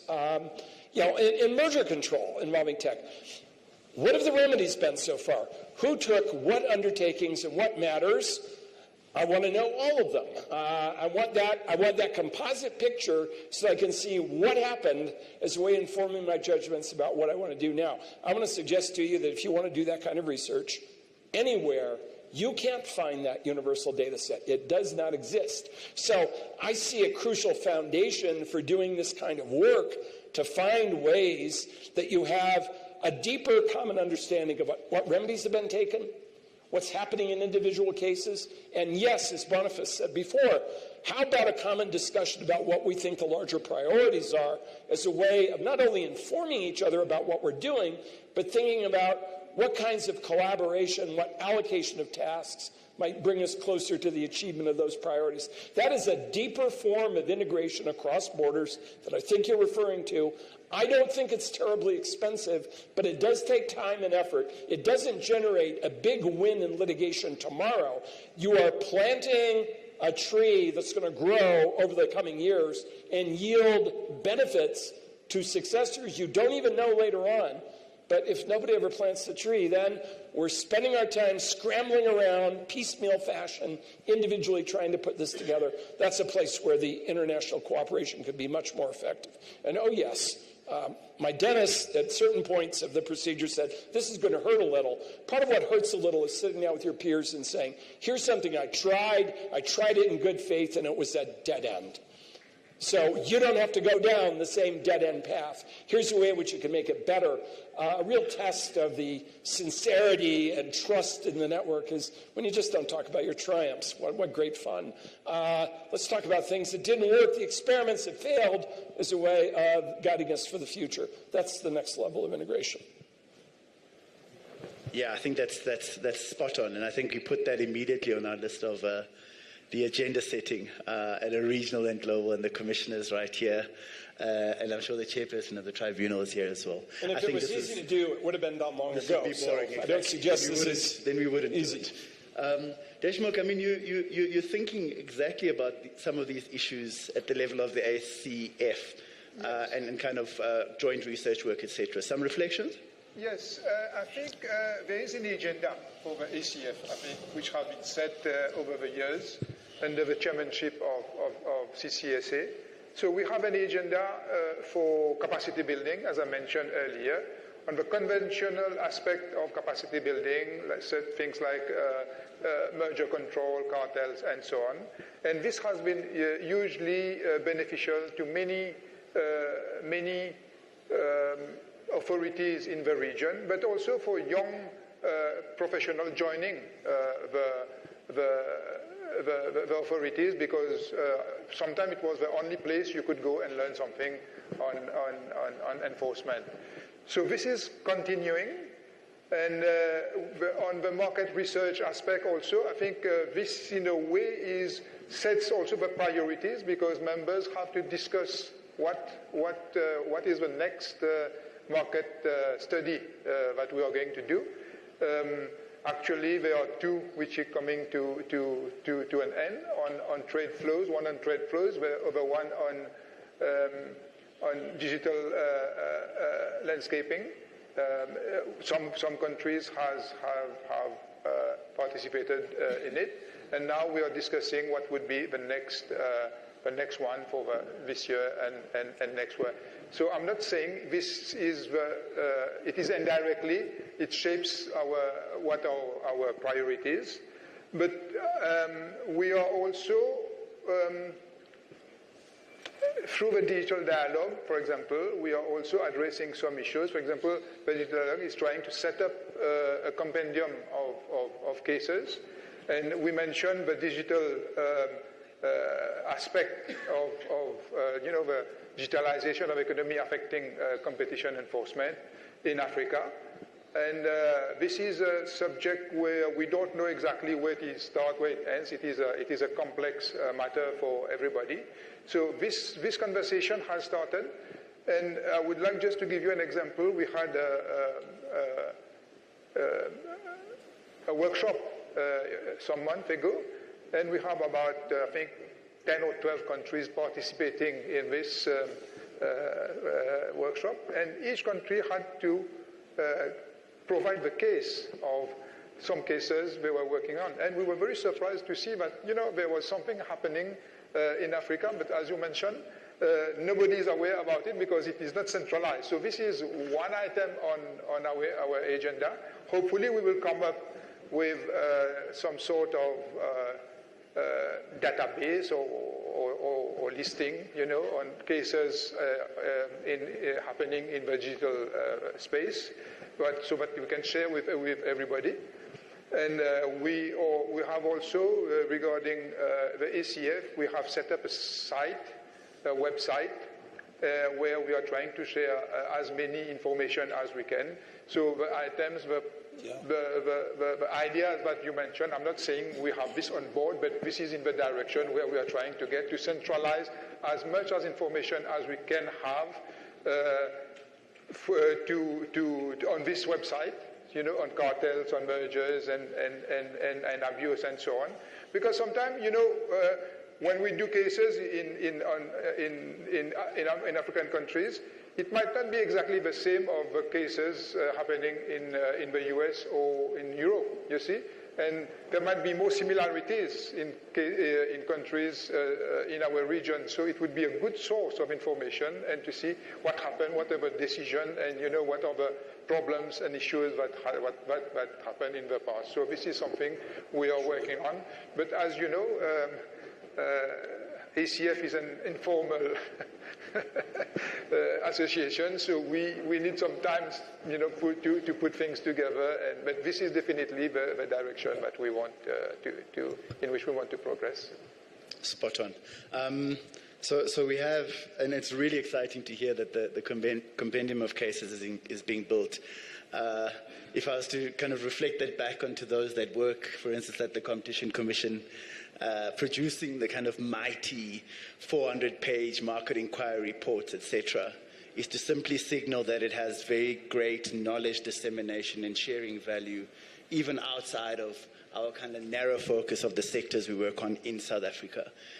We've seen from a research perspective the ability to use the reports and things that you write in other countries to, at least as Bill says, let's not reinvent the wheel. What do we know already about the cases that have taken place in a particular sector? What has South Africa done on it? And invariably, South Africa has also reviewed the international cases, etc., etc. And so you're already building from a stronger base. You're saving authorities that have limited resources, a lot of time. And so I think this is really commendable work, even as you tire when you sit and you reach to page 371.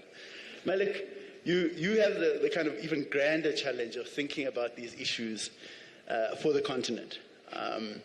And there's various scholars that are writing about some of the issues as it will relate to the AFCFTA protocol, etc.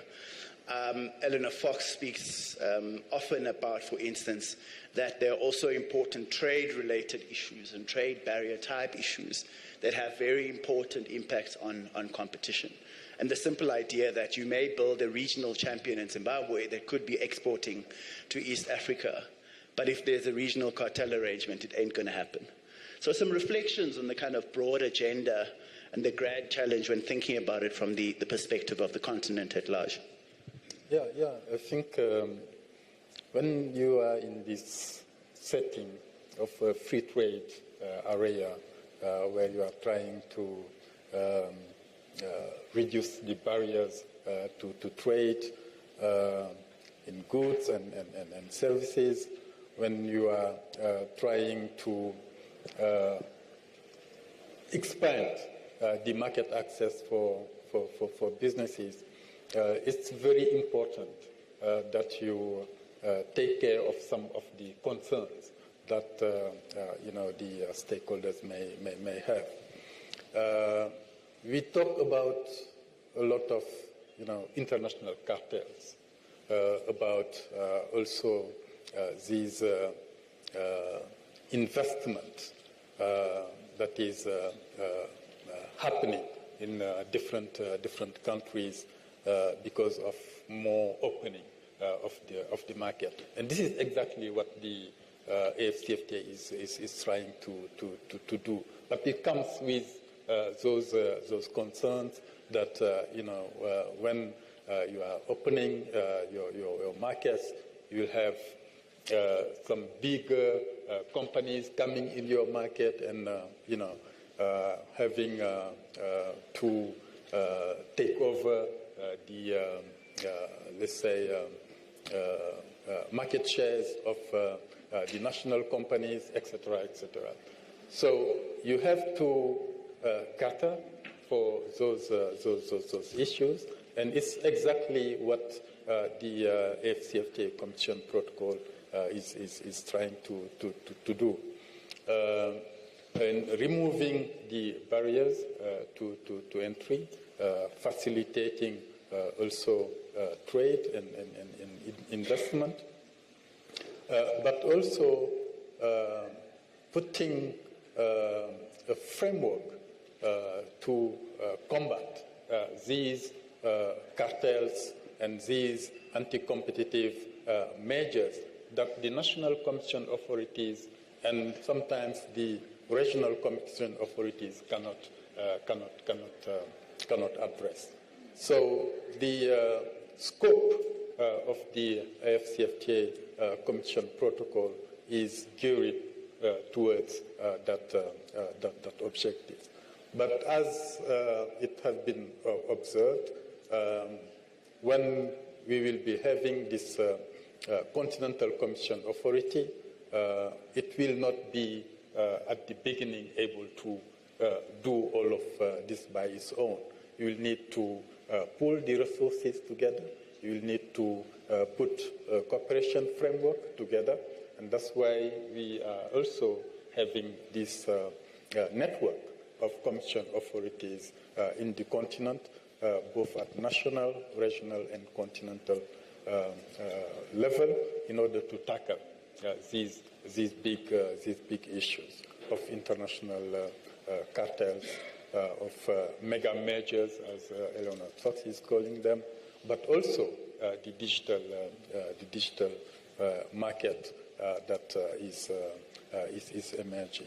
So I think there is a lot of challenges ahead of us, but it's really, I think, in having this continental framework that we will be able to tackle them. Sure. I mean, before I open to some questions from the audience, Bill, Malik raises the important point of kind of the super mergers, the global mergers, the ones that the Lafarge, Holcim, etc., that we look back on and say, often say, if there was a regional authority in a continent like ours, we might have dealt with that case better. The authorities had different resources in different countries, etc. It was really, really difficult to engage with. Some reflections on kind of the role and kind of interactions that would be required to have support at the level of the ICN, for instance, for the authorities, at least in the region, to deal with these types of issues, but also the role that the stronger authorities in the continent should be playing when thinking about the kind of big super mergers, which are incredibly difficult to work with at the level of individual authorities. Yeah, I see the big international organizations as being large and powerful, but they move like a brontosaurus. That is, in a market that requires agility and adaptability, they're not. The research agendas that they pursue are useful, but they tend to be a year and a half behind the issues that the agencies are facing. So I think that this is where the more nimble, smaller groups, the continent-wide effort that Malik just mentioned before, the ACF, I think these are the fora in which you can develop a collective response more effectively.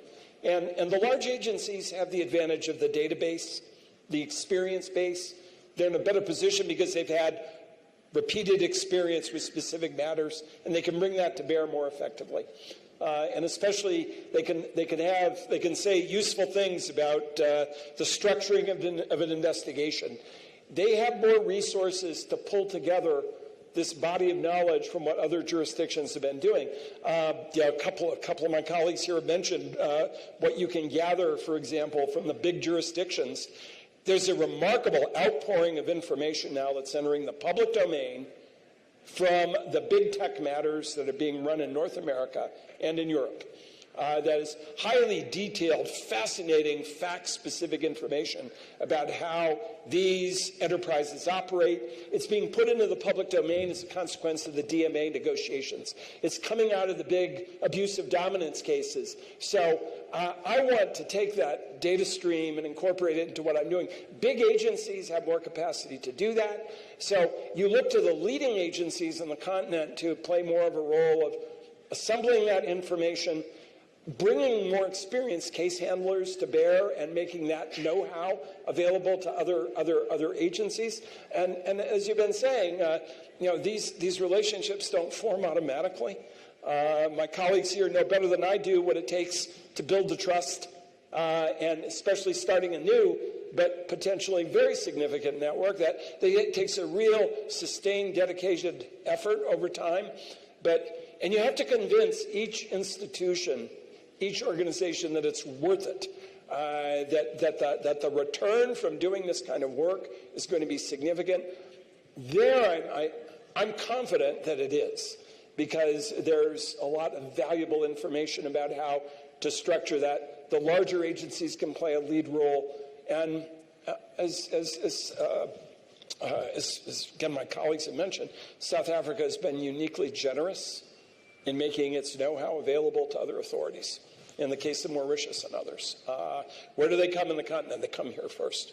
It's amazing to me that the Commission's able to get other work done, but I think it is possible to use those collaborative frameworks to both gather the information that you want, to inform inform your own investigations, inform the formulation of your own cases, and the leading agencies, the big agencies, are going to play the key role in doing that.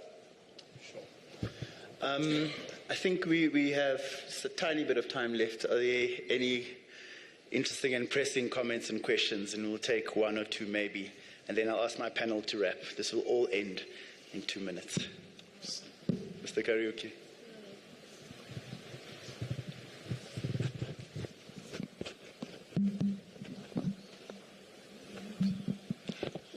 Thank you. Boniface, don't look at me. In fact, my question has been motivated by the challenge you've thrown to the Competition Commission of South Africa in regard to that they need to increase their visibility in the continent.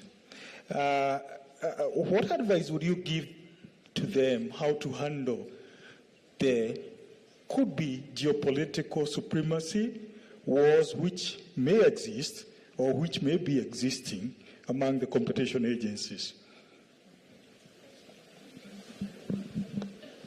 What geopolitical supremacy would that be?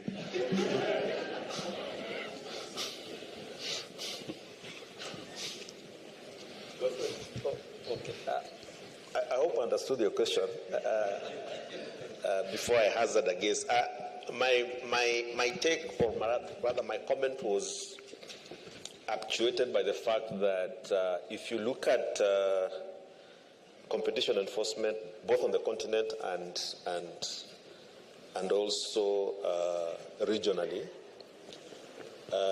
agencies from outside Africa, from more developed societies, if I can use that term, tend to be very proactive in, for instance, when you're negotiating the protocol at the African Continental Free Trade Area, they were very keen to know what is happening and influence the outcome.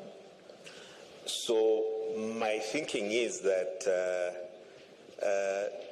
the idea of their existing geopolitical dynamics will always be there. I think they exist even in developed countries between, say, the countries in Europe and the ones in the USA and the European ones.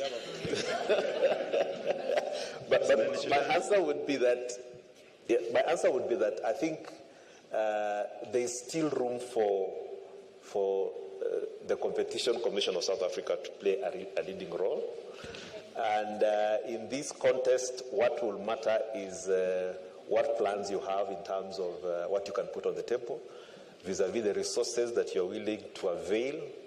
The rest will take care of itself, as far as I'm concerned. Thank you. Thank you.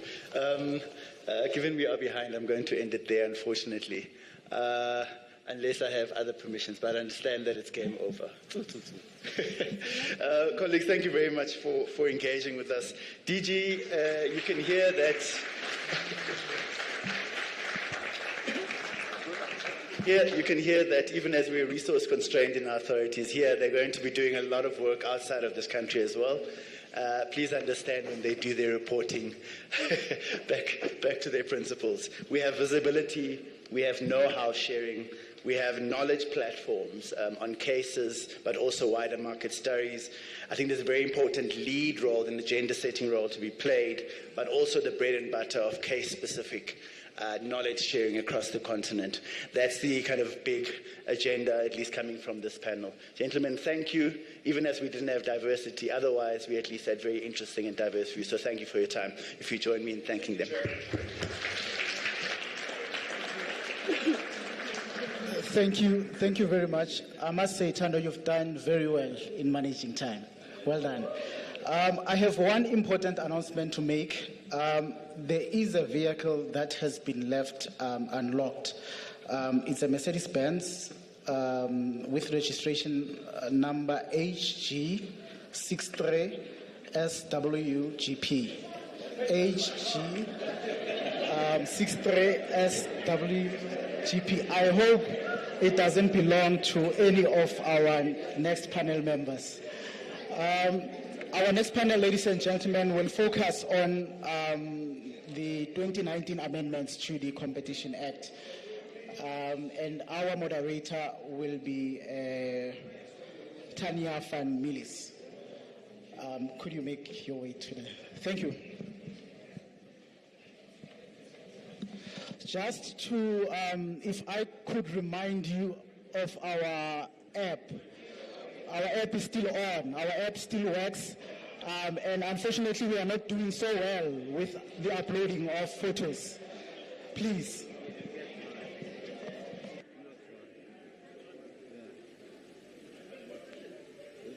For example, there were provisions that helped clarify and improve the determination of prohibited practices in relation to restrictive horizontal and vertical practices, looked at abuse of dominance, looked at price discrimination. There was a strengthening of the penalty regime. There was a strengthening of the role of market inquiries, and in merger processes, looking at promoting competition and economic transformation, there was a focus on stimulating growth of SMMEs. We've got a fantastic panel today to talk to these issues. So first who I'm going to ask to speak is Daryl Dingley, who is a partner at Weber Wenzel. After that, we're going to have Pamela Mundliwa, who is the head of research and information at the RDC. We'll then have Simon Roberts, who's a professor at UJ. And last but not least, the DG of DTRC, Malebo Mabichi Thompson. I'm going to ask each of them to speak for 5 minutes. So, Daryl, I'm going to hand to you. Thank you, Tanya. So I'm going to speak about mergers. And, I mean, I'm not going to speak too much about the why, because, of course, the why was principally advancing the objectives of the Act, focusing primarily on concentration and skewed ownership. So there were really 4 proposals or proposed amendments that were put forward that became amendments to the Competition Act, and I'm going to summarize those. There were, as I said, there were 4. The first one was making the public interest and the competition test equal. So in other words, mergers had to be justified both on a public interest and competition basis. The second one was dealing with creeping mergers and concentration that arises from creeping mergers. The third one was dealing with cross-shareholding and cross-directorships and that impact on ownership and on concentration. And then lastly, there was the Minister put forward a strong case for additional public interest conditions that dealt with ownership, control, and the promotion of small businesses and businesses owned by HTPs. So that was the sort of setting way back in 2019, and there was a very good note by the Minister on the justifications for these amendments. So then the question is, well, what has been the experience, and particularly from a practitioner perspective? And that's been quite a journey, I think. If we start with, and I really deal with public interest factors first, if we start with what actually happened from when the amendments came in July 2019 to June 21, In fact, there was very little changes to the Commission's approach. So interestingly enough, over that period, less than 3% of large mergers, in fact, had a greater spread of ownership requirements. And in fact, many of the conditions that were imposed were quite soft. So, and in fact, I was involved in one where we put forward that we would consider, our clients would consider an ESOP, for example, in the future when the business plan permitted it. So I think they were quite soft, many of them. Then, of course, we had the sort of watershed moment, the Burger King transaction, which I won't talk about. It's known to everyone. But that was a real, watershed change in the Commission's approach, we think, certainly from a practitioner perspective, in its approach to just particularly ownership. So there was a significant decrease in ownership, HDP ownership, and notwithstanding that the parties had put forward a whole package of other remedies to deal with that reduction in ownership, the Commission felt that that wasn't sufficient and actually prohibited the transaction on public interest grounds, even though there were no competition issues. So a seminal moment. Then over the next year, interestingly enough, only 16% of large mergers actually had an ownership requirement.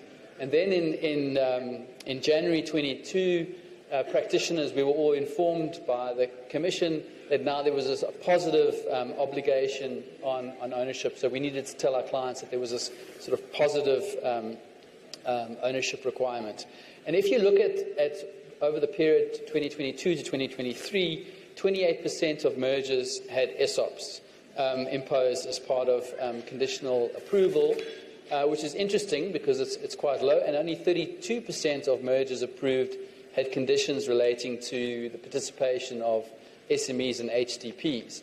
We then had two further interesting cases. One was the Epiroc case, which then the tribunal kind of pulled back the test to say you need to look at all the public interest factors, you need to do balancing. And we had the Incubator case where DTIC, in fact, put forward a very strong case around ESOPs, around other public interest requirements. And in that case, both the Commission, interestingly enough, and the tribunal said, no, this is too costly, administratively burdensome to impose, and in fact affects the viability of the transaction.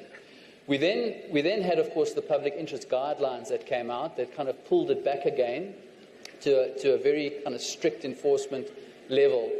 But then subsequently to that, the Commission came out, and I'm referring to a presentation in June 2024, where the Commission said, hang on a second, no, actually we need to look at each of these mergers on a case-by-case basis. It needs to be balanced.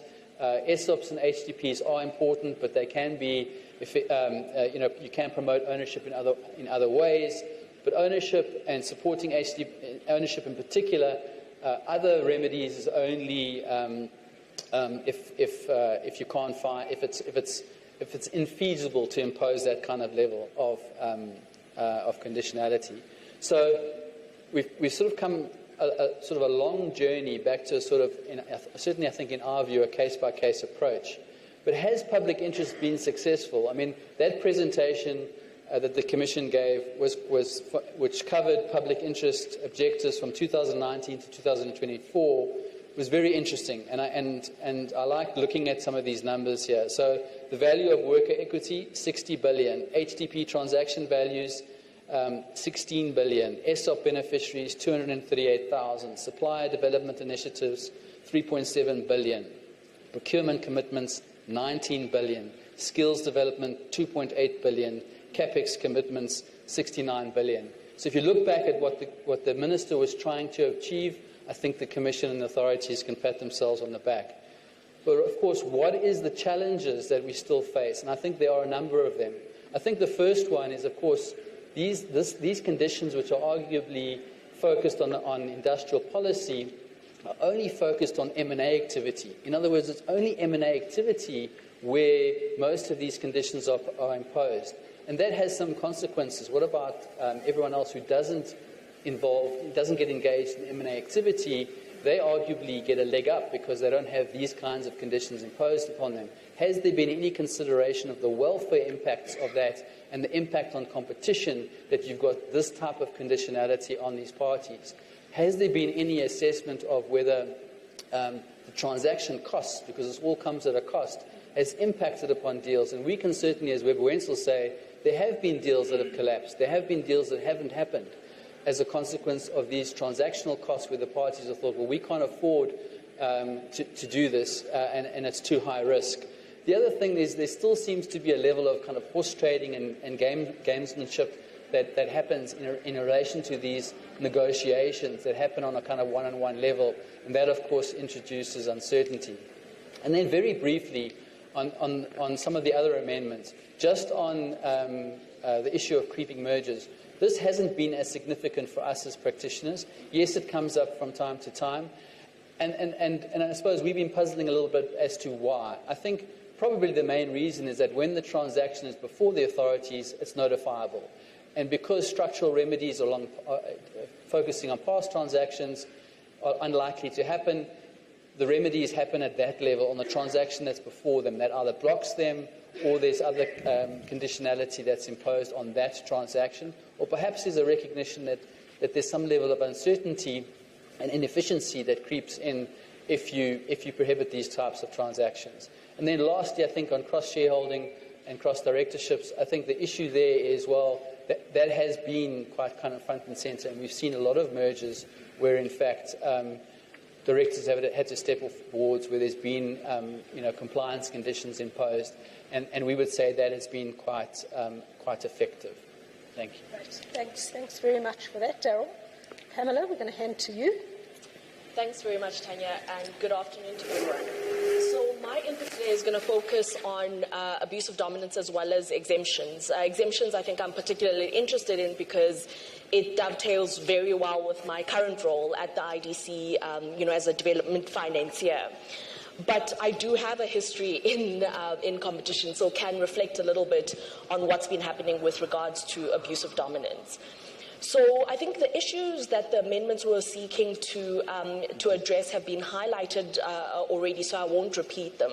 But maybe something worth highlighting is that anti-competitive conduct in South Africa was more likely than in other upper middle income countries, which has implications for the way that development takes place. And the cost of that conduct was also higher, and this is because of the levels of concentration that we see in the economy, which is why the questions around have we been effective with regards to abuse of dominance are quite important. But maybe to step back quite a little bit, I mean, one of the points that was made in the explanatory note was that grappling with concentration was not only the job of the competition authorities. And I think it's important that we emphasize this point because as the IDC, we should be financing competitors.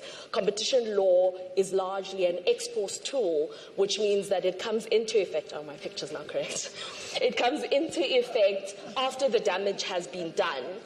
With only mergers and acquisitions, as well as the inquiries being more forward-looking. So when we think from a broader industrial policy, and it's great that the DG is sitting here with us, we really need to think about how we bring the various industrial policy tools together to support competitive rivalry in markets so that we can see the greater participation as well as competition that we seek in markets. But focusing now a little bit on the abuse of dominance amendments. So just quickly, the trends that we've seen with abuse of dominance cases before the amendments, I think, so between 1998 and July 2018, when the second version of the bill came out, there had been 23 abuse of dominance cases that had been referred to the tribunal. Now, of those, 12 cases were actually had determinations by the competition tribunal. Some were settled and some were withdrawn. But only 5 of those decisions held because the others were overturned by the competition appeal courts. So when you're then thinking about what was our record as South Africa as really engaging and grappling with abuse of dominance, I think you can say that it is clear that there was room for improvement. Why do I say this? If you look at the levels of concentration in the market and the incentive that is there for the firms that have market power to abuse it, as well as when you compare us to other countries such as Chile, who had done 57 cases, even though they're 4 years younger than us. It seems that our experience was peculiar, and there was something there that we needed to be able to engage with. Now, there may not be agreement in the room on what exactly those changes were, and you see it also in the different versions of the amendments that came out around the backwards and forwards around, do you have one exclusionary conduct, with a description of potential conduct where you don't have to pigeonhole. And this matters because the pigeonholing of the conduct means that you can have cases that end based on a technical factor, whereas we know the harm is there and it has happened, but maybe it was just classified in one conduct and technically it is understood that it should be something else. So what's happened in the last 4 to 5 years? I think it's very difficult to have a full reflection of these 4 to 5 years. We must keep in mind we also had COVID in the middle of that, where the authorities' attention was I think, shifted towards the price gouging cases. Now, these were very important and were made possible by the kind of regulations that formed as part of the amendments. But they were for exceptional circumstances, and these are not circumstances that we see every day. So thinking about the day-to-day cases, I had a look, and I hope I haven't missed anything, but there have been 8 abuse of dominance cases that have been referred to the tribunal, 4 of which are exclusionary conduct. But the main changes that we saw were in price discrimination, in buyer power, as well as in excessive pricing. We've only seen 1 case on excessive pricing and 1 on price discrimination. I can't reflect on how then the amendments have made it easier, better, faster, more fair to be able to assess those cases, because we need to get those tribunal decisions to be able to make that assessment. So I think, from that perspective, I do hope that these cases are going to go through the full processes, so we can then conclusively say that the amendments dealt with the appropriate questions. But some reflection, one of the challenges that had already been identified prior to the amendments was just how long it took for an abuse of dominance case to run. This was sometimes up to 10 years. So is this going to be different with the amendments? Have the clarifications made things easier and clearer so that you don't need to go backwards and forwards to the tribunal on technical issues? It was also, it was also issues around, I think, we had the big excessive pricing cases, and the amendments really make a lot of changes with regards to the consideration of the structural characteristics of a market, which matters. But the amendments don't really change the precedent that exists. So how are we going to balance the now prima facie that's been introduced with the existing case precedent that needs to be engaged with? So I think will be particularly interested to see the first excessive pricing case, full-on excessive pricing case, of course, outside COVID, go forward. But as I said, I am now particularly interested in exemptions. And this matters because, as the IDC, we understand that in order for South Africa to see the development that we're looking for, we do need to move in a little bit of a more coordinated approach. We need to understand that we need to sometimes bring people together. We need to coordinate vertically in order to ensure that investments are aligned and are moving together. So this means that we need to be able to do this in a manner that does not violate the Competition Act. And so I think you'll be seeing us from time to time as we try to do these things. But important amendments, and I think I've seen some work and progress from the Commission side. The block exemption for SMMEs, I think, becomes quite important because it clarifies that small and medium enterprises can come together and collaborate, of course, within the regulations that have been set up. This is very important because sometimes the challenges that firms come up with, challenges related to competitiveness, can be better addressed through that coordination. And that coordination doesn't necessarily come at the cost of competitive rivalry in the market. And actually, in the long run, by those companies coming together and solving competitiveness problems, they can be more effective rivals to then the larger dominant firms. So this is something I think that is very positive. So to see those regulations come out, and I understand the Commission has already granted two two exemptions in that regard.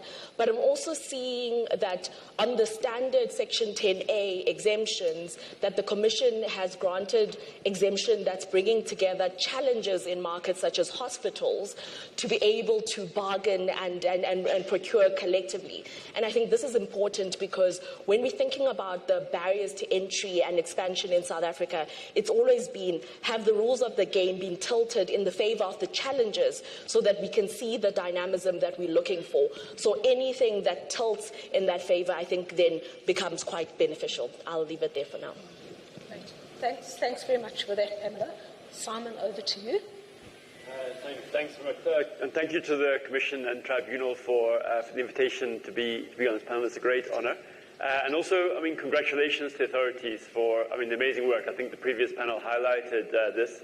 And in the context of the amendments, lest we forget it, the price gouging cases that were taken on, which I'm not going to talk about because, in a sense, COVID has passed, it was a really good example of the South African Commission and authorities leading the world. The UK CMA, with their 100 data scientists, etc., referred directly to decisions in South Africa when thinking about initiating cases. So sometimes the linen flows the other way. So that's a huge congratulations. We shouldn't forget that. I'm going to focus, though, on market inquiries, and I'm going to make, which I believe is a really important part of the amendments, and make basically three points, and hopefully we'll come back to other things in the discussion. And I should acknowledge that what I'm saying draws also on a chapter that I've co-authored with Rita Dasnaya and Thembekhosi Bonakeli. So it's a collective wisdom, I feel like, that's come into this. The development of market inquiries, I think almost in South Africa we're taking this for granted, but this is a groundbreaking international development. This is an evolution of competition authorities into markets authorities. It's fundamental. It's a fundamental change in what these authorities are doing, in addition to what these authorities are doing. It goes to the authorities' roles as expert analysts of markets. And I think it's really important then to reflect and learn from what has gone well and what has not gone well. And South Africa really is a leader in this area. The book that was written when we did the chapter was a book to provide inputs to the EU DG Comp on their inquiry powers, because they don't do these. And this was about learning from where they're done. There are other authorities that have been leading the way as well. In terms of then reflections on what we might have learned, I think there's some really obvious ones for those who are close to it, but I think nevertheless important to draw together. First of all, I think it's really important that the inquiries have a clear focus. There's a huge temptation for the person who's asking for the inquiry to ask for the earth, right? And this is not a path to a successful inquiry. We can give examples. That goes to framing the inquiry, and I think in terms of understanding what are the problems in the markets that you're actually looking at addressing. These are really simple and easy to say, but really difficult to do, and I'm going to give some examples. You need to know that there's data that you can get at that's going to help get to the answer. And this is where competition and markets authorities are really, are uniquely positioned, because essentially without data you can't analyze what the problems are, and you're not going to come up with good solutions. And in many, many markets now, because of the proliferation of private data, the data is actually zero cost to get because it's actually electronic, but the only authorities with the power to get the data are the competition authorities. Right? So there's a huge imbalance that has happened in public versus private data. Your stats authority basically knows very little. Right? The tax authority knows, but can't do it. Competition authorities can understand those things and can do that analysis. And then you need to think about what the possible solutions are. Because if you're doing it, it's a nice study, but you need to be thinking about what those solutions are. I'll invite you all to reflect in that context on what inquiries you think did go well and which didn't. I think the second point is that in considering the inquiry record, it's important to recognize that there's very different types of inquiries. And I'm not saying that one type is better than another type, but just that it's really important to think through what those types of inquiries are. And I've got three categories of types of inquiries that I think we could use, but there may be other categories. One is you've got this interface of regulation and competitive markets. So you really want to understand how the regulations are working well or not well. And this is where competition authorities working with policymakers, regulatory bodies, can get the data to really understand how we might improve regulation. The remedies may be outside the authorities, but the expert analysis of those markets, and certainly the markets that are an interface of where there's regulation and lack of regulation, is a really, really important area. But sometimes people say you should stay away from it because it's regulated, but lots of those markets are not regulated. So I'm saying this is a good thing to do, but you need to have that backup that the regulators are going to act. A lot of the inquiries in South Africa fall into this category: telecoms, transport, banking, healthcare. I think some of them have worked well, some of them have not, in terms of delivering outcomes. The second one is maybe what most people have thought about under inquiries. It's dynamic sectors. The sectors are changing so quickly. This is with digital platforms, obviously, but actually not only digital platforms. I'll give a couple of examples. You need to evolve rules on the hoof. And inquiries are good for that because you can get data. And the online intermediation platform market inquiry is an exceptional example, I think here, of doing this, learning from other inquiries and coming up with answers, priorities, etc. My second area of dynamic sectors is around green industries, because we have to change industries quickly. And those changes are all going to work through markets with some measures of regulation. How are we going to work out what those things are? All the interests are obviously lobbying. This is not a criticism of them. That's what you expect them to do. Who's going to find out what's really going on in those markets? Who's going to get that data? So there's an opportunity for the competition authorities, Competition Commission here, to really step up and look at those. The UK authority did it. They said, hey, electric vehicles require charging networks. And Tesla's invested in all the charging networks along the motorways. This is a problem for adoption of electric vehicles. They did a market inquiry into charging networks for electric vehicles. Came with recommendations, we've got to open this up, otherwise people are not going to adopt electric vehicles. I don't think that's the priority for South Africa. For us, it should be more about things that are relating to transport of green ammonia, of renewable energy feeding through to industries adopting changes. That's a regulated space, very messy regulated space, and a market space. I think this is the kind of dynamic sector. That's our second category. And the third category is where you've got market failures, a multidimensional market power and vertical integration, where there's really bad outcomes in terms of exclusion and vulnerable consumers being harmed. You can see really bad outcomes, but it's the outcome of mutually reinforcing types of factors. And there haven't necessarily been so many of those types of inquiries here, but the UK has done a series of inquiries looking at vulnerable consumers, typically low-income consumers, who are getting ripped off badly in things like insurance markets, care homes, this kind of thing.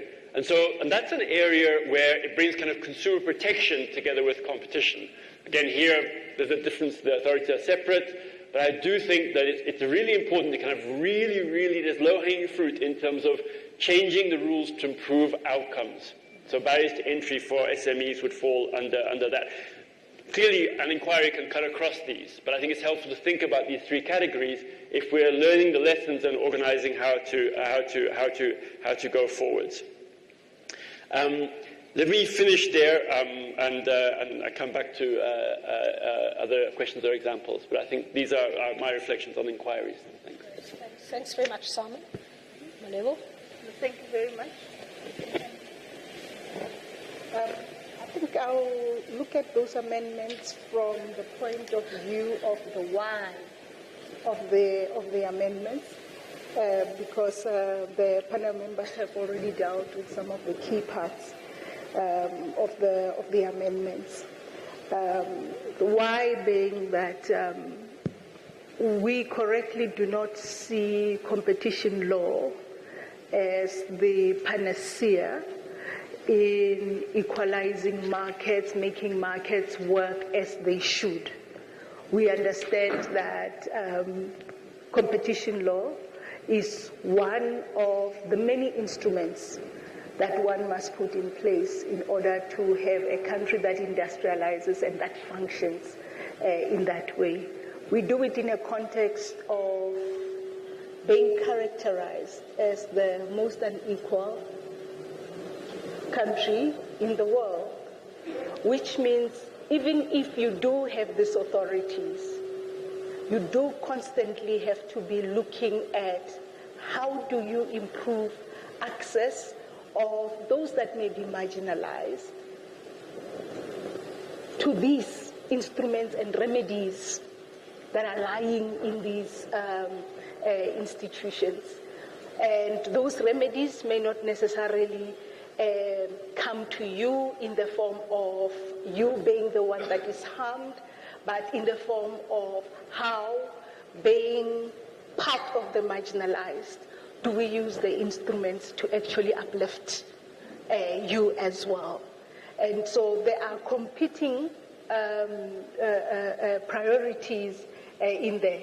The priority of transformation, because we do have to transform; empowerment, because we do have to empower; industrialization, because we do need to industrialize as a pathway to our growth. And those are the big policy pillars that in part informs how we then go into the competition law and open up portals that even if the very marginalized can't get inside, the outcomes of what happens in those institutions touch them. And you will see that in the way that certain of the transactions are negotiated. I've been criticized about how difficult the negotiations have been, how they've dragged out, and various other things. And yes, industrial policy is an activity of learning by doing, but at least do. And with these amendments, what we started seeing government do is government doing. And some of the big things that came out is that you had SMMEs that then benefited from essentially transactions that otherwise could have happened without them being the beneficiary of those transactions. And you had employees who would have moved from a place of peril on whether they will continue to be working or not based on what would happen with an M&E transaction, to a place where they may be able to now get a stake in the company as shareholders. And those are the big policy priorities that these changes were seeking to target. And yes, they are guided by the department, pioneering, as many have said. And in the way that they were implemented, sometimes it was a difficult implementation, but we have learned from it. We have learned what makes transactions work. We have learned how to protect even the interests that you may get out of a settlement of a transaction, including the fact that having an agreement on its own doesn't mean that these benefits will flow directly to the target market. You do actually have to manage these things actively beyond the transaction itself. And the other important lesson is that we must be agile, because we are concerned when transactions fall through, and the effect of transactions falling through is that some of the companies then kind of just vanish from the economic map, because now that's a perverse outcome that one wouldn't want to see. And it then also undermines what we want to do from an industrialization perspective. The other area that we are still thinking through, how does it come in terms of some of the portals that competition law opens for us, is transformation, not just about the SMMEs, not just about the workers, but how do we start transforming spaces? How do we start bringing even new innovation at the back of competition law. Not necessarily saying competition law itself must give us those outcomes, but we are saying it must be an important part of the toolkit that brings those solutions in. And you will see in all the various amendments that there is color of that emerging, and because the amendments themselves are they're not 5 years or so? They're not very old, and some of them came in stages. The review of it will have to also take that into account, including the disruptions that came in. But I think the most important thing is that competition law is not the end and be all. It's part of an important process of a toolkit for industrialization. And for many of our counterparts, including on the continent, we need to look at it in that way. I was saying to the competition commissioner that interestingly, when we go to the continent, and now I'm wearing my normal hat, is that we go there with what is essentially large companies. And I'm asking her, these things that you're... Thanks, Chair. I don't have a question particular, but I just want to challenge in a very polite and diplomatic way the analysis that was made earlier about the competition the measures being the only merging parties being the only affected by the transformation policy that is being implemented through the industrial policy. And I think that is not true and also not fair.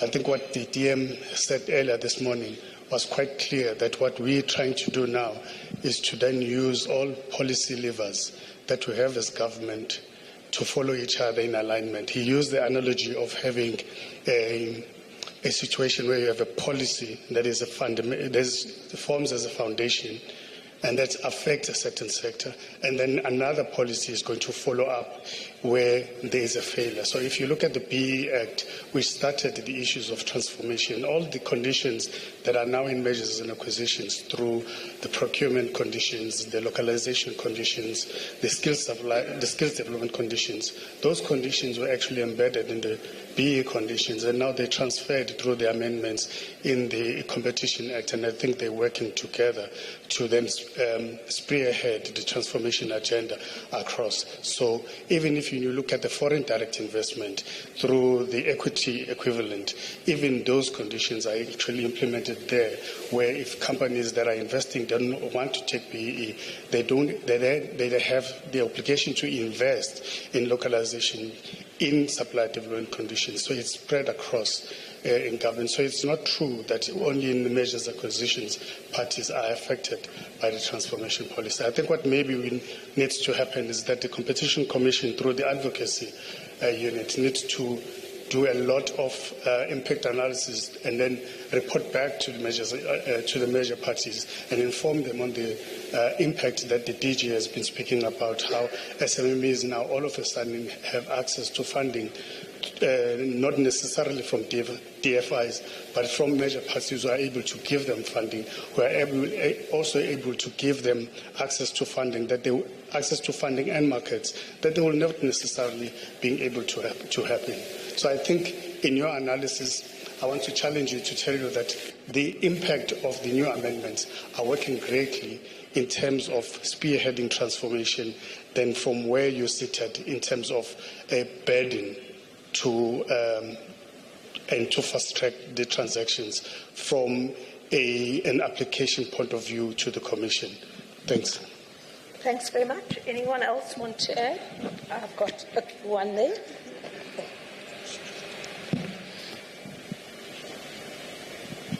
Hi, everyone. Bumi Chabalala, Commission. I have a very basic question. I'm taking advantage of the fact that we have some economists on the panel, and I didn't do economics. I'm a lawyer. But I'm struggling with a concept that, by principle of logic, I'm struggling with a particular concept that I'm not sure we're interrogating enough. Part of the purpose of the amendments was to assist in the process of deconcentration. And leaving aside abuses, I am curious about the extent to which merger control, where the jurisprudence tells us that first of all, merger specificity is very important, and we have a system that is fault-based or harm-based. Remedies are not imposed unless there is a preeminent harm, leaving aside 3E. How is it that a merger can assist in deconcentration if what we're always doing is remedying an SLC that's based on a prospective transaction and bringing us back to zero? I don't know if I'm asking the question clearly, but I'm just curious about the extent to which merger control can be used to deconcentrate, not just what we hope it would do, which is not increase concentration, but reverse concentration. What is the role there? Thanks very much. So, without any other questions, you're welcome to respond to each other as well. Maybe we can just comment, Daryl, there was a shot fired at you, and then whoever else wants to answer on the issues of concentration and mergers. I see Simon. Yeah, so Daryl and then Simon.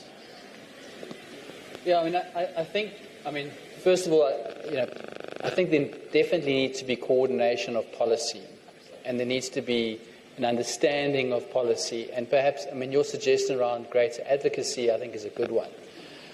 But I'll give you examples from a practitioner's perspective. We often get asked, especially by international clients, we see that the Commission has BE requirements. Are there two pieces of BE legislation in South Africa? Because we know there's also a BE commissioner that we have to deal with, and there are requirements that we have to deal with. So just from that perspective, we also see, particularly around charters, particularly around departments that want to achieve their own transformation objectives, we sometimes see clashes between what the Commission feels is really important versus what the particular government department feels is better for the industry. So we don't see always the alignment, and certainly we see some conflict. So, I invite you. I think the advocacy point is very good. I think there needs to be much greater advocacy and transparency on how all of these objectives are being coordinated and implemented, because I think we all accept that transformation is important. We all accept that concentration is a problem. And of course, it's how we achieve that, and how we achieve that in a coordinated fashion is really important. Thanks, Daryl. Simon? I just want to come and talk a bit more about the challenges of transformation questions in the context of the role of the competition authorities.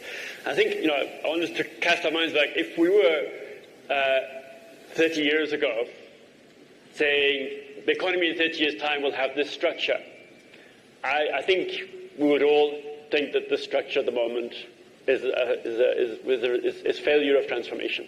Okay? It's not society sustainable. It's really cannot say that this is there's been marginal improvements, right? Just in terms of the facts on the table. So I think we really do have to go back to the drawing board and think harder. This is not a criticism of putting transformation through mergers, but if I'm a dominant firm that's not merging, I'm not touched by that, right? I'm not touched by that. And I think we can think about what lessons are we able to take. So this work, and this is talking to work that Creda's done, Tamdorina, etc. have done. This is not just the research that I've been involved in, but some very concrete examples. We're focusing on particular areas such as access to finance. But if you're financing an entrant in a sector with a vertically integrated dominant firm, you're financing the business to fail, right? And you're actually going to have a negative impact because people are going to say, why should you have finance, right? You've got all these finance. And so you've got to address the abuse of dominance or the concentration through inquiries. And I'm saying you can also address it through inquiries. If you don't do that, that is a choice. And our provisions on abuse of dominance in 1999 were weaker than the European Union's, right? And that was a deliberate choice because the initial draft was stronger, had divestitures, etc., and the law that was accepted came after the fall of the Rand, and business confidence was at risk. So it was a choice made at the time. But it's important to go back and say that choice was made at that time, and now what we're seeing incrementally through the amendments is actually bringing back to that. But I think we should have a more holistic view potentially of this. Let me give two concrete examples which draws on a barriers to entry book that you can find, HRC Press, Villakazi et al. So there you go, search for that. We looked at beer, Soweto Gold, black-owned brewer, master brewer, trained at SAP, brewing in Soweto. Couldn't get finance here. Why? Because everybody said, hey, we're going to waste our money if we finance you, because the market is controlled. Finance in Europe, entered, grew, failed, acquired by Heineken. Why did it fail? Well, competition is part of the story. It's not that there aren't other parts, but competition is part of the story. It's easier to brew for draft. Draft means you have to get on the bar top. Exclusivity around draft in taverns. There is no route to market. No route to market. Right? Singapore opened up, Singapore of all countries. This is not a country worrying about the inequality issues. Opened up draft. And there's a decision that they made, a settlement. That's one thing. We would only do that if there was a merger. If there isn't a merger, we're not addressing it. There were steps taken in Coca-Cola, for example. Supermarkets, the grocery retail market inquiry, that's a critical route to market for small businesses. If you can't get on the shelf in the right place, doesn't matter how good your product is. Doesn't matter how much finance, how much training, capacity building, you won't get on. We've not gone for a code of conduct around opening up supermarket space. We went for a remedy in a merger of a company which is a really small part and now not even in the market. If anything, that company has learned about effective strategies from our supermarkets, right, and taken those elsewhere. So there's a grocery code adjudicator model. Namibia has one. Zambia has a voluntary model. The UK has it. Germany has a variation of it. We have not gone down that road because we're looking at the buyer power, discrimination, and they may work. But I don't think we have the time, because those cases will take a long time. So I'm not against the provisions, to be clear, but I'm not sure if that's the answer. So I would urge us to put a lot of concerted energy in this, and I think inquiries are one tool in the toolbox, but also thinking about complementary policies, etc. Do you want to speak on it? Anyone from the panel want to speak? Because there was one more question that I need to take, but you've got first dibs if you want to say something. Sure. So I think there was the specific question around to what extent do mergers deconcentrate. If you look at the work that the Commission has been doing on the levels of concentration in the economy, they show that these have been increasing over time. So I think then the work to ensure that mergers aren't increasing or further exacerbating that trend is important work in and of itself. And we should, I think, acknowledge that work. So that is important work to link to it. Something I wanted to add, I think Simon mentioned something earlier around how we should be thinking about the green transition and the implications for the way that our law is structured. So one of the challenges that we need to grapple with, and this is not just South Africa, it's the whole world, is you need to transition your hard-to-abate sectors, which tend to be in industries with economies of scale and dominant firms in South Africa. And then there's the new industries related to EVs and some of the products linked to renewable energy, etc. So as the IDC, we need to balance supporting those industries and hard-to-abate sectors to transition, because without that transition, then the economy further deindustrializes. How do we think about it in such a way that it doesn't cause the same kind of questions and the same kind of cases that the Commission was dealing with in a few years, in exactly the same kind of industries, actually, because you're talking about chemicals, you're talking about steel. These are the sectors that you need to grapple with the question is. Now, what other countries have done is to have this fine balance of industrial policy and competition, where industrial policy, they lean into industrial policy in building capabilities, which is to what extent what we need right now. We're rebuilding those capabilities. But we also, I think, from a finance perspective as well, need to think about not only funding those same companies, but thinking about where are the opportunities to fund competitors where possible. But as Simon says, I mean, just financing is also not a silver bullet. You know, all of these things really need to come together to be able to deal with that. But the competition law to date has struggled to grapple with the concentration traps, which is around once industrial policy has supported a company, then now it has market power. The competition law has dealt with these discrete conducts at various levels and not really considering that once a company has market power, it can leverage that market power from the one product market to another product market. And we've seen this in the cases that have come before the tribunal and the Competition Appeal Court before. So how then, from a competition law perspective, are you preparing for that? Of course, we can do our best in terms of the coordination to avoid it, but there are instances that are going to arise. So is competition policy fit for purpose for those coming challenges? I mean, I think there's a lot of work and a lot of discussion around what's happening with digitalization, but there's engagement of that. We also need to be thinking and planning around the challenges that we're going to face going forward. Thanks. Can I just address the question around backward-looking mergers quickly? Okay, we'll do that, and then I'll take the question next. So I think there are some tools that are available to deal with this. I mean, yes, it is a problem that you're faced with the transaction. Let's say you prohibit that transaction, but it doesn't deal with the concentration that already exists. Well, there's a couple of ways of dealing with that. One is, of course, you could have a regulation that says small mergers in the sector need to be notified to the Competition Commission, because in that way, of course, you don't create the structural problems in the first place. So you force those transactions to come before the authorities. That deals with that creeping merger problem.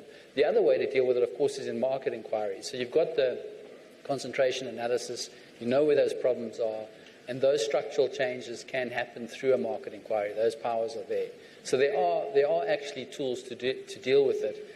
It's a question of which avenue is adopted. Thanks. God, I don't know who on the right, I didn't see the hand. I apologise, and I was told there is a hand.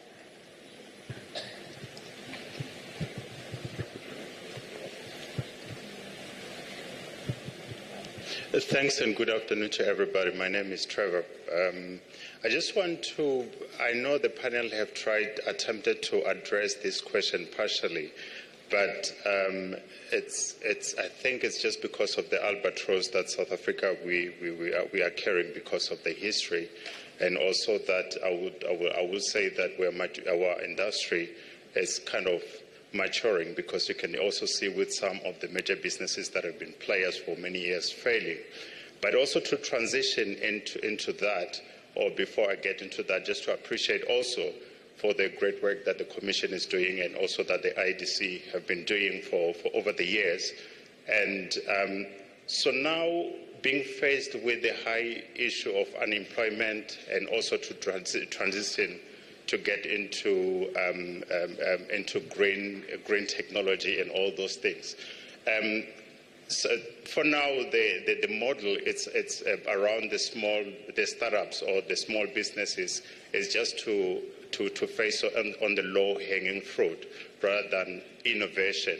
So what is IDC's approach to bridge the gap between the small businesses to be encouraged to get into innovation rather than to focus on the low-hanging fruit? The low-hanging fruit, what I mean is just like, say, a big player, they have a small a tender, and then this small business just like focusing on just to get that tender. That doesn't really necessarily grow the skill into the country and also promote innovation. So I'm interested to hear from IDC's perspective, because one of the danger, if ever that doesn't get resolved, that means all the problems that we've been carrying over the years, they will perpetuate. And also the issue around merger and acquisition of the big players, the monopolization, unfortunately will still perpetuate. Thanks. So, Pamela, I'm going to give to you in a second, but I'm just going to sneak in my question as well, and I'm going to ask Malebo. With the 7th administration, are the priorities and the changes that were recognised and set when the amendments were made still valid today? Would you be seeing a change in policy direction? Or from the successes that have been had, would you want to see greater implementation and greater coordination? I'm going to ask Pamela to speak, then Malebo, and then I'm going to give each person 1 minute in closing, if there's anything that you want to raise in closing.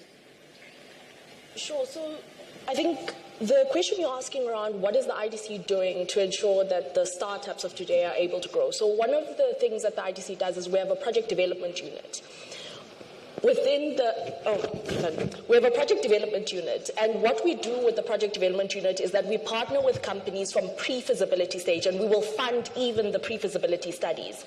And we'll walk the journey with them until they get to a level where it is bankability and they can access other types of funds from us. Now, I think this particular unit was opened in 2020, 2021, and just this past year, we graduated 3.7 billion rands, not dollars, billion rands of projects. But we also have 69 billion rands worth of projects in the pipeline. And this includes projects sitting in green hydrogen, and this is not only big companies, it's companies of different sizes, also innovation in terms of the kind of new and growing industries that we're going to see in the future. And I think that's a way that we think we're able to make really impactful change in the dynamism in the economy going forward.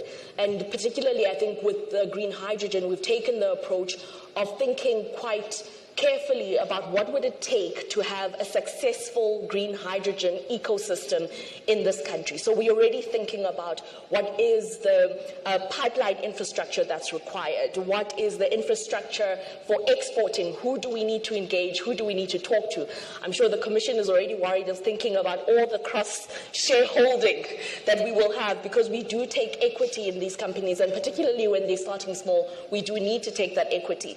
And now we will follow all the guidelines and walk that path. But this is an important role that I think we need to play to ensure that come 2050, come 2070, when we're reflecting back, you have competitors that you can still engage and discuss about. Now, I think on the issue of coordination, that's an issue that even in this administration we'll probably have to continue to work hard on, and ensuring that when managing these transactions, there's a level of certainty that is provided to really, I can hear myself. Oh, there are other people who can't hear me. All right, sorry. So I was saying that coordination is it's very important within government, and then the second thing, also acknowledging that as we manage, I won't even want to say manage, as these transactions go through, that criticism about just investor certainty, people understanding and knowing what's going on, the turnaround times, all of that, we'll have to get that bedded down. It's just important when you're managing an economy that certain of those things are in place. Now, on the issue of the priorities of this administration, all those amendments still fall squarely within the priorities of the administration. In actual fact, there may be a little bit more that may need to be done, but maybe not for this conversation. So the issue of industrialization, important, transformation important, and all of that needs the economy to grow. Making sure that we've got actions, activities in place, that the economy continues to grow is also an important priority. And it comes at a point where we are actively now encouraging the implementation of the Africa Continental Free Trade Area. And that on its own is going to introduce new things also in the competition landscape, that I hope as these many tracks keep growing, that we do find these parallel lines coming together, so that we don't do one action on the one side that undermines what we want to achieve on the other side. Then I think my last point would be that all these global changes that we are seeing, including on greening the industry and the work that we have to do there, is also coming with some interesting aspects dealing with competition, but also from a trade perspective, where trade law and trade practice is used to undermine the other, but under the guise of environmental protection. And when I say there will be more things that we would require even from the competition side, is I'm sure there is a role for fair competition as we are all looking to have a sustainable world that is clean. And when one country on its own decides that they will impose measures that are, in our conversation here, uncompetitive, then it challenges how far competition law will have to go to now start dealing with those new challenges that are arising. What I'm not saying is that we don't all have a responsibility to a cleaner world, but that responsibility to a cleaner world can be a guise to bring into place uncompetitive behavior, which is what we are seeing with some of the areas. It's a thing that our competition experts will have to think about, because we always think about it in terms of trade rules. But I'm saying no. In some instances, it's people abusing their market dominance. Thank you. So already we've recognized that there have been huge achievements made, that the South African competition authorities stand internationally as an example for others. You're pioneering, you're efficient, you do amazing research and amazing work. While there have been the very good, Daryl had pointed to the numbers, there's more to do.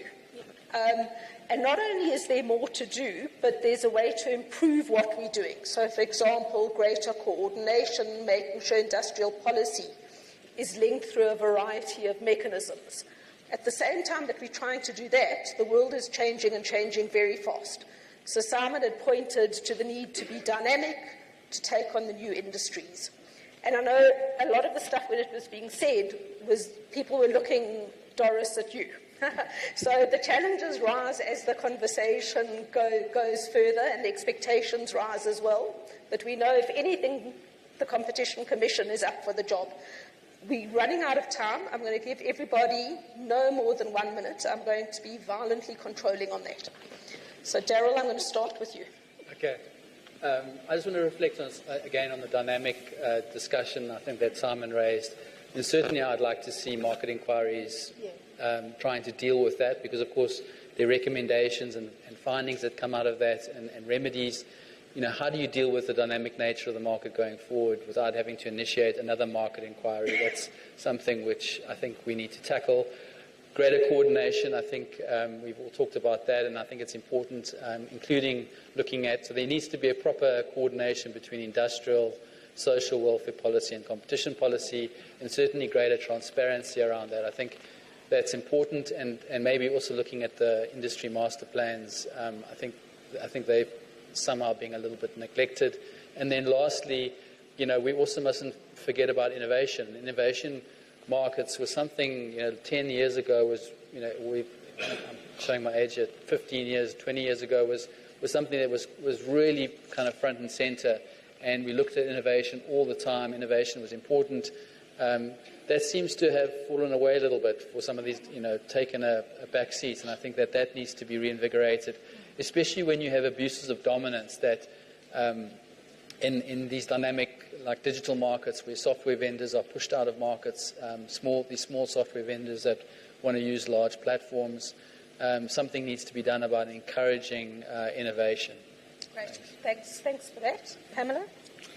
What do you say with just 1 minute? I think some of the challenges that the competition authorities have been grappling with over the years, particularly with regards to the upstream pricing of firms as we try to change the structure of the economy and build capabilities down value chains, is something that I think we haven't quite succeeded at and we need to grapple with. And then, of course, from our side, it would mean that funding more firms down those value chains. But what we've certainly found with some of our business partners in this, without resolving that critical top part around that input pricing, these companies then struggle to succeed. So as we really think about where we're going to be able to see the kind of jobs that we're looking for, the kind of really significant increased participation, it will tend to be in those downstream diversified firms. So the prioritization that the Commission had to really think about how to grapple with that question of upstream pricing is still a challenge that I think the authorities need to engage with. Thanks. No, thanks. I think my parting shot to the Commission would be thinking about how they improve access to their remedies, to their capabilities, to enterprises that are suffering from these various abuses, but they don't even know that there is this place where they can get this assistance. Balancing that with the good work that you're doing internationally, the groundbreaking work that you are doing in the field, but really breaking the walls of inequality in South Africa, including the inequality of access to services that bring a lot more fairness in the way that the market runs. I don't know whether this is something you're thinking about, but I am sure it's something you must think about. Otherwise, you're regulating for a very small, maybe large financially, but small part of the market, and doing yourself a disservice in actually being an important part of transforming the society. Thank you. Thanks. Cool. Last thing. So just two cautions. So we're saying this is great that can come out of market inquiries. There are two things I think could mean that this could fail. One would be if the authorities aren't able to invest in the data science capabilities. So not necessarily 100, but you've got to have the capabilities to get data and analyze it. That has to happen. Otherwise, you're setting the authorities up to fail, whoever's doing it. The second thing is overloading the inquiries with all sorts of wider things which are all relevant and important for the economy, but it's not, you're just using the tool to its best effect. And if we do that, then I think we're talking about opening up markets. We're not opening up markets to help more participation just for the sake of it. I'm talking about investment, productivity, and growth. This is a growth and reindustrialization strategy, right? It's opening up these markets for that creativity, not deciding who's going to play in that, but opening it up as a growth and reindustrialization strategy in a very focused way. Right, fantastic way to end. Thank you very much, panel. Thank you for the questions. Super.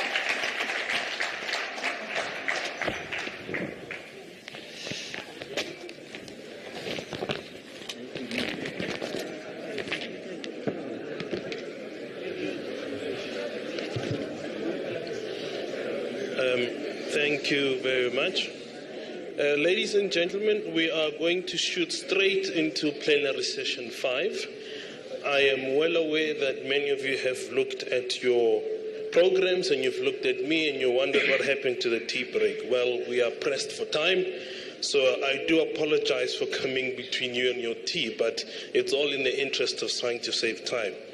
So we're gonna move into plenary session 5. And can I ask those who are participating in that session to come forward?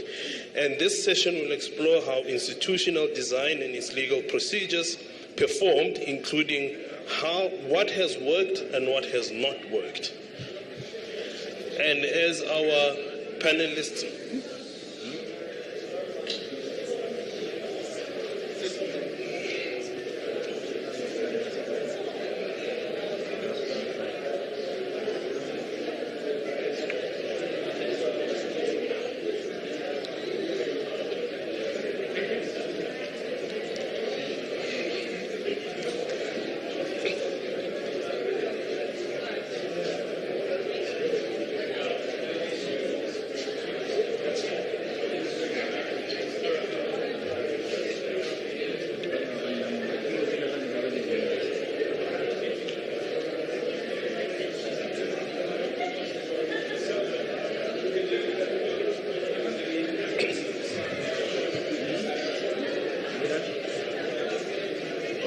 Thank you.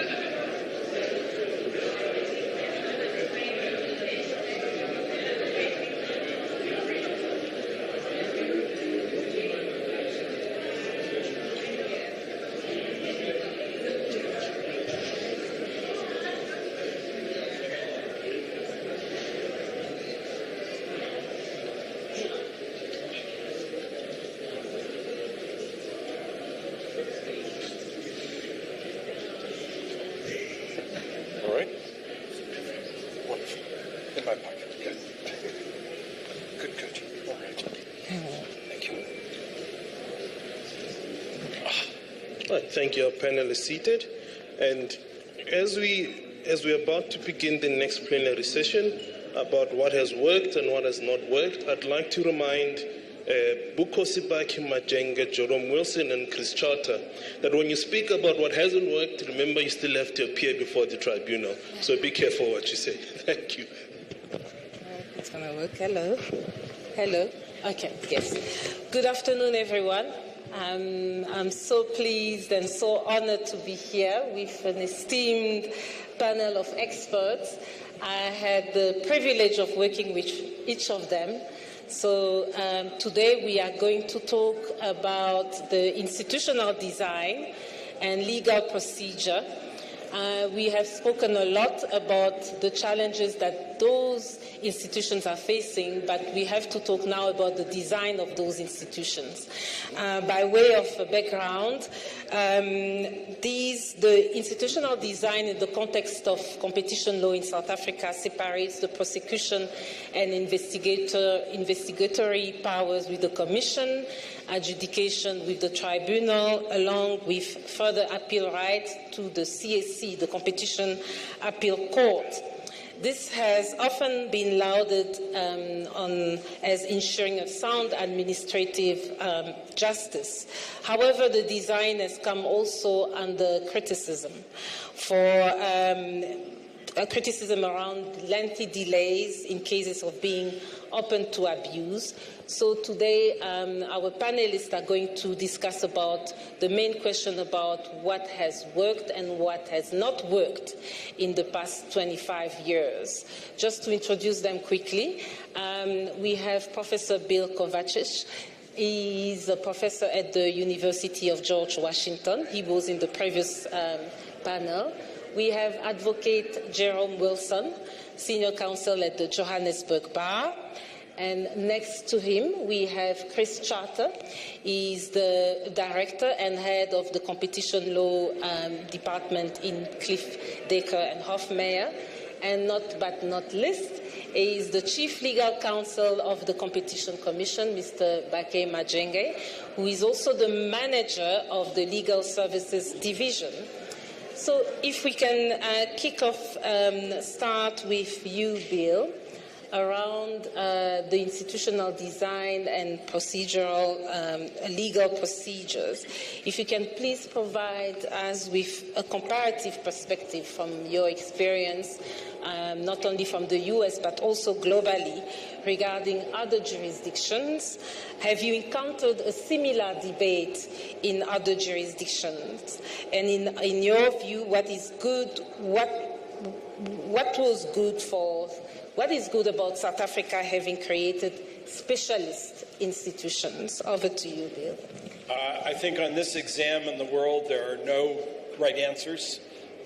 And the debate goes on over how to make the trade-offs that are that accompany the design of the adjudication, the prosecution process. Should you combine functions in a single agency? Should you combine prosecution and adjudication in the same place? There are expertise and efficiency gains in doing that, but you immediately buy yourself a big confirmation bias problem that raises questions about the sensibility of the decision to prosecute as well as adjudicate, unless you split those functions up internally. Should you have specialization or not? Specialization gives you the dedicated examination, repeated exposure over time to specific problems. It depends crucially on having real specialists on the court. It depends on whether you resource that court appropriately so that it can handle the volume of matters that are coming to it. But I'd say internationally there's no consensus about how to do this. Indeed, if you look at the 140 plus jurisdictions that have competition law systems, you have a broad distribution with, I think, the administrative model that combines the functions being the most popular, but not by a dramatic percentage.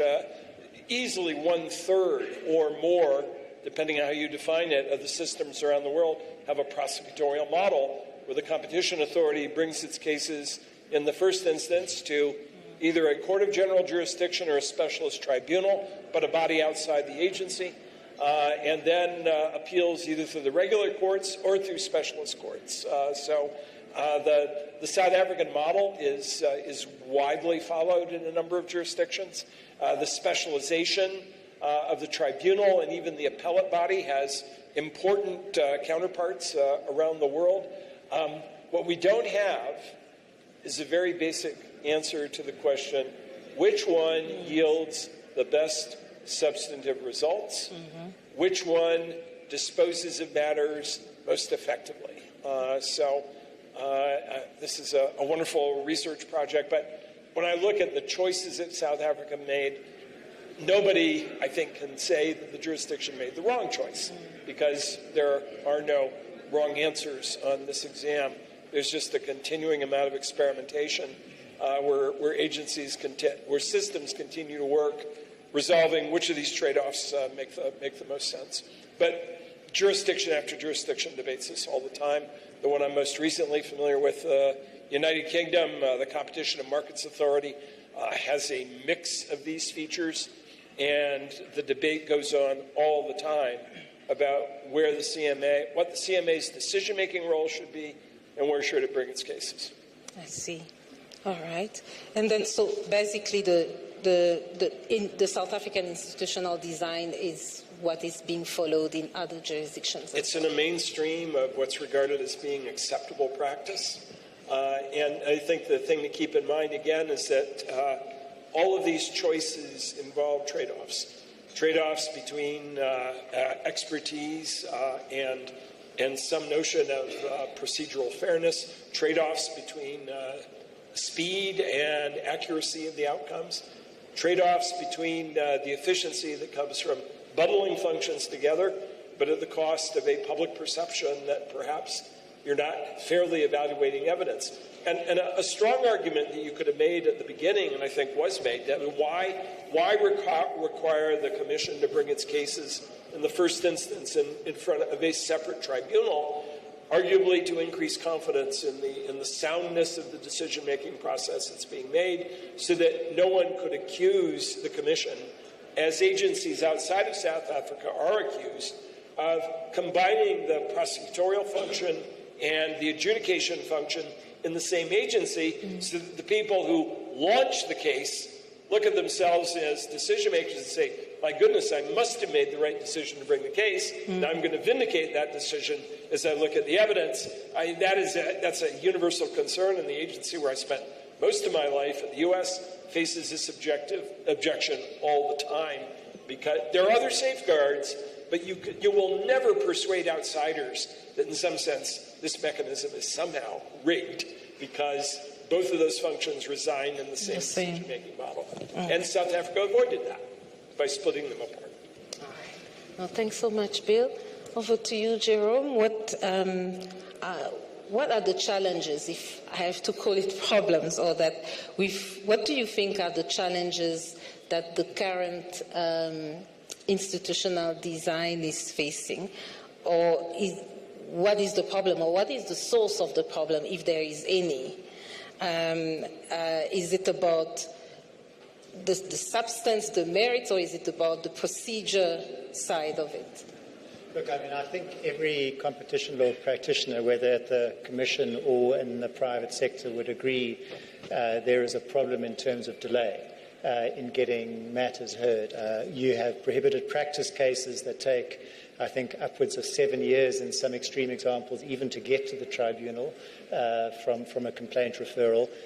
You have mergers which can take 3 years from notification to be heard in fast-moving markets. That's not good for the merging parties. It's not good for the Commission. And so we are all trying to find out ways to expedite all of these matters. The question, I suppose, is what is the source of the problem? Is it an institutional design problem? Is it a resource problem? Or is it a case management problem? Now, one thing perhaps to say immediately is that delay is not an issue which is specific to the South African competition authorities. I got in an email from the Deputy Judge President of our local division 2 months ago, a notification that to get a commercial trial going in the Gauteng division is going to take you over 2 years at this point. To get an RAF matter to trial is going to take you close to 5 years in the Gauteng division. So there are problems all over the system, and again the question is what is the reason? Now in the High Court system, resources is a big issue. We heard Bill saying earlier that resources are an issue wherever you go in the world.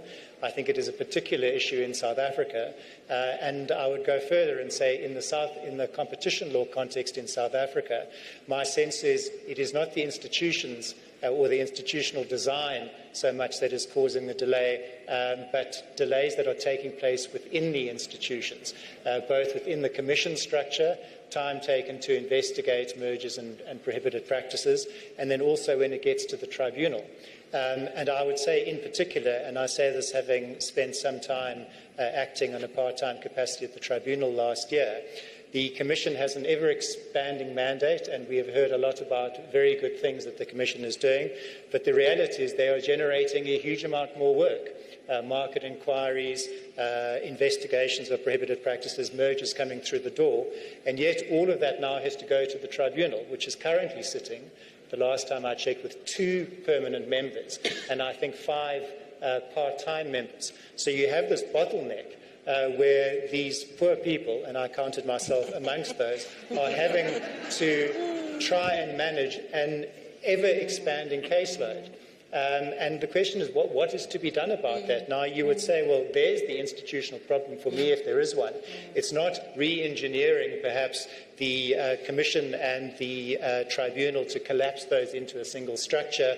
It is perhaps to try and find ways in which either to increase the capacity of the tribunal or to somehow streamline the workflows that are coming through from the Commission to the tribunal and the way in which those matters are being heard before the tribunal. And perhaps the last thing to say in the context of this question is the tribunal was, I think, initially conceived as more of an inquisitorial tribunal. But very early on, and I say this with love to my brethren, it was captured by lawyers. And it has turned itself into a highly litigious adversarial trial process with all of the complications and delays which come with that and all of the opportunities from both sides, frankly, to delay the process. And I think if there's one thing to be thought about is how the process before the tribunal can perhaps be made more inquisitorial and less adversarial without compromising on things such as procedural justice. But I do think that as things currently stand, the system is breaking because the tribunal is being asked to do too much, and the way in which it's going about that simply means that you're getting an ever-increasing backlog of cases. Yeah, I see. And then taking from that cue, Chris, how have your experience been as far as the separation of powers, if you can call it like that, have been the Commission with the prosecutorial powers and then the tribunal, the checks and balances at the different levels of authority, achieving an efficient institutional system? We heard what Jerome has said, and maybe to take from what he has explained. Thanks, Amy. I see our numbers are a little bit denuded, but pleased to see that we've separated the wheat from the chaff, and it's only the smartest and the most important to who are sticking with us. You meant it, eh? Yeah. So, I mean, look, you can call me old-fashioned or even counter-revolutionary, but I quite like separation of powers. I quite like the rule of law. I quite like checks and balances. I will live with an adversarial system and the rigor it brings, as long as it's infused with a healthy dose of inquisitorial powers and a strong tribunal who can descend into the arena at the appropriate time. Ultimately, I think it leads to better decisions and more correct decisions. I think it's a having also done some work in other jurisdictions where there's not such a clear path to appeal, that creates problems because those decisions will still be appealed. You just don't know quite where and how, and you're not entirely sure that you'll have access to a purpose-built decision-making body like the appeal court or the tribunal. So I think there's a lot to recommend our system. There are, of course, drawbacks to that. There are pain points and there are trade-offs. One of those is going to be the possibility of in fact, maybe the likelihood of some Stalingrad tactics, using the process to delay. But I think that can be addressed, through perhaps stronger adjudicative bodies in some way.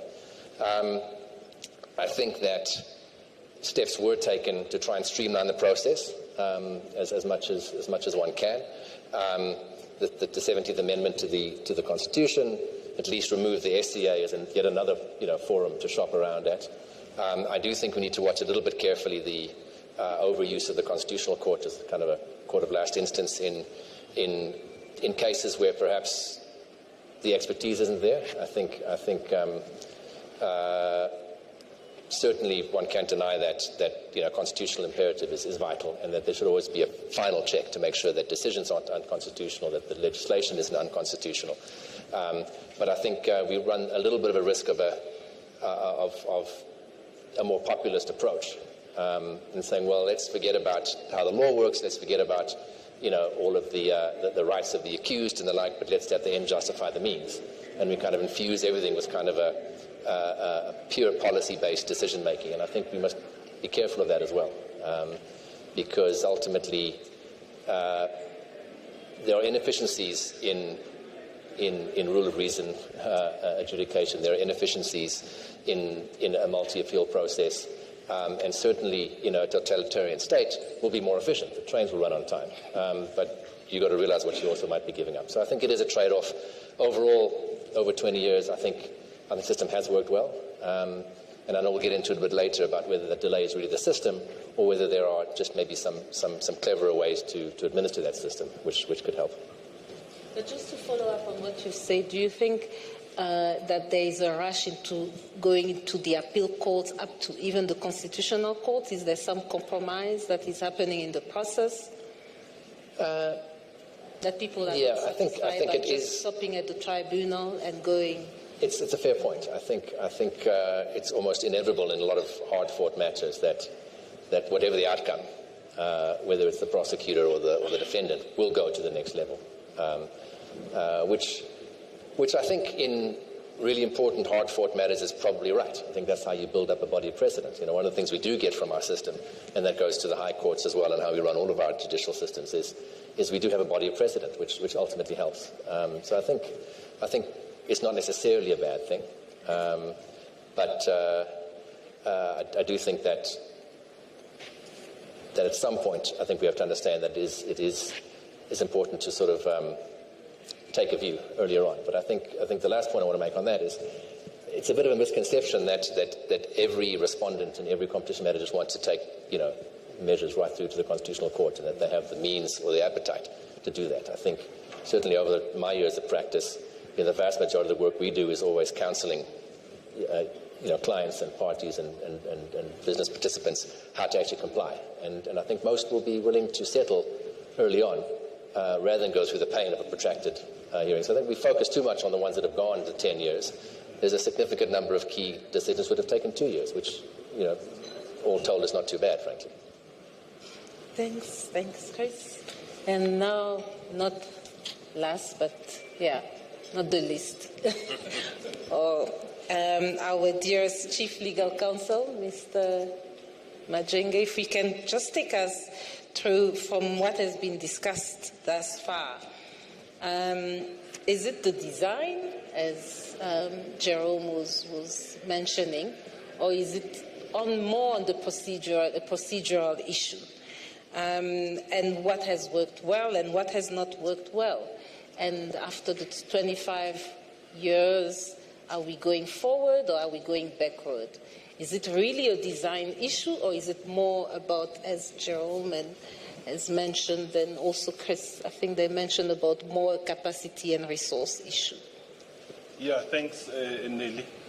I think the issue of the division of jurisdiction between the Commission, Tribunal, as well as the Competition Appeal Court, I don't think there can be any contestation or quarrel with that framework because it provides for checks and balances. So if we are to use a matrix that looks at checks and balances, certainly the model does tick that. And as Bill has said, if we look at specialization, the model certainly has achieved specialization. Procedural fairness, the model ticks that box. Accessibility of the authorities, the model certainly ticks that box. Of course, I think the difficult one relates to expedition of process, which Jerome talked to. Currently, we have about 31 active cartel cases and about 10 abuse cases. But that is not the end of the tribunal's role, because there are also interim relief applications, there are measures, there's also rights and mice litigation going on there.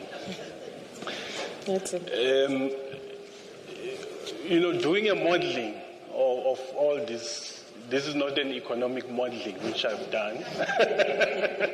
It's a legal modeling based on the past trajectory of these cases. All these cases are likely to be concluded at least in 2035, if we are lucky. Yes. 11 years. Yes, on the current trajectory. And as Jerome has said, by and large, these cases, on average, they take 5 to 7 years. The prohibited practice cases. But I think it does talk to a number of problems in the system or in the model, because we don't see that stickiness when it comes to mergers. Yes, to some extent, there are exceptional merger transactions which do take time, but we don't see the same stickiness, broadly speaking, when it comes to mergers. But when it comes to abuse cases, we see heavy stickiness there in terms of the movement of cases. Of course, I do agree that it's a panoply of factors that certainly have contributed to this. But one of the important factors impacting on the stickiness in terms of the progression of cases is definitely the Stalingrad strategy or legal gaming. Who's using it? Legal gaming. I mean, we took 10 years to finalize the CompuTicket case with Jerome leading us as our counsel. We faced a review application in that matter that took years before it could be concluded. So what's the point of reviewing a decision to refer a complaint to the tribunal when you still have an opportunity to answer the complaint on the merits? So I think the Stalingrad strategy, if of course we are going to do some kind of a modeling exercise, I think the Stalingrad strategy would probably contribute about, I would venture to suggest, at least 60% of the stickiness in the litigation process. Of course, there is the issue of, as Jerome has pointed out, the issue of the tribunal's capacity. I mean, the tribunal currently only has 3 permanent members, and the rest of the members, such as Jerome, are part-time and have their own practices and are not always available. So it is simply not humanly possible for 3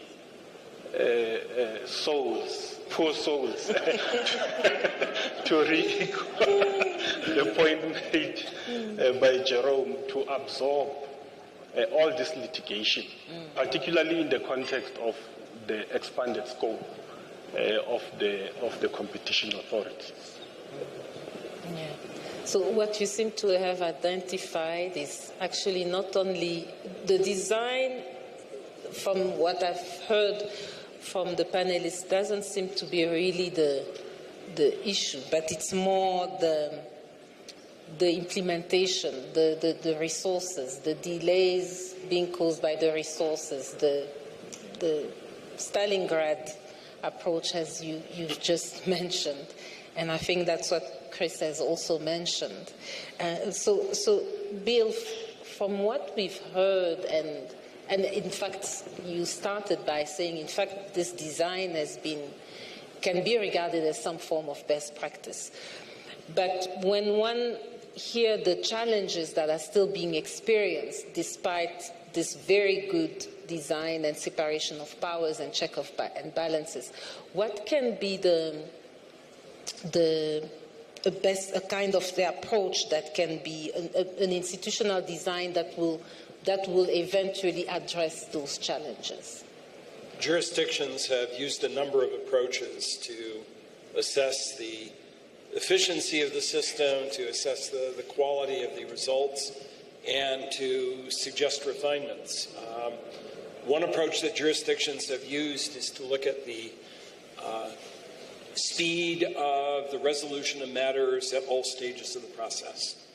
To do a deep examination of how decision-making takes place in the agency. That is, if you look at this as an interrelated, complete system with a phase of investigation and prosecution, resolution in the first instance with appeals, you can look at each of those and ask, why does it take this amount of time to go from the initiation of the inquiry to the final result on appeal?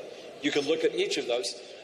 Some jurisdictions have done this. I participated in a couple of events where the competition authority invited outsiders to do a very careful look at what was going on inside the house. This is a painful and difficult process. And with one notable authority, they gave us the full run of the agency and then said, present the findings to the board. Sometimes you discover that there are weaknesses in the administrative process internally in decision-making. One agency, for example, we noticed had a crucial gatekeeper inside who could not make decisions. This was a brilliant person, remarkable analytical skills, but was the equivalent of an air traffic controller that could not tell planes to land. And after a while, they circle and circle, you run out of fuel, and you have to go land someplace else. And we were able to tell the board, this is a magnificent analyst, but they are playing the wrong instrument in the orchestra. So give them another spot. So you can discover things like that. At my former home at the Federal Trade Commission, they did a similar assessment, and they saw that the biggest bottleneck was on the board. They documented, they took all of the cases decided over a long period of time and looked at how long it took the board to do its job of adjudication. Those numbers were ghastly. They put them all together, not only put them in front of the board, but put them in public, confirming what many had thought. And that led to procedural reforms internally, where the board committed itself to move matters across its desk much faster than been doing before. That had a very positive impact. This is not a new legal command. This is just putting data into the public domain, saying this is how long it's taking, with the board voluntarily deciding we will hit much more ambitious targets. And they did, because that was in public view, and they could tell. Another technique that some have used has been to look in the adjudication process, where you have a separate tribunal making decisions, do the same kind of examination. That starts with having a good data set where you know how long it's taking. You see trends over time. Is there a difference between complex matters, non-complex matters? You know, as Chris was saying before, between merger and non-merger matters. How long is it taking? And then in discussions with the tribunal, why is it taking this long? To look at decisions they make. Are they imposing unreasonable evidentiary requirements? Are they not managing the presentation of evidence as strictly as they could to say, you want 100 witnesses, you're going to get 5. You want 10 weeks of testimony, you've got 2 weeks. So, you know, using some discretion to manage the flow of work.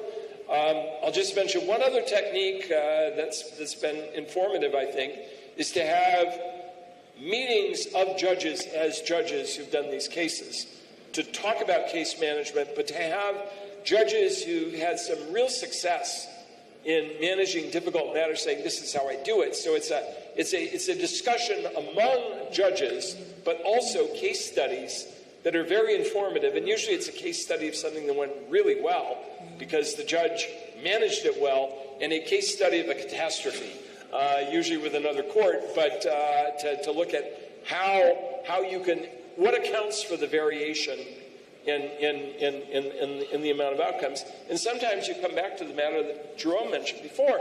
And you don't need McKinsey to come in and do a study of management efficiency to realize that's a horrible mismatch between the obligations of the tribunal and the flow of work coming to it.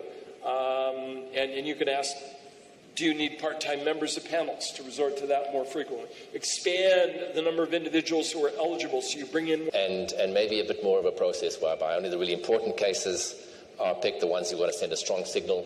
I think abuse cases are obviously something that needs to be focused on. I think that's the next frontier. But even within abuse, there are good cases and bad cases, winnable cases, speculative cases.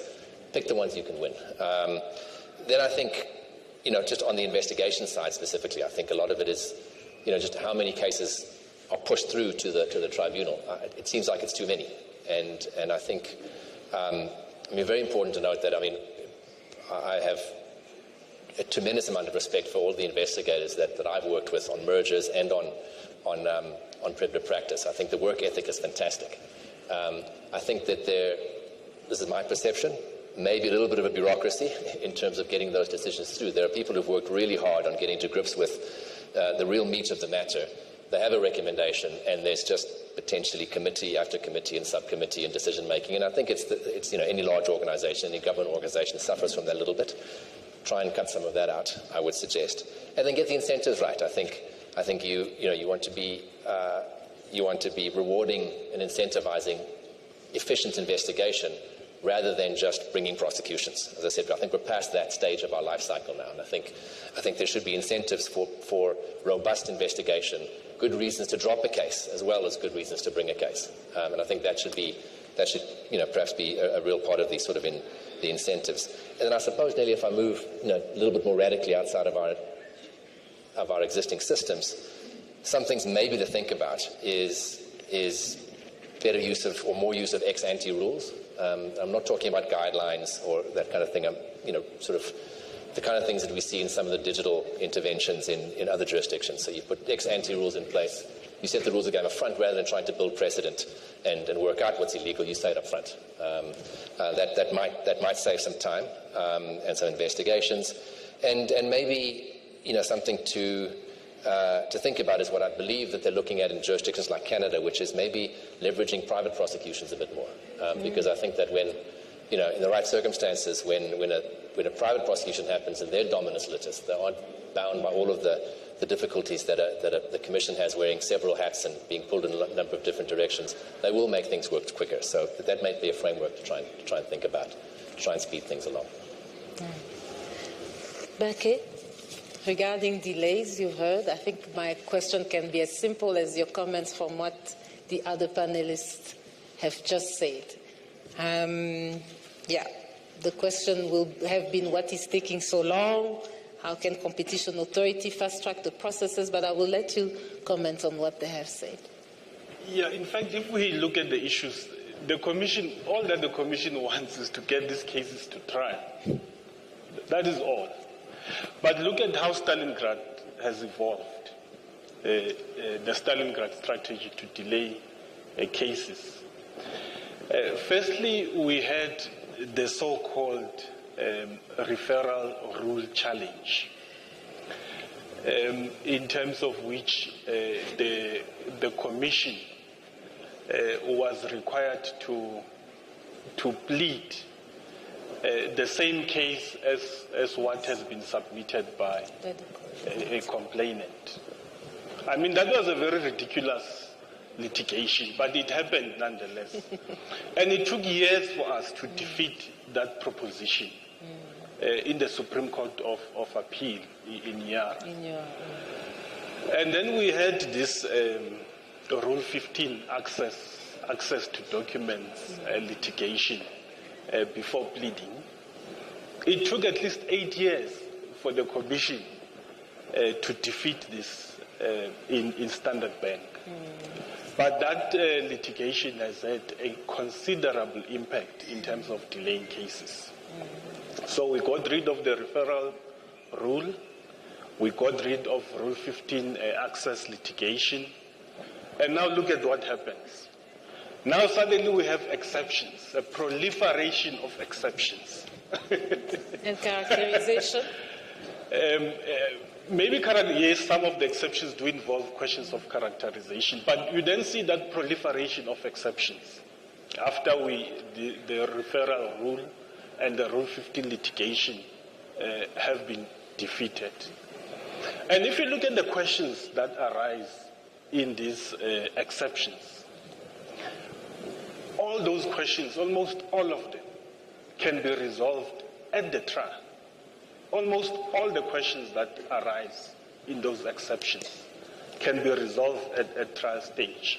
But that litigation, unfortunately, has had that impact of, unfortunately, delaying cases by years. I mean, the worst case, I think, on this, the worst example is the banking case, which has been stuck at exception stage for at least 6 years. With all sorts of interlocutory appeals in between. But all those issues can be resolved at the exception stage.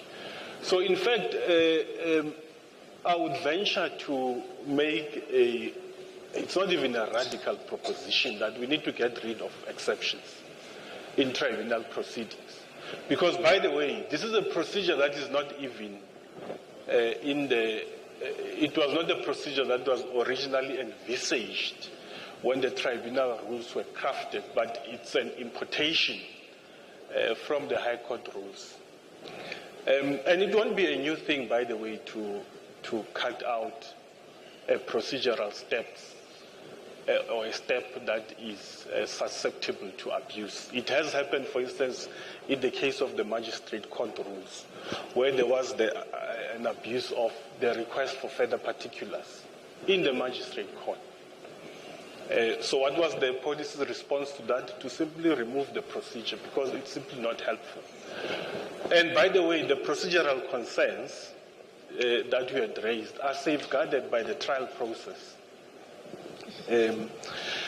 So yeah, cut out exceptions, and I think you'll see a drastic reduction in terms of the delays. Of course, Sandton, where we are now, is quite innovative. I'm sure there will be there will be another avenue of Stalingrad that is opened up. Okay. But one other tool that can be deployed, of course, it's linked to some of the points that Jerome and Chris have raised. And this relates to alternative dispute resolution. We have experimented with this, of course, on an experimental basis by way of a mediation process. But it has worked, although it did take a little bit of time, but it certainly, I think, is one avenue that could be explored. On measures, I do agree with Jerome that, we could extract some efficiencies in how we reconfigure the measure process. For instance, the distinction between large and intermediate measures, in my view, it's an antiquated distinction, or a distinction without difference. Because if you look at the issues that arise in intermediate measures as well as large measures, they are by and large the same. So there's no reason in principle why the Commission cannot make final decisions on large measures.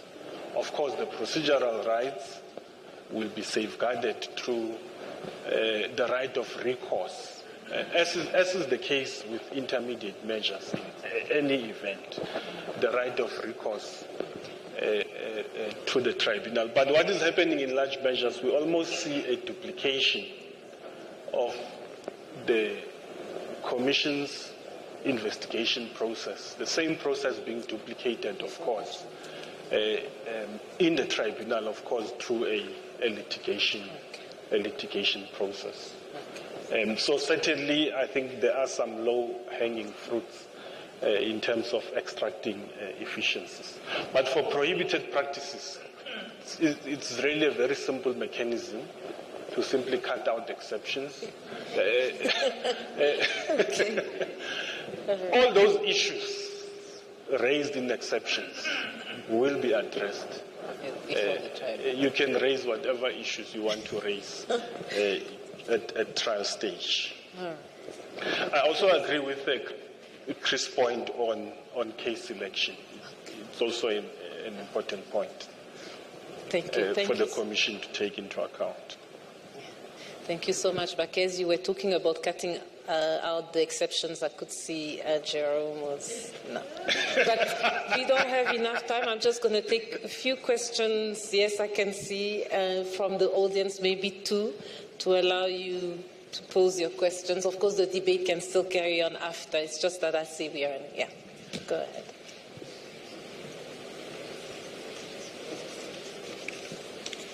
Thank you. Just 2 points from me. I wonder if we would not be well served by introducing some transparency to the appointment of panel members to the tribunal. Similarly to the JSE process, you can have wide nominations and that appointment can actually happen. I think there might be a coordination problem because there are a growing crop of practitioners who perhaps want to go that route and have no idea how they would be able to serve as a panel member. So that's the first thing. And then the second thing around the Stalingrad method and perhaps the incidence of cases going all the way up, I wonder whether the Competition Appeal Court could not make better use of a kind of leave to appeal system where parties need to justify why it actually needs to be heard by the CAC. In cases where we have some of these basic exceptions, why do they need to go all the way up? And due deference, just like what was said in Mediclinic, due deference should be afforded to the discretion of the tribunal. So just 2 thoughts on that. All right. We can take another question. Let's see at the back.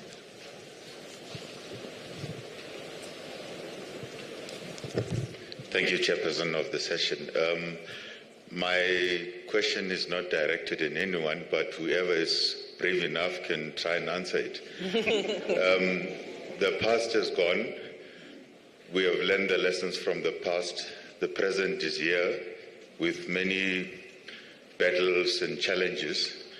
Going forward into the future, what possible antidotes can we propose as the competition community to ensure that, but for the resource restraints, efficacies can be achieved? Thank you. Thank you so much. We can just have one last question. And then I will allow the panel to respond. Yes.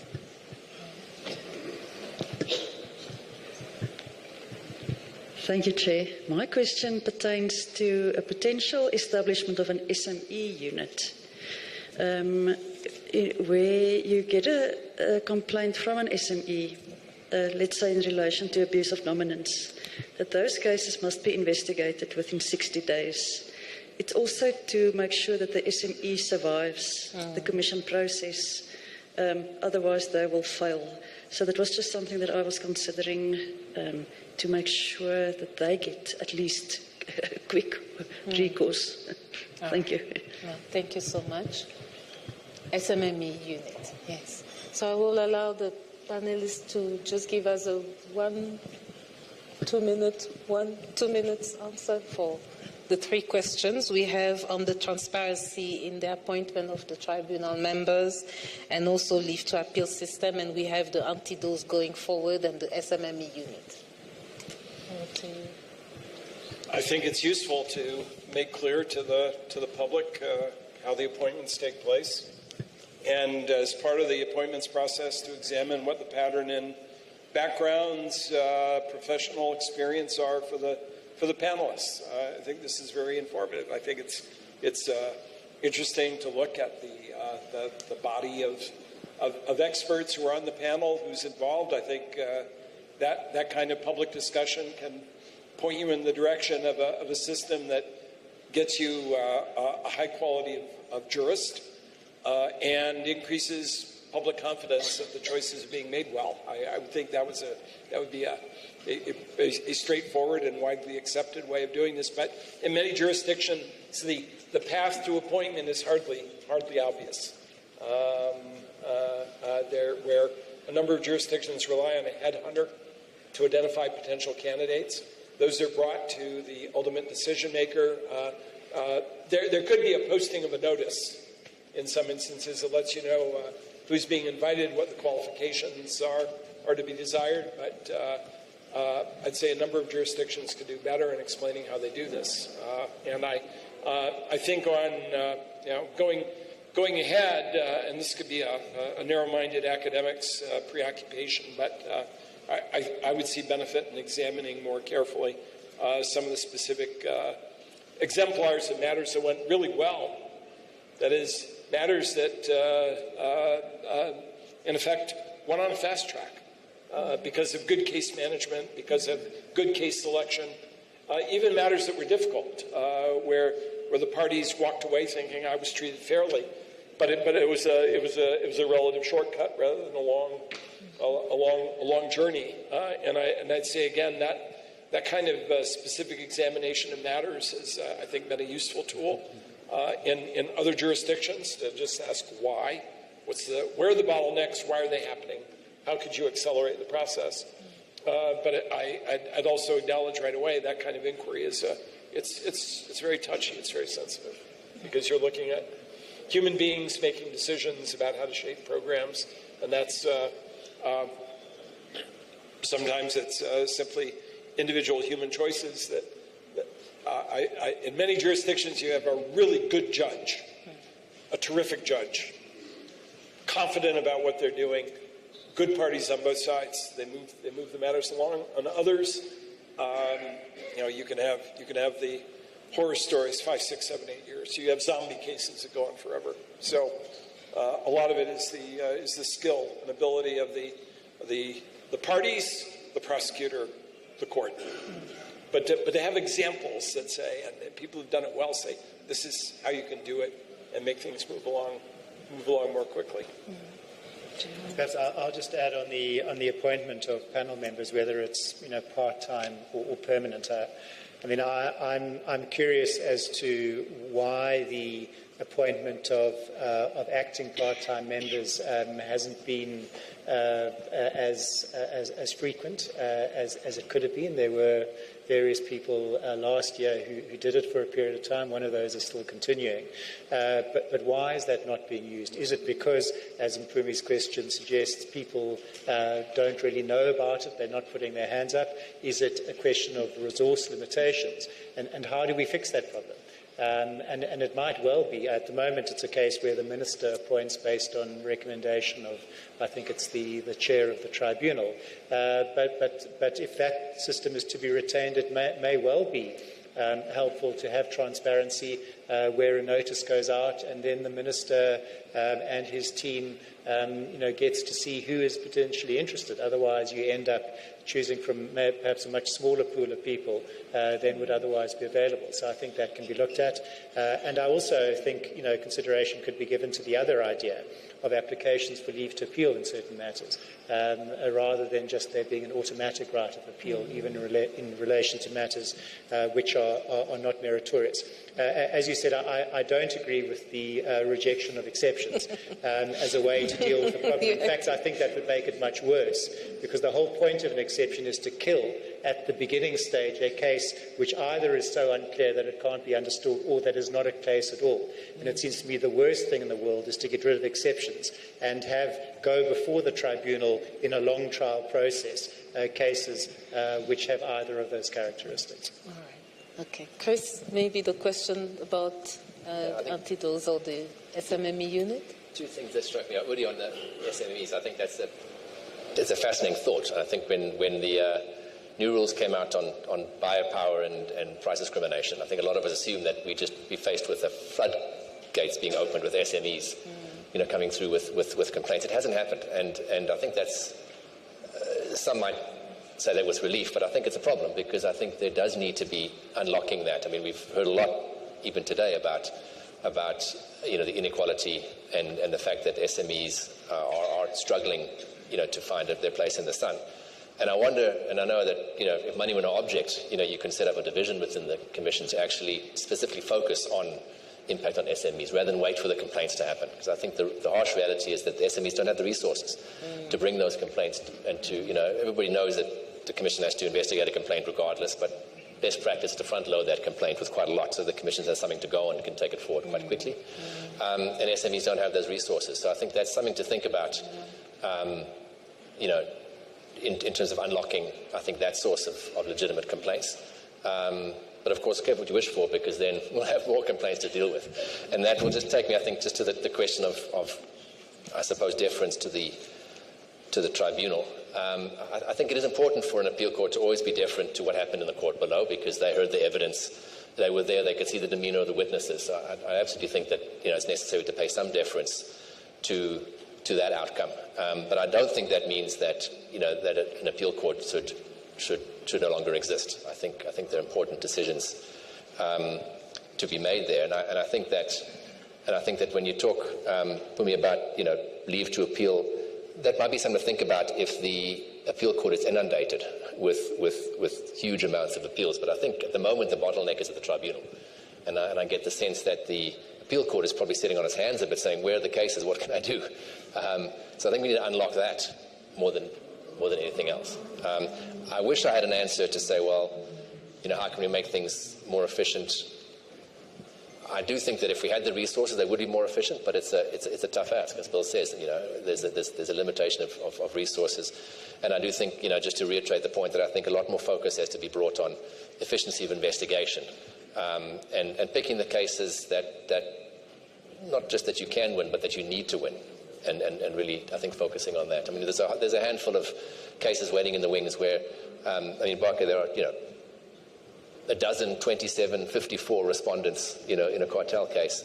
Those are impossible to run, and I'd venture to say that, if there's more than 20 people in a cartel, it's probably not a cartel. It's probably a sort of a technical infringement of some other thing, which can be settled through behavioural remedies, But if you're going to try and run a case against dozens of respondents, that's also a recipe for disaster, unfortunately. So I think there are going to have to be some trade-offs. But if one's more deliberate about it, I think one can still pay dividends. And lastly, don't forget how painful an investigation is. Yeah. I think it's a big deterrent. Just being under investigation. You make provision in your financials. You have to answer to the board. If we could do M&A in this country, then it would also make M&A more difficult to have an investigation hanging over your head. So I think a commission which is keen to investigate, even if it doesn't always result in prosecution, I think also sets a signal. Yeah. And Bake? Thanks, Nelly. I don't think we have a problem on the issue of appointment of tribunal members. The problem, in fact, is that nobody wants to go to the tribunal.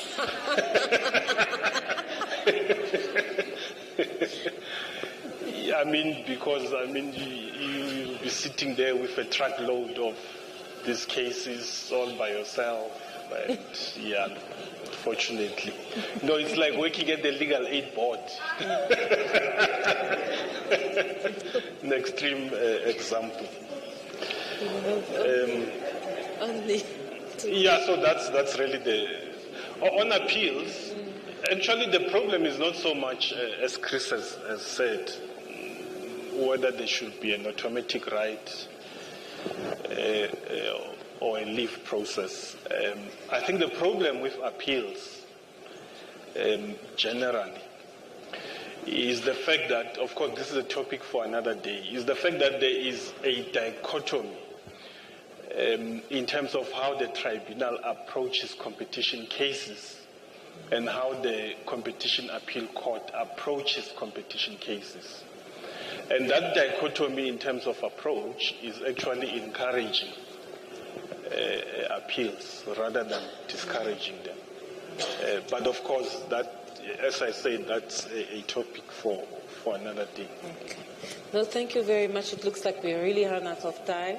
Just, can I say one thing, one word? No exception. No sentence, no sentence. Exceptions must fall. Okay, that's your word, Chris. So we're going to go exceptional. It's at least after the Constitutional Court, we don't go to The Hague. We don't go to The Hague. Jerome? I'll hand over my time to Bill. No comment.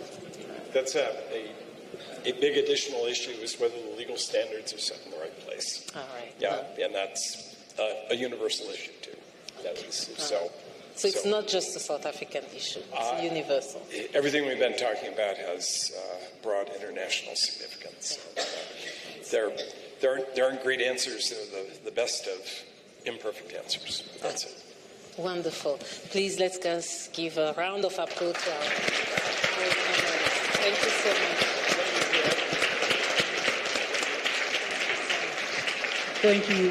Thank you very much.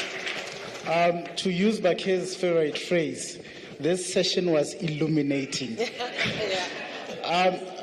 Ladies and gentlemen, thank you very much for your patience. We've come to the end of day one, and you are all invited to the gala dinner, which starts in 10 minutes, I think. The venue for the gala dinner is NH Johannesburg Sentin, previously known as the Hilton Hotel. This venue, I believe, is less than a minute from here. Those who are able to drive are encouraged to drive, but there will be shuttles available at this hotel's main reception area. Tomorrow we are going to start at 9 at this venue, not where we are going. Thank you very much.